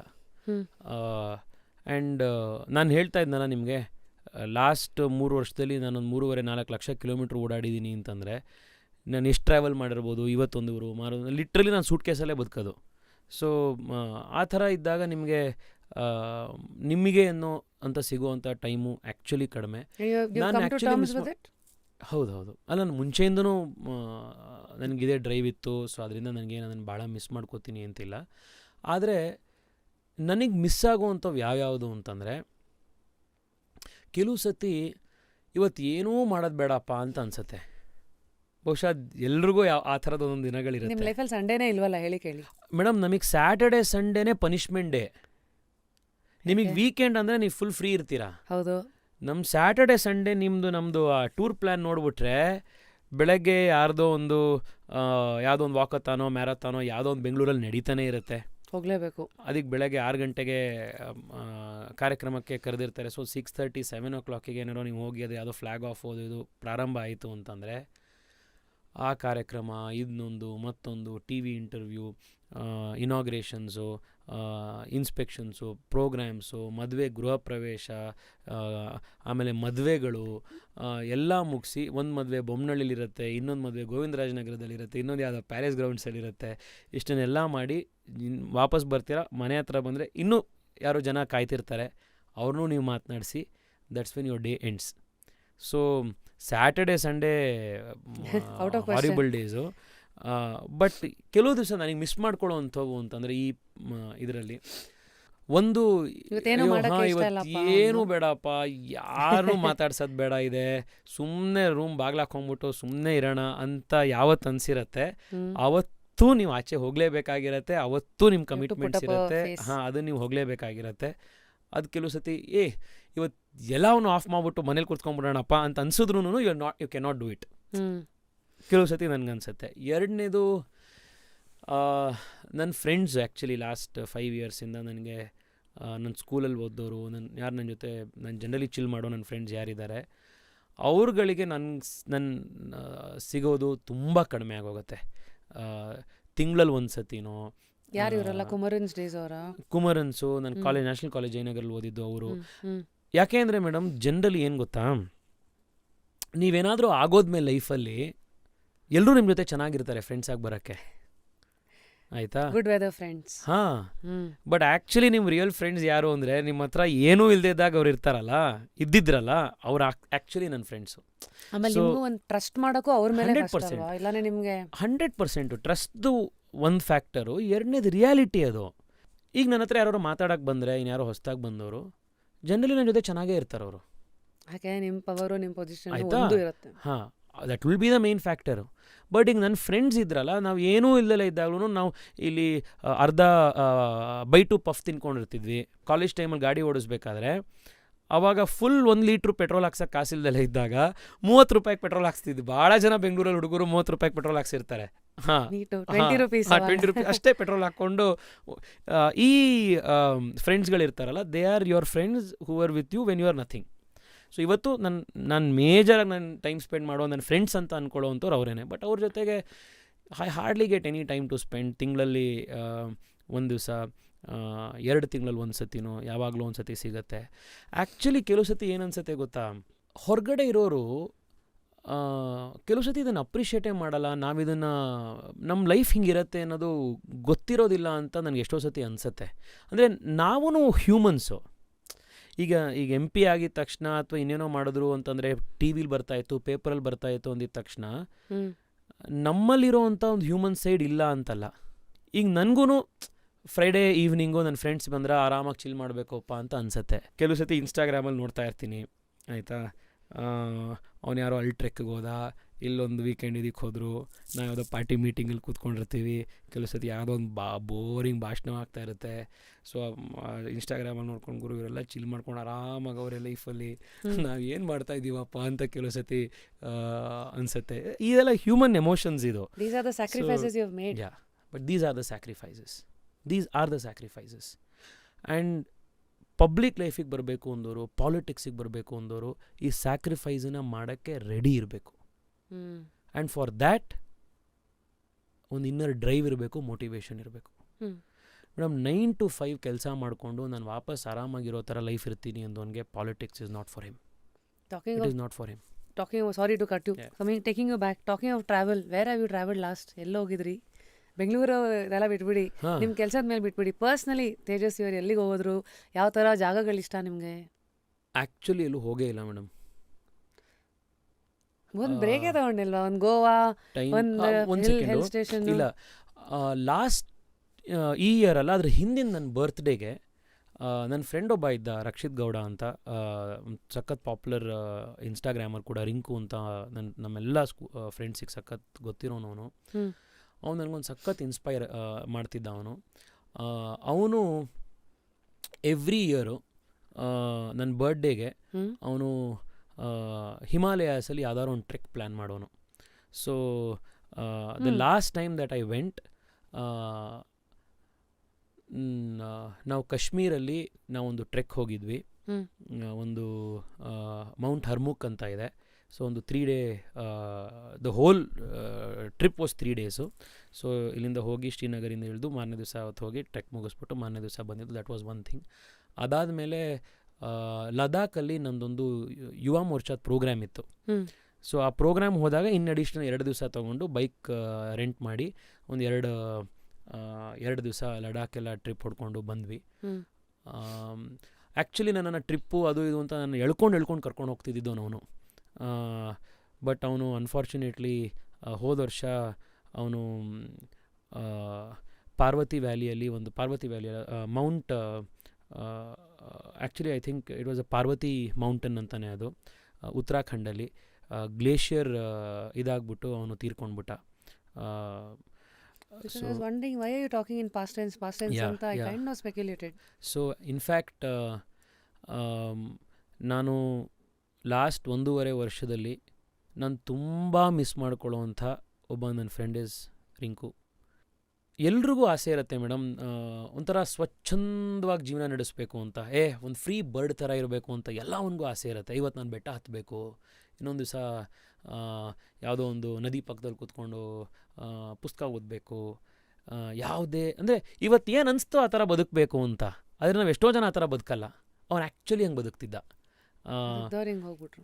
ಹಾಂ, ನನಗೆ ಇನ್ನೊಂದು ಏನು ಬೇಜಾರಾಯಿತು ಅಂತಂದರೆ, ಅವನು ಮೌಂಟನಿಯರಿಂಗಲ್ಲಿ ಅವನು ಮೌಂಟ್ ಎವರೆಸ್ಟ್ ಹತ್ತಬೇಕು ಅಂತಿತ್ತು. ಮೌಂಟನಿಯರಿಂಗ್ ಕಾಲೇಜಲ್ಲಿ ಅವನಿಗೆ ಒಂದು ಸೀಟ್ ಬೇಕಿತ್ತು. ಅವನಿಗೆ ಡಾರ್ಜಿಲಿಂಗಲ್ಲೆಲ್ಲೋ ಸೀಟ್ ಸಿಕ್ಕಿತ್ತು. ಅವನೇ ಬಂದು ನನ್ನ ಹತ್ರ, ಅಣ್ಣ ನಂಗೆ ಡಾರ್ಜಿಲಿಂಗ್ ಬೇಡ, ನನಗೆ ಉತ್ತರಾಖಂಡಲ್ಲಿರೋದು ಸೀಟ್ ಕೊಡಿಸಿ ಅಂತ ಕೇಳಿದ್ದ. ಆಯಿತು ಅಂತ ನಾನೇ ಫೋನ್ ಮಾಡಿ ಆರ್ಮಿ ಚೀಫಿಗೆ, ಇವನು ಸಕ್ಕ ಟ್ಯಾಲೆಂಟೆಡ್ ಹುಡುಗ, ಇವನು ನೀವು ಅಲ್ಲಿಗೆ ಟ್ರಾನ್ಸ್ಫರ್ ಮಾಡಿ ಅಂಥೇಳಿ ನಾನೇ ಟ್ರಾನ್ಸ್ಫರ್ ಮಾಡಿಸಿದ್ದೆ. ಅದಾಗಿ ಒಂದು 15-20 ದಿವಸಕ್ಕೆ ಈ ಬ್ಯಾಚಲ್ಲಿ ಅವನು ಅವಲಾಂಚ್ ಆಗಿ ಅದರಲ್ಲಿ ತೀರ್ಕೊಂಡ್ಬಿಟ್ಟ. ತುಂಬ ದಿವಸ ನನಗೆ ಅದೇ ಕಾಡ್ಬಿಟ್ಟಿತ್ತು. ನಾನೇ ಅವನನ್ನು ಅಲ್ಲಿಗೆ ಅಡ್ಮಿಷನ್ ಕೊಡಿಸಿದ್ನಲ್ಲ, ಹಿಂಗಾಯ್ತಲ್ಲ ಅನ್ನೋ ಥರ ತುಂಬ ಕಾಡಿತ್ತು. ಇನ್ನೊಂದು, ನಮ್ಮದು ಪ್ರತಿ ದಿವಸ ಸಾಯಂಕಾಲ ನಮ್ಮ ಆಫೀಸಲ್ಲಿ ನಾಳೆದೇ ಆ್ಯಕ್ಟಿವಿಟಿ ಏನಿರುತ್ತೆ ಅಂತ ಒಂದು 7:30-8 ಗಂಟೆ ಅಷ್ಟೊತ್ತಿಗೆ ನಮ್ಮ ಆಫೀಸ್ ಗ್ರೂಪಲ್ಲಿ ಹಾಕ್ತಾರೆ. ಅವನೇ ನಮ್ಮ ಆಫೀಸ್ ಸ್ಟಾಫ್ ಆಗಲಿ ಅಥವಾ ನಮ್ಮ ಆಫೀಸ್ ಗ್ರೂಪಲ್ಲ, ಬಟ್ ನನ್ನ ಫ್ರೆಂಡ್ ಆದರೆ ಆಫೀಸ್ ಗ್ರೂಪಲ್ಲಿ ಇರ್ತಿದ್ದ ಅವನು, ಜಸ್ಟ್ ಟು ನೋ ನಂದು ಏನು ಆ್ಯಕ್ಟಿವಿಟೀಸ್ ಇರ್ತಿತ್ತು ನಾಳೆ ಅಂತ. ನಾಳೆದು ಬೆಳಗ್ಗೆ ಪ್ರೋಗ್ರಾಮು 11:00 12 ಗಂಟೆಗೋ ಫಸ್ಟ್ ಪ್ರೋಗ್ರಾಮ್ ಇದ್ದರೆ ರಾತ್ರಿನೇ ಫೋನ್ ಮಾಡಿಬಿಡೋಣ, ಅಣ್ಣ ಬೆಳಗ್ಗೆ 4 ಗಂಟೆಗೆ ಇಲ್ಲೇ ಒಂದು ಸ್ಕಂದಗಿರಿ ಟ್ರೆಕ್ ಹೋಗಿ ಬಂದ್ಬಿಡೋಣ ಅಣ್ಣ, 11 ಗಂಟೆ ಒಳಗಡೆ ವಾಪಸ್ ಬಂದುಬಿಡ್ತೀವಿ ಅಂತ. ಇಲ್ಲ ನಂದಿ ಹಿಲ್ಸ್ ಒಂದು ಡ್ರೈವ್ ಹೋಗಿ ಬಂದ್ಬಿಡೋಣ ಅಣ್ಣ, ಈ ಥರದ್ದು ಯಾವುದೋ ಒಂದು. ಸೊ ನಾನು ಆಚೆ ಹೋಗಿರೋದ್ರೆ ಲಾಸ್ಟ್ 1.5-2 ವರ್ಷದ ಹಿಂದಿನರಲ್ಲಿ ಅರ್ಧ ದಿವಸದ ಯಾವುದೇ ಔಟಿಂಗ್ಸ್ ಇದ್ರೂ ಅದೆಲ್ಲ ಅವ್ನು ಕರ್ಕೊಂಡು ಹೋಗ್ತಾಯಿದ್ದ. ಸೊ ಅವ್ನು ಹೋದ್ಮೇಲಿಂದ actually I never have gone on trip with my friends. ಟೈಮೂ ಸಿಕ್ಕಿಲ್ಲ. ಆ್ಯಂಡ್ ಅವನೊಂಥರ ಈಗ ನಿಮ್ಗೆ ಈ ಗೋವಾ ಟ್ರಿಪ್ಗಳಿರ್ತಾವೆ ಗೊತ್ತಾ, ಗೋವಾ ಟ್ರಿಪ್ ಹೋಗೋಣ ಅನ್ಕೋತೀವಿ, ವಾಟ್ಸ್ಯಾಪ್ ಗ್ರೂಪ್ ಆಗುತ್ತೆ ಇಮ್ಮಿಡಿಯೇಟಾಗಿ, ಅದು ಇಂಪ್ಲಿಮೆಂಟೇ ಆಗಲ್ಲ. ಗೋವಾ. ಹಾಂ, ಸೊ ಆ ಥರ ಮ್ಯಾಕ್ಸಿಮಮ್ ಟ್ರಿಪ್ಗಳು ಹಿಂದೆ ಮುಂದೆನೇ ಹೋಗ್ತಿರ್ತಿದ್ವು. But he would actually make it happen. So sorry, went somewhere else. No, it's really nice to see, because we also want to know. Politician ಅಂದ ತಕ್ಷಣ ಬರೀ ನೀವು ನಮ್ಮ ಪ್ರಶ್ನೆಗಳು, ನಮ್ಮ ಕಂಪ್ಲೇಂಟ್ಸ್ಗಳೇ ಅದು, it's not you. You also represent a human side. ನಿಮ್ಮ ಫ್ರೆಂಡ್ಸ್ ಏನು, ವಾಯ್ಡ್ಸ್ಗಳೇನು, ನೋವುಗಳೇನು. ಬಿಕಾಸ್ ನಮ್ಗೆ ಆಚೆಯಿಂದ ನೋಡೋಕೆ ಏನಪ್ಪ MP ಪೊಸಿಷನ್ ಇದೆ, ದಿನ ಬೆಳಗಾದರೆ ಮೋದಿಯವ್ರ ಜೊತೆಗಿರ್ತಾರೇನೋ, ಈ ಥರದ್ದೆಲ್ಲ. So we've never seen this side. But thank you for putting it out so that we also know. This is also... In fact, this is the first time I've ever spoken about this. So I'm glad we made you comfortable. And of course, we will all take the good things that you've put across. ಇಷ್ಟು ಮದ್ಯಾ, ಈಗ ನಿಮ್ಮ ಮನೇಲಿ ಹೆಣ್ಣು ನೋಡ್ತಾ ಇದ್ದಾರೆ ಅಂತ ನಮಗೆ ವಿಷಯ ಬಂತು. ನಮ್ಮ ಅಮ್ಮ 5 ವರ್ಷದಿಂದ ನೋಡ್ತಾನೆ ಇದ್ದಾರೆ. ಸೊ ಅವ್ರು ನೋಡ್ತಾರೆ, ನೀವು ನೋಡ್ಬೇಕಲ್ಲ. ಇಲ್ಲ, ಎಲೆಕ್ಷನ್ ಆದಮೇಲೆ ನಮ್ಮ ಅಮ್ಮಂಗೆ ಹೇಳಿದ್ದೀನಿ. ಸೊ ನೋಡೋಣ. ನಮ್ಮ ಅಮ್ಮಂಗೆ ನಾನು ಇವತ್ತು ಯಾವುದೋ ಪಾರ್ಲಿಮೆಂಟಲ್ಲಿ ಭಾಷಣ ಮಾಡಿರ್ತೀನಿ, ಅದು ಜನ ಇಷ್ಟಪಟ್ಟಿರ್ತಾರೆ, ಅಥವಾ ಇಲ್ಲಿ ಏನೋ ಬಂದಿರುತ್ತೆ, ಯಾವುದೊಂದಾಗುತ್ತೆ, ಅದು ಯಾವುದೂ ಅವರಿಗೆ ಕೆಲವು ಸತಿ ಮ್ಯಾಟ್ರೇ ಆಗಲ್ಲ. ನಾನು ಅದನ್ನೆಲ್ಲ ಕತೆ ಹೇಳಿದರೆ ಹಾಂ ಆಯಿತು, ಹೌದೌದು, ಕರೆಕ್ಟಪ್ಪ, ಒಳ್ಳೇದು ಅಂದ್ರೆ, ಆಮೇಲೆ ಈಗ ನೋಡು ಜವಾಬ್ದಾರಿ ತೊಗೋಬೇಕು, ಇವಾಗ ಇಷ್ಟೇ ಮಾಡು. ನನಗೆ ಅಂದರೆ ಸಹಜವಾಗಿ ಅವ್ರಿಗೆ ಅರ್ಥ, ಅಂದರೆ ಐ ಕ್ಯಾನ್ ಅಂಡರ್ಸ್ಟ್ಯಾಂಡ್ ಅವರು ಹೇಳೋದನ್ನ. ಸೊ ಅವ್ರಿಗೆ ಹೇಳಿದ್ದೀನಿ, ನೋಡೋಣ ಎಲೆಕ್ಷನ್ಗಳೆಲ್ಲ ಮುಗಿಲಿ, ಆ ಪ್ರಕಾರ ಅದಲ್ಲಿಗೆ ಅವರವರಾಗ ಅವ್ರ ಹಾಡೇ ಹಾಡ್ತಾರೆ.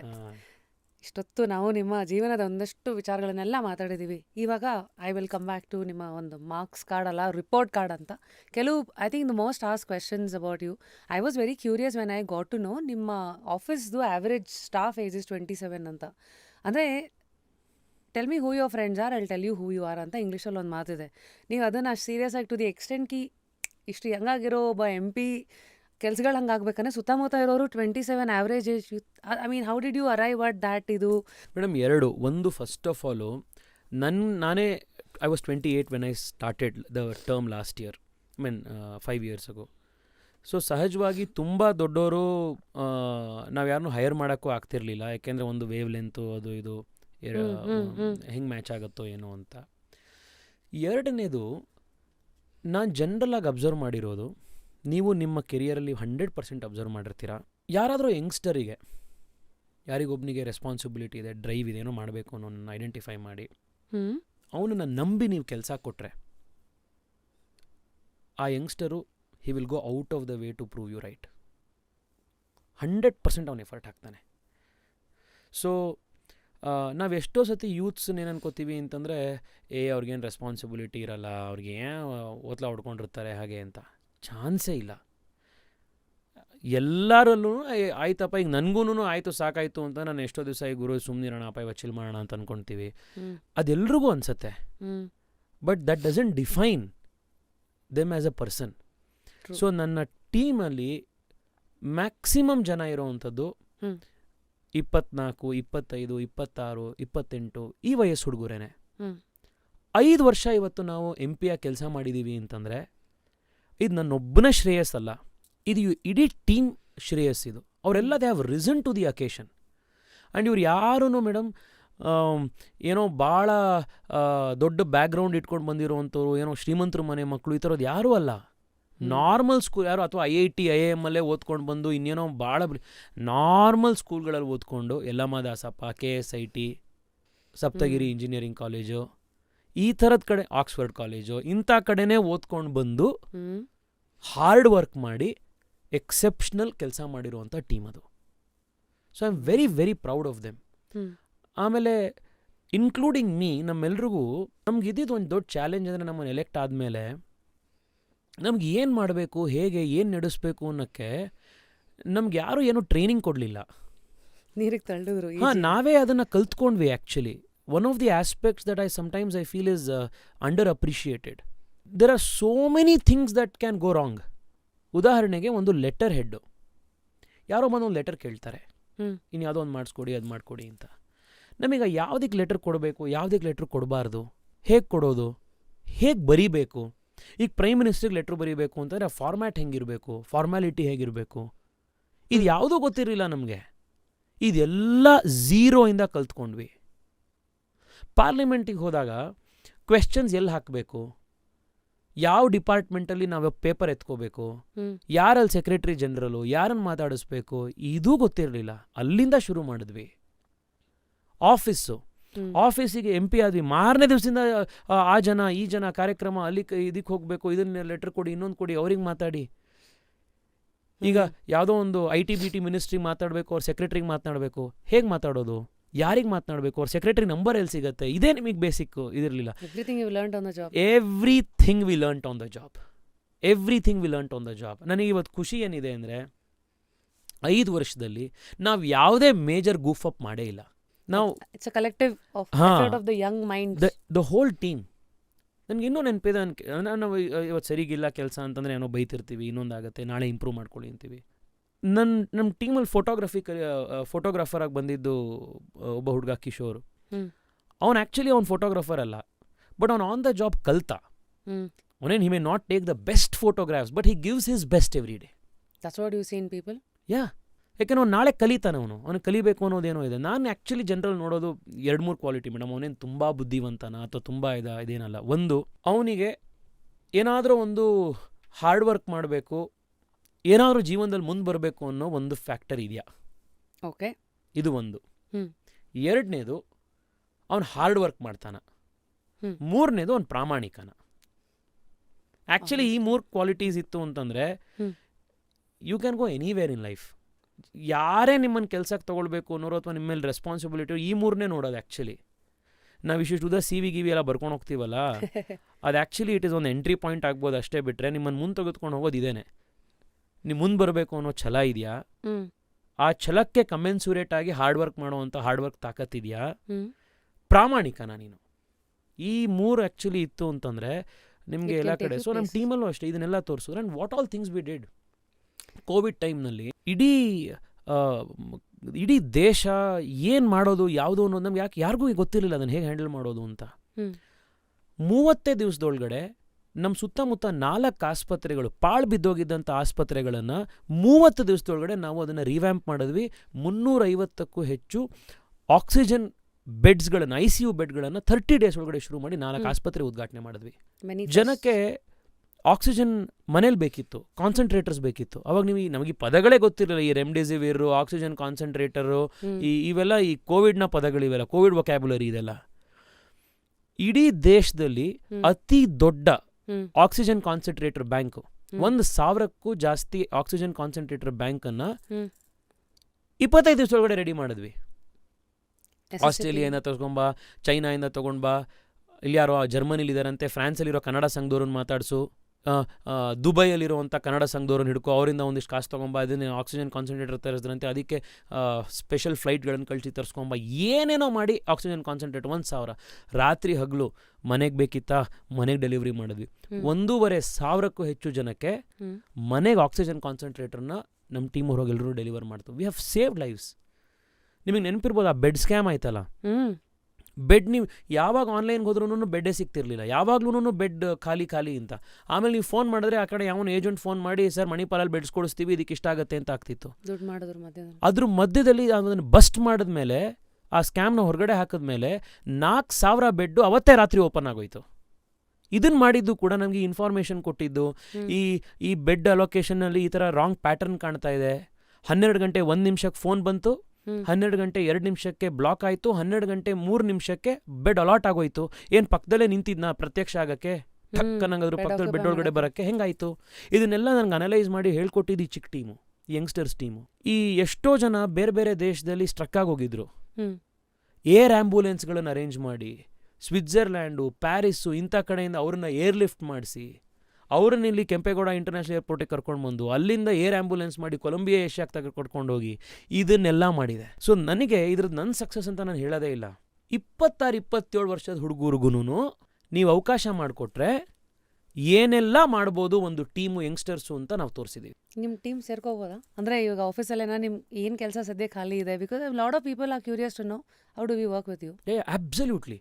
ನಮ್ಮ ಆಫೀಸಲ್ಲಿ ಮೇಡಮ್ ನನಗೆ ಆ್ಯಕ್ಚುಲಿ ತುಂಬ ಜನ ಯಂಗ್ಸ್ಟರ್ಸ್ಗೆ ಅವಕಾಶ ಮಾಡಿಕೊಡ್ಬೇಕು, ಅದೊಂದು ಎಕ್ಸ್ಪೋಜರ್ ಕೊಡಬೇಕು ಅಂತ ಒಂದು ತುಡಿತಾ ಇದ್ದಿದ್ದರಿಂದ ನಾವು ಯೂತ್ ಕ್ಯಾನ್ ಲೀಡ್ ಅಂತ ಒಂದು ಫೆಲೋಶಿಪ್ಪು ಶುರು ಮಾಡಿದ್ವಿ. ಪ್ರತಿ 60 ದಿವಸಕ್ಕೆ ನಾವೊಂದು 60 ಜನ ಹುಡುಗರನ್ನ ನಾವು ತಗೋತೀವಿ. ಕಾಲೇಜಲ್ಲಿರುವಂಥ ಹುಡುಗರು, 30 ವರ್ಷಕ್ಕಿಂತ ಒಳಗಡೆ ಇರುವಂಥ ಯಂಗ್ಸ್ಟರ್ಸ್ ಯಾರಾದರೂ ಅಪ್ಲೈ ಮಾಡ್ಬೋದು. ಅವರಿಗೆ 360 ಡಿಗ್ರಿ ವ್ಯೂ, ಸರ್ಕಾರ ಹೆಂಗೆ ಕೆಲಸ ಮಾಡುತ್ತೆ, ಒಂದು ಕಾರ್ಪೊರೇಟರ್ ಏನು ಕೆಲಸ ಮಾಡ್ತಾರೆ, MP ಕೆಲಸ ಮಾಡ್ತಾರೆ, ಪಾರ್ಲಿಮೆಂಟ್ ಹೆಂಗೆ ಫಂಕ್ಷನ್ ಆಗುತ್ತೆ, ಪಾರ್ಲಿಮೆಂಟಿಗೆ ಕ್ವೆಶ್ಚನ್ಸ್ ಹೇಗೆ ಡ್ರಾಫ್ಟ್ ಮಾಡಬೇಕು, ಬಿಲ್ಸ್ ಯಾವ ಥರ ಆಗುತ್ತೆ, BBMPಲಿ ಕೆಲಸಗಳು ಯಾವ ಥರ ಆಗ್ತವೆ, ಫುಟ್ಪಾತ್ಸ್ ಹೇಗಿದೆ, ನಮ್ಮ ಸ್ಲಮ್ಗಳು ಯಾವ ರೀತಿ ಇದೆ, ಪ್ರಧಾನಮಂತ್ರಿಗಳು ಯಾವುದೋ ಒಂದು ಸ್ಕೀಮ್ ಇದೆ ಅಂತಂದರೆ ಆ ಸ್ಕೀಮ್ ಜನಕ್ಕೆ ತಲುಪ್ತಾ ಇದೆಯಾ ಇಲ್ವಾ, ಅದನ್ನು ಸರ್ವೆ ಮಾಡೋದು ಹೇಗೆ, ಇದೆಲ್ಲದ್ರ ಬಗ್ಗೆ ಮಾಡಿರುವಂಥ ಒಂದು ಕೋರ್ಸ್ ಮಾಡಿದ್ದೀವಿ. ಬಹುಶಃ India ದೇಶದಲ್ಲೇನೆ ours is the only MP office that actually has this kind of a ready-made course. Return material ಇದೆ, ಲೆಕ್ಚರ್ಸ್ ಆರ್ಗನೈಸ್ ಮಾಡಿಸ್ತೀವಿ, ಟೂರ್ ಕರ್ಕೊಂಡು ಹೋಗ್ತೀವಿ ಬೇರೆ ಬೇರೆ ಕಡೆ ಡಿಪಾರ್ಟ್ಮೆಂಟ್ಸಲ್ಲಿ ಇದರಲ್ಲಿ ತೋರ್ಸೋಕ್ಕೆ. Just because I want young people to see this and come to politics, come to become responsible citizens. ಪಾಲಿಟಿಕ್ಸ್ಗೆ ಬರದೇ ಬೇಕು ಅಂತ ರೆಸ್ಪಾನ್ಸಿಬಲ್ ಸಿಟಿಸನ್ಸ್ ಆಗಬೇಕು ಅನ್ನೋ ಕಾರಣಕ್ಕೆ ನಮ್ಮ ಆಫೀಸಲ್ಲಿ ಇಂಟರ್ನ್ಶಿಪ್ ಆಪರ್ಚುನಿಟೀಸ್ ಇದೆ. ಇವತ್ತು ನಾನು ಆ್ಯಕ್ಚುಲಿ ಎಲೆಕ್ಷನಿಗೆ ಒಂದು ಇಂಟರ್ನ್ಶಿಪ್ಪನ್ನು ಸ್ಟೂಡೆಂಟ್ಸಿಗೆ ಓಪನ್ ಮಾಡಿದ್ವಿ. ಯಾಕೆಂದರೆ ನಾನು ಅನಂತಕುಮಾರ್ ಅವ್ರ ಕ್ಯಾಂಪೇನ್ಗೆ ಆ್ಯಸ್ ಅ ಸ್ಟೂಡೆಂಟ್ ಹೋಗಿ ಶುರು ಮಾಡಿದ್ದು. ಅನಂತಕುಮಾರ್ ಅವ್ರಿಗೆ ನಾನು ಕಾಫಿ ಡೇಲಿ ಯಂಗ್ಸ್ಟರ್ಸ್ದೊಂದು ಗ್ರೂಪ್ನ ಒಂದು ಪ್ರೋಗ್ರಾಮ್ ಆರ್ಗನೈಸ್ ಮಾಡಿ ಅನಂತಕುಮಾರ್ ಅವ್ರನ್ನ ಕರೀತಾ ಇದ್ದೆ. ನ್ಯಾಷನಲ್ ಕಾಲೇಜ್ ಬಸವನಗುಡಿ ಫ್ಲೈಓವರ್ ಮೇಲೆ ಒಂದು ಯೂತ್ ಪವರ್, ನೇಷನ್ ಪವರ್ ಅಂತ ಒಂದು ಯಾವುದೋ ಒಂದು ರ್ಯಾಲಿ ಮಾಡಿಸಿದ್ದೆ. ಆ ಫೋಟೋಸ್ ಎಲ್ಲ ಇವತ್ತು ಅನಂತಕುಮಾರ್ ಸರ್ ವೆಬ್ಸೈಟಲ್ಲಿದೆ. ಸೊ ನಾನು ಸ್ಟೂಡೆಂಟ್ ಆಗಿದ್ದಾಗ ನಾನು ಶುರು ಮಾಡಿದ್ದೆ. ಇವತ್ತು ನನ್ನ ಕ್ಯಾಂಪೇನಲ್ಲಿ ಸ್ಟೂಡೆಂಟ್ಸ್ ಬಂದು ಕಲೀಲಿ ಅಂತ we have opened a campaign. ಯಾಕೆಂದರೆ 15 ದಿವಸದಲ್ಲಿ ನೀವೊಂದು 30-40 ದಿವಸದಲ್ಲಿ ಎಲೆಕ್ಷನ್ ಕ್ಯಾಂಪೇನ್ ರನ್ ಮಾಡುವಷ್ಟೊತ್ತಿಗೆ ಯು ವಿಲ್ ಲರ್ನ್ ಟೀಮಲ್ಲಿ ಕೆಲಸ ಮಾಡೋದು ಹೆಂಗೆ, ಕ್ರೇಜಿ ಡೆಡ್ಲೈನ್ಸಲ್ಲಿ ಕೆಲಸ ಯಾವ ರೀತಿ ಮಾಡೋದು, ಪ್ರಾಜೆಕ್ಟ್ಗಳನ್ನು ಮ್ಯಾನೇಜ್ ಮಾಡೋದು ಹೇಗೆ, you will learn these things.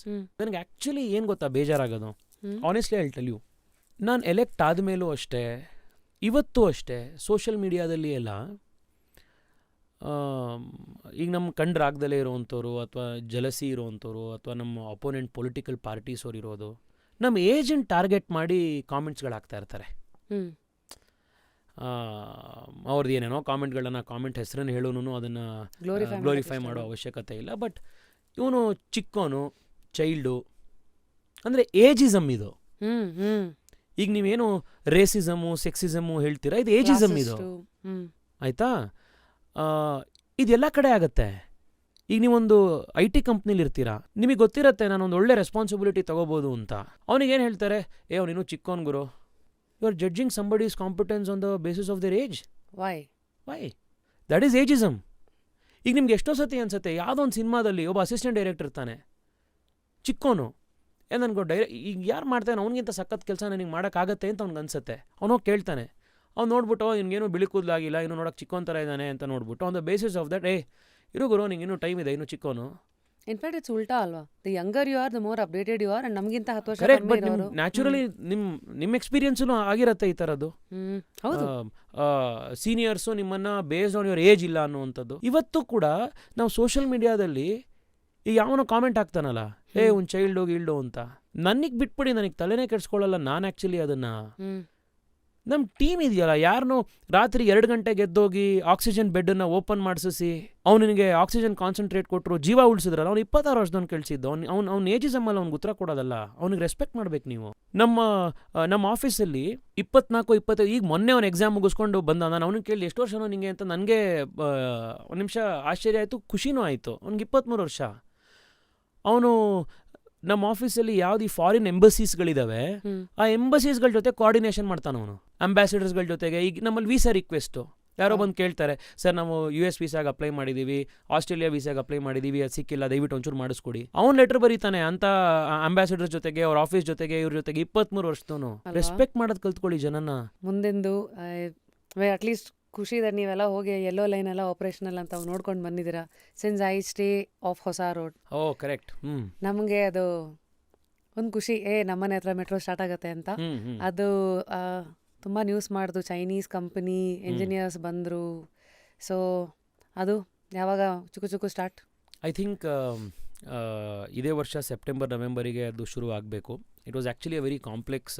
ಇದು ಏನಾಗಿತ್ತು, ಕೋವಿಡ್ ಬಂತು, ಮತ್ತೊಂದಾಯಿತು, ಈ ಸಿವಿಲ್ ವರ್ಕ್ ಎಲ್ಲ ಆಗೋಗ್ಬಿಟ್ಟಿತ್ತು. ಈ ಮೆಟ್ರೋ ಪಿಲ್ಲರ್ಗಳಾಯಿತು, ರೈಲ್ವೆ ಹಳಿ ಮಾಡಾಯಿತು, ಸ್ಟೇಷನ್ಗಳು ಕಟ್ಟಾಯಿತು, ಟ್ರೈನೇ ಇರಲಿಲ್ಲ. ಸೊ ಯಾಕೆ ಟ್ರೈನ್ ಇರಲಿಲ್ಲ? ಟ್ರೈನ್ ಯಾಕೆ ಇರಲಿಲ್ಲ ಅಂದರೆ, ರೈಲ್ ಹಳಿ ಆಯಿತು, ಈ ಸ್ಟೇಷನ್ ಆಯಿತು, ಟ್ರೈನ್ ಓಡ್ಸೋಕ್ಕೆ ಟ್ರೈನೇ ಇರಲಿಲ್ಲ. ಯಾಕೆಂದರೆ 2016-17 ಈ ಕಾಂಟ್ರಾಕ್ಟ್ ಮಾಡಿದಾಗ ಇದನ್ನು ಚೈನಾದ ಒಂದು ಕಂಪ್ನಿಗೆ CRRC ಅಂತ, there one of the largest rail coach manufacturer, rail train manufacturer company in the world. ಅದು ಅವರಿಗೆ ಆ ಟೆಂಡರ್ ಸಿಕ್ಕಿತ್ತು, ಅವರು ಅದನ್ನು ಮಾಡ್ತಿದ್ರು. ಅದಾದಮೇಲೆ ಮೋದಿಯವರು ಈ ಗಲ್ವಾನು ಮತ್ತು ಇನ್ಸಿಡೆಂಟ್ಗಳೆಲ್ಲ ಆದ ನಂತರ ಈ ಥರ ಕಂಪ್ನಿಗಳು ಇಂಡಿಯಾ ದೇಶದಲ್ಲಿ ಮ್ಯಾನುಫ್ಯಾಕ್ಚರ್ ಮಾಡಬೇಕು ಅನ್ನೋಂಥ ಒಂದು ಕಂಪಲ್ಸರಿ ಕ್ಲಾಸ್ ತಂದರು. ಆತ್ಮನಿರ್ಭರ್ ಭಾರತ್, ನಮ್ಮ ದೇಶಕ್ಕೆ ನಮ್ಮಲ್ಲೇ ಮ್ಯಾನುಫ್ಯಾಕ್ಚರಿಂಗ್ ಆಗಬೇಕು ಅಂತ. ಸೊ ಆಗ ಅವರು ಇಂಡಿಯಾದಲ್ಲಿ ಮ್ಯಾನುಫ್ಯಾಕ್ಚರ್ ಮಾಡೋದಕ್ಕೆ ಒಂದು ಹೊಸ ಪ್ಲ್ಯಾಂಟ್ ಶುರು ಮಾಡಬೇಕಾಯಿತು. ಅವರು ಕಲ್ಕತ್ತಾದ ಟೀಟಾಗರ್ ಅನ್ನೋ ಒಂದು ಜಾಗದಲ್ಲಿ ಆಗಲೇ ಒಂದು ಕಂಪ್ನಿ ಜೊತೆಗೆ ಟೈಅಪ್ ಮಾಡಿಕೊಂಡು ಅಲ್ಲಿ ಪ್ಲ್ಯಾಂಟ್ ಮಾಡೋದಕ್ಕೆ ಶುರು ಮಾಡಿದ್ರು. ಅದೆಲ್ಲ ಸ್ವಲ್ಪ ಡಿಲೇ ಆಯಿತು.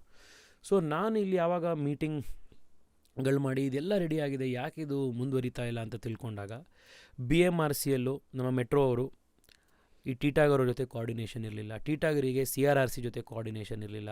CRRC ಬರೀ ಟ್ರೈನ್ ಮಾಡ್ತಾರೆ, ಆದರೆ ಟ್ರೈನಿಗೆ ಸಪೋರ್ಟ್ ಮಾಡೋಕ್ಕೆ ಬೇಕಾಗಿರುವಂಥ ಎಲೆಕ್ಟ್ರಿಕ್ ಸಪ್ಲೈಸ್ ಯಾವುದಿರುತ್ತೆ, ಅವರು ಮಿತ್ಸುಬಿಷಿ ಎಲೆಕ್ಟ್ರಿಕ್ ಅಂತ ಅವ್ರು ಸಾಫ್ಟ್ವೇರ್ ಮಾಡುವಂಥದ್ದು, ಈ ಟ್ರೈನ್ ಕಮ್ಯುನಿಕೇಷನ್ ಸಾಫ್ಟ್ವೇರು, ಆ ಸಾಫ್ಟ್ವೇರ್ ಜೊತೆ ಅವ್ರದ್ದು ಕೋಆರ್ಡಿನೇಷನ್ ಇರಲಿಲ್ಲ. ಲಾಸ್ಟ್ ಯಾವಾಗ ಈ ಕೋಆರ್ಡಿನೇಷನ್ ಮೀಟಿಂಗ್ ಆಗಿತ್ತು ಅಂತಂದರೆ ತಿಂಗಳಾನ್ಗಟ್ಟಲೆ ಆಗೋಗಿತ್ತು. ಸೊ ಅವರೆಲ್ಲರೂ ಒಂದು ಕಡೆ ತೆಗೆದುಕೊಂಡು ಬಂದು ಒಂದು ವರ್ಚುವಲ್ ಕಾಲ್ಸ್ಗಳು ಮಾಡಿ, ನಾನೇ ಟೀಟಾಗರ್ ವಿಸಿಟ್ ಮಾಡಿ ಅವರಿಂದ ಏನು ಬರಬೇಕು ಅಂತ. ಅದಾದಮೇಲೆ ಗೊತ್ತಾಯಿತು ಈ ಚೈನಾಯಿಂದ ಇಂಜಿನಿಯರ್ಸ್ ಬರಬೇಕು ಇದನ್ನೆಲ್ಲ ಸೆಟಪ್ ಮಾಡೋಕ್ಕೆ, ಅವರಿಗೆ ವೀಸಾ ಪ್ರಾಬ್ಲಮ್ ಇದೆ ಅಂತ. ಸೊ ಜೈಶಂಕರ್ ಅವರನ್ನು ಮೀಟ್ ಮಾಡಿ, ಅಮಿತ್ ಶಾ ಅವರ ಆಫೀಸಲ್ಲಿ ಅವರಿಗೆಲ್ಲ ಕ್ಲಿಯರಿಂಗ್ಸಸ್ ಕೊಡಿಸಿ, ಒಂದು 60-65 ಜನ ಚೈನೀಸ್ ಇಂಜಿನಿಯರ್ಸು ಇಂಡಿಯಾಗೆ ಬರೋ ರೀತಿ ಮಾಡಿಸಿ, ಈ ನೆನ್ನೆ ಏನು ಒಂದು ವಾರದ ಹಿಂದೆ ಟ್ರಯಲ್ ಟೆಸ್ಟಿಂಗ್ ಪ್ರಾರಂಭ ಆಗಿದೆ, ಇಲ್ಲ ಅವರು ಶುರು ಮಾಡಿದ್ರು. ಟೀಟಾಗರಲ್ಲಿ ಅಸೆಂಬ್ಲಿ ಲೈನು ರೋಬೋಟ್ಸ್ಗಳು ರೆಡಿ ಇತ್ತು, ಬಟ್ ಅದನ್ನು ರೆಡಿ ಮಾಡೋಕ್ಕೆ ಅಲ್ಲಿಂದ ಇಂಜಿನಿಯರ್ಸ್ ಬರಬೇಕಿತ್ತು, ಅವರೆಲ್ಲ ಹೋಗಿ ಅಲ್ಲಿ ರೆಡಿ ಮಾಡಿಸಿ ಸ್ಟಾರ್ಟ್ ಮಾಡಿಸ್ತು. ಸೊ ಈಗ ಪ್ರಾರಂಭ ಆಗಿದೆ, ಒಂದು 2-3 ತಿಂಗಳೊಳಗಡೆ ಟೆಸ್ಟಿಂಗ್ ಎಲ್ಲ ಕಂಪ್ಲೀಟ್ ಆಗುತ್ತೆ. ಆ್ಯಂಡ್ ಅಧಿಕಾರಿಗಳು ಹೇಳ್ತಾ ಇರೋದು ಬೈ ಎಂಡ್ ಆಫ್ ನವೆಂಬರ್ ಅದು ಓಪನ್ ಆಗುತ್ತೆ ಅಂತ. ಅದು ಓಪನ್ ಆಯಿತು ಅಂತಂದರೆ ಸುಮಾರು 4.5 ಲಕ್ಷ ಜನ ಯಾರು ನಮ್ಮ ಸೌತ್ ಬೆಂಗಳೂರಿಂದ RV ರೋಡಿಂದ ಎಲೆಕ್ಟ್ರಾನಿಕ್ ಸಿಟಿ ತನಕ ಹೋಗ್ತಾರೆ, ಬೊಮ್ಮಸಂದ್ರ ತನಕ ಹೋಗ್ತಾರೆ, ಇನ್ಫೋಸಿಸ್ಗೆ ಹೋಗ್ತಾರೆ, ಬಯೋಕಾನಿಗೆ ಹೋಗ್ತಾರೆ, ಅವರೆಲ್ಲರಿಗೂ ಕೂಡ, ಅಥವಾ ನಮ್ಮ ಸಿಲ್ಕ್ ಬೋರ್ಡ್ ಜಂಕ್ಷನ್ ಕ್ರಾಸ್ ಮಾಡ್ತಾರೆ, ಅವರೆಲ್ಲರಿಗೂ ಕೂಡ ಭಾಳ ದೊಡ್ಡ ಹೆಲ್ಪ್ ಆಗುತ್ತೆ. ಇದು ಯಾಕೆ ನನಗೆ ಇಷ್ಟು ಇಂಪಾರ್ಟೆಂಟ್ ಇತ್ತು ಅಂತಂದರೆ ಇದು ಮತ್ತು ಮೆಟ್ರೋ ಕನೆಕ್ಟಿವಿಟಿ. ಹ್ಮ್ ನೋಡಿ, ಬೆಂಗಳೂರಿಗಿರೋ ದೊಡ್ಡ ಪ್ರಾಬ್ಲಮ್ಮು ಟ್ರಾಫಿಕ್ಕು. ನೀವು ಬೆಂಗಳೂರಿನಲ್ಲಿ ಯಾರನ್ನೇ ಕೇಳಿದ್ರು ಏನು ಸಮಸ್ಯೆ ಅಂದರೆ ಟ್ರಾಫಿಕ್ಕು ಅಂತಾರೆ. ಇದಕ್ಕೆ ಕಾರಣ ಏನಂದರೆ ಲಾಸ್ಟ್ ಒಂದು 20-25 ಇಯರ್ಸಲ್ಲಿ ಬೆಂಗಳೂರು ಯಾವ ಸ್ಪೀಡಲ್ಲಿ ಬೆಳೆದಿದೆ. ಆರ್ಥಿಕವಾಗಿ ಬೆಳೀತೋ ಬೆಂಗಳೂರಿನ ಇನ್ಫ್ರಾಸ್ಟ್ರಕ್ಚರ್ ಅಷ್ಟು ವೇಗವಾಗಿ ಬೆಳೀಲಿಲ್ಲ. ಸೊ ನಮಗೆ ಕಂಪ್ನಿಗಳು ಬಂದವು, ಜನ ಬಂದರು, ಅವರು ಕಾರ್ಗಳು ಕೊಂಡ್ಕೊಂಡ್ರು, ರಸ್ತೆಗಳಷ್ಟೇ ಇದ್ವು. ಸೊ ಕಾರ್ಗಳು ಜಾಸ್ತಿ ಆಗಿದ್ದರಿಂದ ಟ್ರಾಫಿಕ್ ಜಾಮ್ಗಳು ಜಾಸ್ತಿ ಆದವು. ಇದು ಇಷ್ಟೇ, ಇದರಲ್ಲಿ ಏನು ಯಾಕಾಯಿತು ಅನ್ನೋದ್ರ ಬಗ್ಗೆ ಏನು ರಾಕೆಟ್ ಸೈನ್ಸ್ ಅಲ್ಲ. So all over the world ನೀವು ಯಾವುದೇ ದೇಶದ ರಾಜಧಾನಿ ತೊಗೊಂಡ್ರೆ, ಟೋಕಿಯೋ ಇರ್ಬೋದು, ಹಾಂಗ್ಕಾಂಗ್ ಇರ್ಬೋದು, ನ್ಯೂಯಾರ್ಕ್ ಇರ್ಬೋದು, ಲಂಡನ್ ಇರ್ಬೋದು, ಆ ಎಲ್ಲ ಊರುಗಳಲ್ಲಿ ಟ್ರಾಫಿಕ್ನ ಬಗೆಹರಿಸಿರುವಂಥದ್ದು ರಸ್ತೆ ಅಗಲೀಕರಣದಿಂದಲ್ಲ, ಹೈವೇ ಮಾಡೋದ್ರಿಂದಲ್ಲ, ಅಥವಾ ಈಗ ಡಿ.ಕೆ. ಶಿವಕುಮಾರ್ ಅವ್ರು ಹೇಳ್ತಾ ಇರೋ ರೀತಿ ಟನಲ್ ರೋಡ್ ಮಾಡೋದ್ರಿಂದಲ್ಲ. It's only through mass rapid rail. Rail ಒಂದೇ ಅದಕ್ಕಿರುವಂಥ ಸಮಾಧಾನ, ಅದಕ್ಕಿರುವಂಥ ಒಂದು ಸೊಲ್ಯೂಷನು. ಬೆಂಗಳೂರಿಗೆ ಟ್ರಾಫಿಕ್ ಸಮಸ್ಯೆ ಬಗೆಹರಿಸೋಕ್ಕೆ ಸಾಧ್ಯ ಆಗೋದು only through metro. I hope one case study like this, ಈ ಥರ ಇನ್ನೂ ಎಷ್ಟೆಷ್ಟೋ ಇದರಲ್ಲಿ gaps to be filled in. We just keeping fingers crossed and then ensuring these gaps are avoided.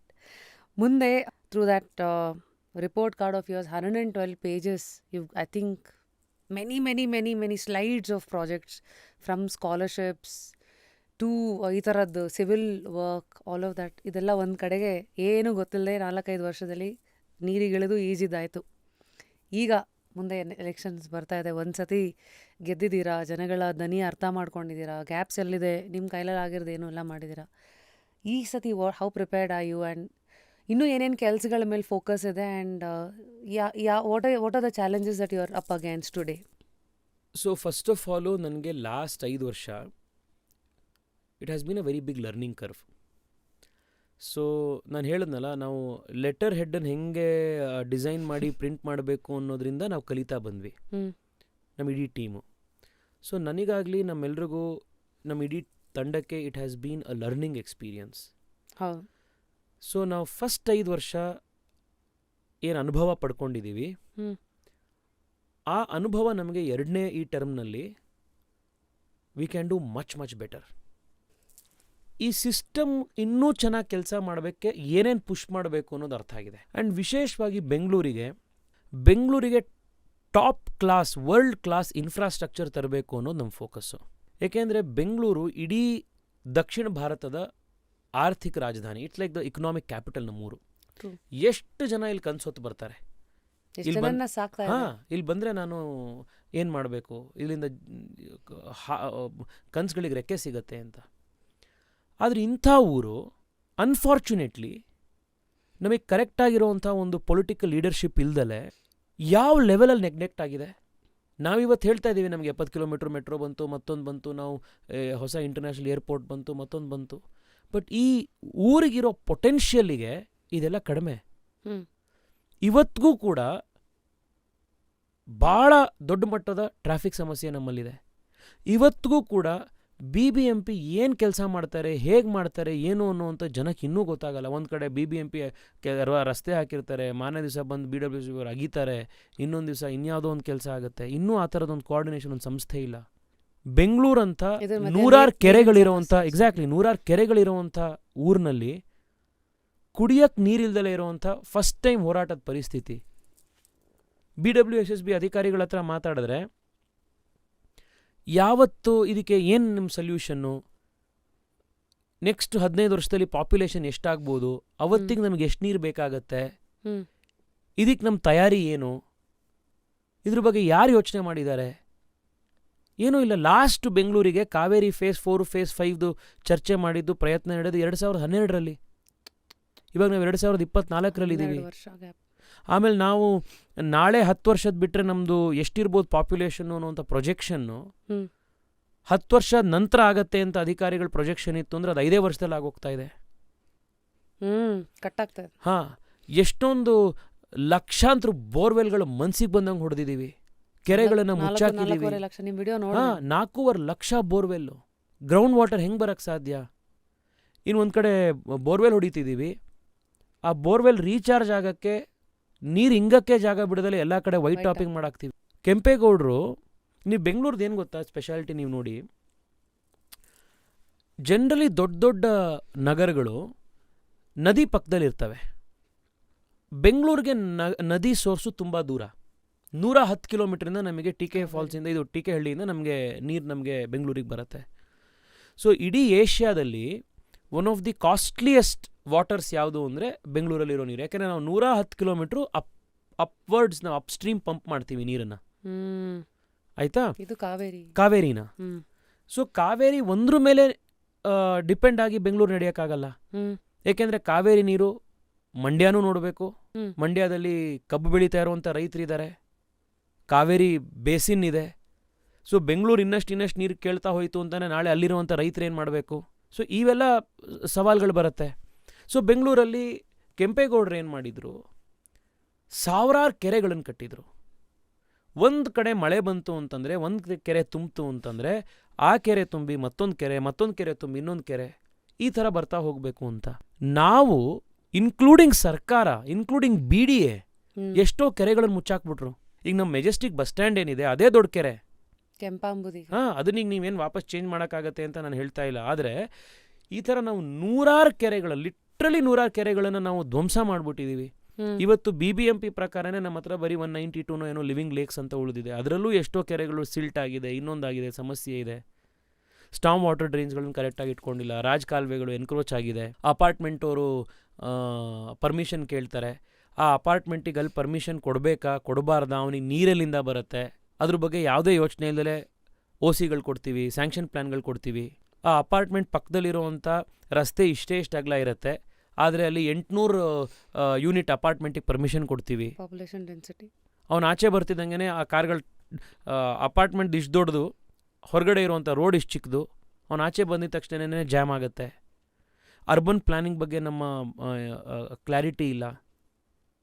BWSSBಯಲ್ಲಿ ನನಗೆ ಆಶ್ಚರ್ಯ ಆಗಿದ್ದು, ಪರ್ಮನೆಂಟಾಗಿ ಹೈಡ್ರಾಲಜಿಸ್ಟ್ಗಳು ಇಂಥವ್ರು ಇಲ್ಲವೇ ಇಲ್ಲ. ಕನ್ಸಲ್ಟೆಂಟ್ಸ್ ಇರ್ತಾರೆ ಹೊರತು ಆ ಡಿಪಾರ್ಟ್ಮೆಂಟ್ನಲ್ಲಿ ನಾವು ಏನು ಮಾಡಬೇಕು ಅನ್ನೋದ್ರ ಬಗ್ಗೆ ಇಲ್ಲ. ಆ್ಯಂಡ್ BWSSB ಅವರು ಚರಂಡಿ ಮೋರಿ ಇನ್ಚಾರ್ಜೇ ಹೊರತು, ಅವರು ನೀರು ಮತ್ತು ಸರಬರಾಜು ಮಾಡೋದ್ರ ಇನ್ಚಾರ್ಜೇ ಹೊರತು, ಕೆರೆಗಳು ಮತ್ತು ಇದ್ರದ್ದು ಇನ್ಚಾರ್ಜ್ ಅವ್ರಿಗಿಲ್ಲ. ಅದನ್ನು BBMP ನೋಡ್ಕೋತಾರೆ. ಬಟ್ ಅದೇ ಕೆರೆಗಳಿಂದ ರೀಚಾರ್ಜ್ ಆಗಿ ನೀರು ಬೋರ್ವೆಲ್ಗಳಿಗೆ ಬರಬೇಕು. ಸೊ ಈ ಎರಡು ಸಂಸ್ಥೆಗಳ ಮಧ್ಯೆ ಕೋಆರ್ಡಿನೇಷನ್ ಇರಲ್ಲ. I am giving you just example. ಒಂದು ಕಡೆ ನೀರಿನ ಸಮಸ್ಯೆ, ಇನ್ನೊಂದು ಕಡೆ ಟ್ರಾಫಿಕ್ ಸಮಸ್ಯೆ, ಇನ್ನೊಂದು ಕಡೆ ಇನ್ಫ್ರಾಸ್ಟ್ರಕ್ಚರ್ ಇಲ್ದಲೇ ಇರೋದು, ಇನ್ನೊಂದು ಕಡೆ ಇದೆಲ್ಲದನ್ನ ಹೇಗೆ ಮ್ಯಾನೇಜ್ ಮಾಡಬೇಕು ಅನ್ನೋದ್ರ ಬಗ್ಗೆ ಒಂದು ಕಾಂಪ್ರಹೆನ್ಸಿವ್ ವಿಷನ್ನ ಕೊರತೆ, ಇದೆಲ್ಲವೂ ಆ್ಯಕ್ಚುಲಿ ಬೆಂಗಳೂರಿಗಿರೋ ಸಮಸ್ಯೆ. ಇದೆಲ್ಲದರ ಮಧ್ಯನೂ ಕೂಡ we should not lose hope. That was my question. ಯಾವ ಹೋಪ್ ಇಟ್ಕೊಂಡು ಮತ್ತೆ ಏನು ಲೆಕ್ಕದಲ್ಲಿ ನಮಗೆ ಹಿಂಗಾಗಬೇಕಾದ್ರೆ ಸಿಸ್ಟಮ್ ಒಳಗಿದ್ಕೊಂಡು ಎಲ್ಲದ್ರ ಮಧ್ಯೆ ಭೇದಿಸ್ತಾ ಇರೋ ನಿಮ್ಮ ಜಾಗನೂ ಉಳಿಸ್ಕೊಂಡು ಯಾರನ್ನೂ ಇದು ಅಫೆಂಡೂ ಮಾಡಿದೆ ನಿಮ್ಗೆ ಹೆಂಗಾಗ್ತದೆ? What is the hope that you are seeing? ಜನನೇ ಹೋಪು ನಿಲ್ಲಿಸ್ತಾರೆ. ನಾವು ನಿಮಗೆ ಹೋಪು, ನಮಗೆ ನೀವು hope. Yeah, that's how democracy works. ಮತ್ತೆ ಇಲ್ಲಿ ಏನಂದ್ರೆ I think it's called first poll, ಅದೇನೋ ಫಸ್ಟ್ ಒಂದು. Past the post system. So basically ಈಗ 100 ಜನ ಎಲೆಕ್ಷನ್ಗೆ 100 ಜನ ವೋಟ್ ಹಾಕ್ತಾರೆ ಅಂದ್ರೆ 5 ಕ್ಯಾಂಡಿಡೇಟ್ಸ್ಗೆ 20. ಕರೆಕ್ಟ್. ಯಾರಿಗೆ ಜಾಸ್ತಿ ಬರುತ್ತೆ ಅವರು ಗೆದ್ರು. ಅಂದ್ರೆ ಈಗ 20 20 30 20 21 ಒಂದು ಲೆಕ್ಕ ಇಟ್ಕೊಳ್ಳೋಣ. ಈಗ 30% ವೋಟ್ ತಗೊಂಡು ಲೈನ್ ಇದೆ. 50 is minority, 51 is majority. Or in other way, 50 is 0, 51 is 100. First pass the post system. Exactly. ಅಂದರೆ ಯಾರು ಗೆದ್ದರು ಅವ್ರಿಗೆ ಬಿದ್ದಿರೋದು ಒಂದು 25% ವೋಟ್ ಆದ್ರೂ they are ruling the 75% also wouldn't vote for them. Example same thing which has happen right ನಾವು. ಈಗ ನಾವು ಯಾವಾಗಲೂ ಫ್ರೆಂಡ್ಸ್ ಮಧ್ಯೆ ಎಲ್ಲ ಕೂತ್ಕೊಂಡು ನಡೆಯೋ ಡಿಸ್ಕಷನ್ನೇ ಇದು. We are the elite once, we also have a say in the democracy, we also vote. But our opinions don't matter because the campaigns and all of that is always happening to the bigger masses whose vote banks are really adding to the number anta one theory. I hope you know this. ಅಂದ್ರೆ ನಾವು but ಏನಂದ್ರೆ ಎಲ್ರಿಗೂ ಒಂದು ಧ್ವನಿ ಇದೆ. So ಸಮಾಜದಲ್ಲಿ ಎಲ್ಲ ಸ್ತರದ ಜನ ಇದ್ದಾರೆ. ನಾವು ಆ ಕಲೆಕ್ಟಿವ್ ಇಂಟೆಲಿಜೆನ್ಸನ್ನ ನಾವು ರೆಸ್ಪೆಕ್ಟ್ ಮಾಡಬೇಕು. ಆ್ಯಕ್ಚುಲಿ ಜನಕ್ಕೆ ಅವ್ರಿಗೆ ಏನು ಬೇಕಿದೆ ಅಂತ ಗೊತ್ತಿರುತ್ತೆ, ಅದನ್ನು ನಾವು ಕರೆಕ್ಟಾಗಿ ಕಮ್ಯುನಿಕೇಟೂ ಮಾಡಬೇಕು. ಅದು ಪೊಲಿಟಿಕಲ್ ಪಾರ್ಟಿಗಳ, ಪೊಲಿಟಿಕಲ್ ಆಕ್ಟಿವಿಸ್ಟ್ಗಳ ಕರ್ತವ್ಯ ಅದು. ಬರೀ ಶ್ರೀಮಂತರೇ ಇದ್ರು ಅಂದ್ರೆ ಅವ್ರಿಗೆ ಬೇಕಾದ್ದೇ ಸರ್ಕಾರಗಳು ಕಾನೂನುಗಳು ಬರ್ತವೆ. So you're appealing to all so the ಯಾರು ideas. ಅಲ್ಲ, this is the beauty of democracy. ಆ ಕಡಿಮೆ ಸಂಖ್ಯೆಯ ಶ್ರೀಮಂತರಿಗೆ ಸರ್ಕಾರ ಆಗಬಾರ್ದು ಅನ್ನೋದನ್ನ ಕೌಂಟರ್ ಬ್ಯಾಲೆನ್ಸ್ ಮಾಡಕ್ಕೆ ದೊಡ್ಡ ಸಂಖ್ಯೆ ಬಡವರಿದ್ದಾರೆ. ಅವ್ರ ಸರ್ಕಾರ ನಮ್ದು ಕೇಳಬೇಕು ಅಂತ ಅವ್ರಿಗೆ ಓಟ್ ಹಾಕತ್ತೆ. ಇಲ್ಲ ಅಂತಂದ್ರೆ ನಿಮ್ಗೆ ಒಂದೇ ತರದವರಿಗೆ ಸರ್ಕಾರ ಆಗ್ತಾ ಹೋಗುತ್ತೆ. So collective intelligence of the public ನಾವು ರೆಸ್ಪೆಕ್ಟ್ ಮಾಡಬೇಕು. ಈ ಕಾಂಗ್ರೆಸ್ ಗೆದ್ರು, ಫ್ರೀ ಬಿ ಕೊಟ್ಟರು, ಜನ ಏನಪ್ಪ ಎಲ್ಲ ಫ್ರೀ ಓಟ್ ಹಾಕಿದ್ರು ಅಂತ ಜನನ್ ಬೈಯೋದು ಅಲ್ವೇ ಇಲ್ಲ. ನಾನು ಎಂದೂ ನಾ ಹೇಳೋದು, ನಾವು ಫೇಲ್ ಆಗಿದ್ದೀವಿ ಜನಕ್ಕೆ ಇದು ಸರಿ ಇಲ್ಲ ಅಂತ ಕನ್ವಿನ್ಸ್ ಮಾಡೋದ್ರಲ್ಲಿ. ನಾವು ಅವ್ರಿಗೆ ಕನ್ವಿನ್ಸ್ ಮಾಡಿದ್ರೆ ಅವ್ರು ನಿಜವಾಗ್ಲೂ ಓಟ್ ಹಾಕ್ತಾರೆ. ಸೊ ಅಂದರೆ ಐ ಡೆಂಟ್ ಎಕ್ಸ್ಪೆಕ್ಟ್ ಈ ಥರದೆಲ್ಲ ಒಂದಷ್ಟು ವಿಚಾರಗಳನ್ನು ಒಂದು ಕ್ಯಾಶುವಲ್ ಕಾನ್ವರ್ಸೇಷನಲ್ಲಿ ಟಚ್ ಮಾಡ್ತೀವಿ ಅಂತ. I think we taken a lot of your in fact actually ನಾವು ಎಷ್ಟೊತ್ತು ಮಾತಾಡಿದೀವಿ ಅಂತಾನೂ ಗೊತ್ತಿಲ್ಲ. I think we may have know the beauty of this show is 2 hours 3 hours ಎಷ್ಟಾದರೂ, ಬಿಕಾಸ್ ಇಟ್ಸ್ ಯೋರ್ ಟೈಮ್. ನಾವೇನೋ ಮಾತಾಡ್ತೀವಿ, ಜನ ನೋಡ್ಬೇಕಲ್ಲ. No I mean I am sure ಇದು ಹೆಂಗಂದ್ರೆ ಪೀಪಲ್ ಲಿಸನ್ ಟು ಇಟ್. ಒಂದು ಮಾರತಳ್ಳಿಯಿಂದ ಬಸವೇಶ್ವರ ನಗರ್ಗೆ ಹೋಗ್ಬೇಕಾದ್ರೆ ಗಾಡಿನಲ್ಲಿ ರೇಡಿಯೋ ಆ ಜಾಗದಲ್ಲಿ ಇದನ್ನ ಆನ್ ಮಾಡಿ ಬಿಟ್ಬಿಡ್ತಾರೆ. ಇದೇ ಈ ಎಪಿಸೋಡ್ಗಳನ್ನ 3-4 ದಿವಸ ಕನ್ಸ್ಯೂಮ್ ಮಾಡ್ತಾರೆ. Seriously that's how it works. That is reminding me, ಮಾರತಳ್ಳಿಯಿಂದ ಬಸವೇಶ್ವರ ನಗರಕ್ಕೆ 3 hours ಆಗೋದನ್ನ ಕಡಿಮೆ ಮಾಡಬೇಕಾಗಿರೋ ಜವಾಬ್ದಾರಿ ಎಲ್ಲ ನಮ್ಮದೇ. ಸೊ ಅಲ್ಲಿಗೂ we have to work towards metro. Collective ಆಗಿ ಇದನ್ನು ಮಾಡಬೇಕು. ನಾನು ಜಸ್ಟ್ ಒಂದು ಅಪೀಲ್ ಇದೆ ನನಗೆ ಜನರ ಹತ್ರ, ನಾನು ನಿಮಗೆ ಥ್ರೂ ಎವ್ರಿಬಡಿ ಮಾಡೋದು, ಪೊಲಿಟಿಕಲ್ ಲೀಡರ್ಸಿಗೆ ಜನರ ಸಪೋರ್ಟ್ ಅವಶ್ಯಕತೆ ಇರುತ್ತೆ. ಆ್ಯಂಡ್ ಆ ಸಪೋರ್ಟ್ ಅಂದರೆ ನಾನು ಹೇಳೋದು ಬರೀ ಎಲೆಕ್ಷನ್ ಟೈಮಲ್ಲಿ ಅಷ್ಟೇ ಅಂತಲ್ಲ. ಈಗ ಯಾವುದೋ ಒಂದು ಇಶ್ಯೂ ನಾವು ತಗೋತೀವಿ ಅಂತಂದರೆ ಆ ಇಶ್ಯೂನ ಒಂದು ಲಾಜಿಕಲ್ ಎಂಡ್ ತನಕ ತೊಗೊಂಡು ಹೋಗೋಕ್ಕೆ ಒಂದು ವೋಕಲ್ ಕಮ್ಯುನಿಟಿ ಸಪೋರ್ಟ್ ಬೇಕು, ಇದನ್ನು ಮಾಡಿ ಅಂತ. ಯಾಕೆಂದರೆ ಅದನ್ನು ಆಗದಲ್ಲೇ ಇರೋ ರೀತಿ ನೋಡೋಕ್ಕೆ ಭಾಳ ಲಾಬಿಗಳಿರ್ತವೆ. ಈಗ ಬೆಂಗಳೂರಿಗೆ ಟನಲ್ ರೋಡ್ ಬೇಡ ಅಂತ ನಾ ಹೇಳ್ತಿದ್ದೀನಿ. ಕಾರಣ ಯಾಕೆ ಅಂತಂದರೆ IASC ಮತ್ತು ಈ ರೀತಿ ಎಷ್ಟೋ ಸಂಸ್ಥೆಗಳು ಅವ್ರು ಸಿಮ್ಯುಲೇಷನ್ ಸ್ಟಡಿಗಳು ಮಾಡಿದ್ದಾರೆ. ಟನಲ್ ರೋಡ್ ಇತ್ತು, 2 ವರ್ಷದಲ್ಲಿ ಆ ಟನಲ್ ರೋಡ್ ಜಾಮ್ ಆಗಿಬಿಡತ್ತೆ, ಈ ಪ್ರೋಗ್ರೆಸ್ಸಲ್ಲಿ ಈ ಸ್ಪೀಡಲ್ಲಿ ವೆಹಿಕಲ್ ಟ್ರಾಫಿಕ್ ಬೆಳೆದ್ರೆ ಅಂತ. ಸೊ ನಾವು ಟನಲ್ ರೋಡ್ ಮಾಡೋಕ್ಕೆ ಎಷ್ಟು ದುಡ್ಡು ಖರ್ಚು ಮಾಡ್ತೀವೋ ಅಷ್ಟೇ ದುಡ್ಡನ್ನ ನಾವು ಟನಲ್ ರೇಲಿ ಖರ್ಚು ಮಾಡಿದ್ರೆ ನಿಮಗೆ ಲಾಂಗ್ ಟರ್ಮ್ ಎಫಿಷಿಯನ್ಸಿ ಇರುತ್ತೆ ಅಂತ. ಅದನ್ನು ನಾನೊಬ್ಬನೇ ಹೇಳಿದ್ರೆ ಆಗಲ್ಲ. ನಮ್ಮ ಜೊತೆಗೆ ಧ್ವನಿಗೂಡಿಸೋವಂಥ ಒಂದು ಸಿವಿಲ್ ಸೊಸೈಟಿ ಇರಬೇಕು. ಅದು ನಿಮ್ಮ ಟ್ವಿಟರ್ ಆಗ್ಬೋದು, ನಿಮ್ಮ ಫೇಸ್ಬುಕ್ ಆಗ್ಬೋದು, ಅಥವಾ ಯಾವತ್ತಾರು ಒಂದು ದಿವಸ ನೀವು ಪತ್ರ ಸರ್ಕಾರಕ್ಕೆ ಬರೆಯುವಂಥದ್ದು ಇರ್ಬೋದು, ಅಥವಾ ನಾವು ಹೋರಾಟ ಮಾಡಿದ್ವಿ ಅಂತ ಈ ಥರದ ಇಶ್ಯೂಸ್ಗಳ ಬಗ್ಗೆ ಜನ ಅಲ್ಲಿಗೆ ಬರುವಂಥದ್ದು ಇರ್ಬೋದು. ಯಾಕೆಂದರೆ ಸರ್ಕಾರ ಅಥವಾ ಇದು BJPದೇ ಕೆಲಸ ಅಲ್ಲ, ಅದು ತೇಜಸ್ವಿ ಸೂರ್ಯದ ಕೆಲಸ ಅಲ್ಲ, ಅಥವಾ ಯಾವುದೋ ಎಲೆಕ್ಟ್ ಆಗಿರುವಂಥ ಜನಪ್ರತಿನಿಧಿ ಅಷ್ಟೇ ಕೆಲಸ ಅಲ್ಲ. ಇದು ನಾವೆಲ್ಲ ಸೇರ್ ಮಾಡಿದಾಗ ಇದಾಗತ್ತೆ ನಮ್ಮೂರ್ದು. ಇನ್ನು ಈಗ ಇನ್ನೊಂದು ಹೊಸ ಪ್ರಪೋಸಲ್ ಕೊಡ್ತಾ ಇದ್ದಾರೆ. ಮೆಟ್ರೋನ ನಾವು ಚಿಕ್ಕಬಳ್ಳಾಪುರಕ್ಕೆ ತೊಗೊಂಡು ಹೋಗಬೇಕು, ಮೆಟ್ರೋನ ತುಮಕೂರಿಗೆ ತೊಗೊಂಡು ಹೋಗಬೇಕು ಅಂತ. ಮೆಟ್ರೋ ಅಂತ ಹೆಸರಲ್ಲೇ ಇರೋದು ನಗರ ಪ್ರದೇಶದ ಕೋರ್ ಭಾಗದೊಳಗಡೆ ಅದನ್ನು ಯೂಸ್ ಮಾಡಬೇಕು ಅಂತ. ತುಮಕೂರಿಗೆ ಯಾಕೆ ಬೇಕು ಮೆಟ್ರೋ? ಚಿಕ್ಕಬಳ್ಳಾಪುರಕ್ಕೆ ಯಾಕೆ ಬೇಕು ಇಲ್ಲಿಂದ ಮೆಟ್ರೋ? ಅಲ್ಲಿ ತನಕ ಫಾಸ್ಟ್ ರೈಲ್ ಕೊಡಬೇಡಿ ನಾನು ಹೇಳ್ತಾ ಇಲ್ಲ. ಅಲ್ಲಿರೋ ಜನ ಕನ್ಫ್ಯೂಸ್ ಮಾಡ್ಕೋಬಾರ್ದು ಅದನ್ನು. That is not my intention. ಅಲ್ಲಿಗೆ ನಿಮಗೆ ರ್ಯಾಪಿಡ್ ರೈಲ್ ಸರ್ವಿಸ್ ಅಂತ ಇದೆ, ಅಲ್ಲಿ ನಿಮಗೆ ಫಾಸ್ಟ್ ಪೇಸ್ ಸಬರ್ಬನ್ ಟ್ರೈನ್ಸ್ ಇದೆ. ನೀವು ಬೇರೆ ಥರದ್ದು ಏನು ಸಿಸ್ಟಮ್ ಬೇಕು ಅಂತ ಕೊಡಿ, ಬಟ್ ಮೆಟ್ರೋ ಅಂತ ಅಂದು ಅಲ್ಲಿಗೆ ಮೆಟ್ರೋ ತೊಗೊಂಡು ಹೋಗ್ತೀವಿ ಅನ್ನೋದು ಯಾಕೆ? ಸೊ ಈ ಥರದ ಸಬ್ಜೆಕ್ಟ್ಗಳು ಬಂದಾಗ ಅದನ್ನು ವಿರೋಧ ಮಾಡಿದಾಗ ಅದು ನಮ್ಮ ವೈಯಕ್ತಿಕ ಒಬ್ರದ್ದು ವಿರೋಧ ಆದರೆ ಅದು ಉಪಯೋಗ ಆಗಲ್ಲ, ಸರ್ಕಾರ ಕೇಳಲ್ಲ. ಅದನ್ನು ಸಪೋರ್ಟ್ ಮಾಡುವಂಥ ಜನರು ಗುಂಪಬೇಕು. ಸೊ ಜನ ಅದ್ರ ಬಗ್ಗೆ ಆ್ಯಕ್ಟಿವ್ ಆಗಿರಬೇಕು, ವೋಕಲ್ ಆಗಿರಬೇಕು ಅಂತ ನನ್ನ ರಿಕ್ವೆಸ್ಟು. ಕೆರೆಗಳು ಬೆಂಗಳೂರ್ದು ನಾವು ನೋಡ್ತಾ ಎಷ್ಟೋ ಕೆರೆಗಳು ಎನ್ಕ್ರೋಚ್ ಆಗೋಗ್ತವೆ. ನಮ್ಮ ಮನೆ ಹತ್ರ ಯಾವ್ದಾದ್ರು ಒಂದು ಕೆರೆ ಎನ್ಕ್ರೋಚ್ ಆಗ್ತಾ ಇದೆ, ಯಾವನೋ ಬಿಲ್ಡರ್ ಇದು ಮಾಡ್ತಾ ಇದ್ದಾರೆ, ಅದ್ರ ಜೊತೆಗೆ ಯಾರೋ ಒಂದಿಷ್ಟು ಅಧಿಕಾರಿಗಳು ಪೊಲಿಟಿಷಿಯನ್ಸ್ಗಳೆಲ್ಲ ಸೇರ್ಕೊಳ್ಳೋದನ್ನು ಮುಚ್ಚಿಸ್ತಾ ಇದ್ದಾರೆ ಅಂತ ಅನಿಸ್ತು ಅಂತಂದರೆ, ಬೆಂಗಳೂರಲ್ಲಿ ಎಷ್ಟೋ ಕೆರೆಗಳನ್ನು ಸಿವಿಕ್ ಆ್ಯಕ್ಟಿವಿಸಮ್ ಉಳಿಸಿದೆ. ಜನ ಕೋರ್ಟಿಗೆ ಹೋಗಿ, ಹೈಕೋರ್ಟು, ಸುಪ್ರೀಂ ಕೋರ್ಟ್ ತನಕ ಹೋಗಿ ಹೊಡೆದಾಡಿದ್ದಾರೆ. ಅದರಿಂದ ಎಷ್ಟೋ ಕೆರೆಗಳು ಉಳಿದಿದೆ. Those are models of citizen activism. So ಜನ ಅದನ್ನು ಆ್ಯಕ್ಚುಲಿ ಅದು ಇನ್ನೂ ದೊಡ್ಡದಾಗಿ ಬೆಳಿಬೇಕು. So you are encouraging civic activism. Absolutely. ಅದು ಏನಂದರೆ ಅಧಿಕಾರಿಗಳಿಗಾಗಲಿ ಪೊಲಿಟಿಷಿಯನ್ಸ್ಗಾಗಲಿ ನಮ್ಮನ್ನು ಯಾರೋ ನೋಡ್ತಾ ಇದ್ದಾರೆ ಅನ್ನೋ ಒಂದು ಭಯ ಇರಬೇಕು. ನೀ ತಪ್ಪು ಮಾಡಿದ್ರೆ ಅದನ್ನು ಶಿಕ್ಷೆ ಮಾಡುವಂಥ ಜನ ಇದ್ದಾರೆ ಅಂತ ಗೊತ್ತಿರಬೇಕು. ಆ್ಯಂಡ್ ನಿಮಗಿಂತ ಪವರ್ಫುಲ್ ಆಗಿರೋವಂಥ ಒಂದು ಸೋರ್ಸ್ ಆಫ್ ಪವರ್ ಇದೆ, ಅದು ಜನ ಅನ್ನೋದು ಪ್ರತಿ ಸತಿ ನಾಪಿಸ್ತಾ ಇರಬೇಕು ಜನ. ಆವಾಗ ಪೊಲಿಟಿಷಿಯನ್ಸ್ ಆಗಲಿ, ಬ್ಯೂರೋಕ್ರಾಟ್ಸ್ ಆಗಲಿ, ಇನ್ಯಾರೇ ಆಗಲಿ ಅವ್ರವ್ರ ಲಿಮಿಟ್ಸಲ್ಲಿ ಅವರವರ ರೆಸ್ಪಾನ್ಸಿಬಿಲಿಟೀಸನ್ನು ಕರೆಕ್ಟಾಗಿ ಮಾಡೋವಂಥದ್ರಲ್ಲಿ they will be force to do it. Hmm. Because the final source of power ಜನ. ಅದು ಜನ ಮನ್ಸು ಮಾಡಿದ್ರೆ, ಜನ ಕಲೆಕ್ಟಿವ್ ಆಗಿ ಎದ್ದು ನಿಂತರೆ ಏನು ರೆವಲ್ಯೂಷನ್ ಬೇಕಿದ್ರೂ ಆಗುತ್ತೆ. ಸೊ ಅದು ಆಗಬೇಕು ಅನ್ನುವಂಥದ್ದು ಆ್ಯಕ್ಚುಲಿ ನನ್ನ ಹಂಬಲ ಅದು. Thank you. So I guess we've touch through many topics. ತುಂಬ ಕೂಲಾಗಿ ಅದನ್ನು ನೀವು ಹ್ಯಾಂಡಲ್ ಮಾಡಿ ನಿಮ್ಮ ಒಂದು ಎಕ್ಸ್ಪೀರಿಯನ್ಸ್ಗಳ ಮೂಲಕ ಬೇರೆ ಬೇರೆ ಪ್ರಾಬ್ಲಮ್ಸ್ಗಳ ಒಂದು ಎಸೆನ್ಸು ಫ್ಲೇವರ್ನ ತಂದಿಡಿದಿರಿ. So here something for you from polar ಬೇರ್.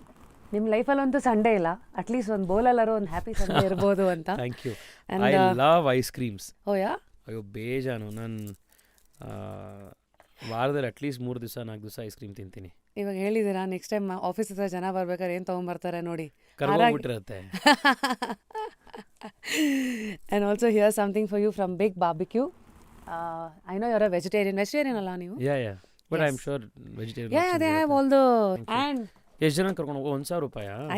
I how cute are you. ಎಷ್ಟು ಜನಕ್ಕೆ ಏನೇನು ಸ್ಕಾಲರ್ಶಿಪ್ಸ್ಗಳು ಏನೆಲ್ಲ ಕೊಟ್ಟಿಲ್ಲ. So I don't know, somebody has given you something. Thank you so much. And ಇದು wake up to fresh ideas. And ಇದು music pillow. You can connect your phone and this is something for you. Thank you so much. Pleasure. And last ಕೆಲಸ ನಿಮಗೆ, just ಕ್ಯೂರಿಯಸಲ್ಲಿ ಯಾವ 3 ವ್ಯಕ್ತಿತ್ವಗಳನ್ನು nominate ಮಾಡ್ತೀರಾ? ಇವರನ್ನ ಮಾತಿಗೆ ಹೇಳಿರಿ, ಇವರಿಂದ ಭಾಳ ವಿಚಾರಗಳು ಆಚೆಗೆ ಬರುತ್ತೆ ಅಂತ. ಒಂದು ವಿಜಯ್ ಪ್ರಕಾಶ್ ಅವ್ರನ್ನ ಕರೀರಿ. ಸಿಂಗರ್ ಅವರು ಅಫ್ಕೋರ್ಸ್ ತುಂಬ ಚೆನ್ನಾಗಿ ಮಾತಾಡ್ತಾರೆ. ಭಾಳ ಇಂಟ್ರೆಸ್ಟಿಂಗ್ ಜೀವನದ ಅನುಭವಗಳಿದೆ ಅವರದ್ದು. ಯಡಿಯೂರಪ್ಪನವ್ರನ್ನ ಕರೆದು ಮಾತಾಡಿಸಿ. ಯಾಕೆಂದರೆ ಹೋರಾಟಗಳು ಮಾಡುವಂಥದ್ದು, ಜೀವನದಲ್ಲಿ ಏಳು ಬೀಳು ನೋಡುವಂಥದ್ದು, ಮೋಸಗಳು, ಬ್ಯಾಕ್ ಸ್ಟ್ಯಾಬಿಂಗು, ಎಲ್ಲ ಥರ ನಿಮಗೆ all shades of human character ನೋಡಿರ್ತಾರೆ ಅವರು. 3ನೇದು ನಮ್ಮ ಅಣ್ಣಾಮಲೈ ಅವ್ರನ್ನ ಕರೆಸಿ. Oh wow. Of course Tamil Nadu. Yeah so ಅವ್ರು ನಮ್ಮ ಉಡುಪಿ ಚಿಕ್ಕಮಂಗ್ಳೂರಲ್ಲಿ DCP ಆಗಿದ್ದರು, ನಮ್ಮ SP ಆಗಿದ್ದರು, ನಮ್ಮ ಬೆಂಗಳೂರು ಸೌತಲ್ಲಿ DCP ಆಗಿದ್ದರು. ಭಾಳ ಡೆಪ್ತ್ ಇರುವಂಥ ಮನುಷ್ಯ, ತೂಕದ ವ್ಯಕ್ತಿತ್ವ, ಸಾಧನೆ ಮಾಡಿರೋವಂಥ, ಇನ್ನೂ ಭಾಳ ದೊಡ್ಡ ಸಾಧನೆಗಳನ್ನು ಮಾಡುವಂಥ ಒಂದು ಡ್ರೈವ್ ಇರುವಂಥ young leader. Thank you. Thank and you. I guess with this I can only tell you this, ನಿಮ್ಮಲ್ಲಿರೋ ಆ ಫೈರು ಆ್ಯಂಡ್ ಆ ಇಂಟ್ರೆಸ್ಟು ಆ್ಯಂಡ್ ಆ ಪೊಸಿಷನ್ನಿಗೆ ಇರಬೇಕಾಗಿರೋ ಒಂದು ಕ್ಷಮತೆ, ಯಾವುದನ್ನು ಹೇಗೆ ನೋಡಬೇಕು, ಆ sensibilities, responsibilities, without any personal agendas, ಹೇಗೆ ಇಲ್ಲಿವರೆಗೂ ಕೆಲಸ ಮಾಡ್ತಾ ಬಂದಿದ್ದೀರಿ. Wishing you all the best for this exam. ಗೆದ್ದು ಬನ್ನಿ, ಬರ್ತೀರಾ. And continue to stay curious. Sir, ನಾನು ಸರ್ ಅಂತ ಕೊನೆಗೆ ಅಂತೀನಿ, ಮಧ್ಯ ಮೇಡಮ್ ಅಂತೆಲ್ಲ ಅಂದ್ಬಿಟ್ರಿ. Very proud of you. Keep going. So wishing you all the good energies to stay with you for this general elections. Thank you so much. ನಮಸ್ಕಾರ. I hope ಇವತ್ತಿನ episode ಒಂಥರ ತೇಜಸ್ವಿ ಸೂರ್ಯ ಅವರ ತಲೆ ಒಳಗೆ, ಮನಸ್ಸೊಳಗೆ, ಹಾರ್ಟ್ ಒಳಗೆ ಎಲ್ಲ ಕಡೆ ಓಡಾಡಿದ್ದೀರಾ. ಅವರ ಆಲೋಚನೆಗಳು, ಜೀವನನ ಎಷ್ಟು ನೋಡಿದ್ದಾರೆ, ಮುಂದೆ ಏನೇನೆಲ್ಲ ನೋಡೋಕ್ಕೆ ಅಂತ ಆಸೆ ಇಟ್ಕೊಂಡಿದ್ದಾರೆ. With his power as an MP, human ಆಗಿ ಎಲ್ಲ ಸೈಡನ್ನ ನೋಡಿದ್ದೀರಾ. ಈ ಒಂದು ಡಿಸ್ಕಷನ್ನ ಯಾವ ಭಾಗ ನಿಮಗೆ ತುಂಬ ಇಷ್ಟ ಆಯಿತು? Do let us know in the comment section. And ಮುಂದೆ ಯಾರನ್ನ ನೀವು ಗೆಸ್ಟ್ ಆಗಿ ನೋಡೋಕ್ಕೆ ಇಷ್ಟಪಡ್ತೀರಾ? Do let us know. Until next time, ನಾನು ನಿಮ್ಮ Ajay rapid Rashmi signing out. Continue to stay curious because this is just curious.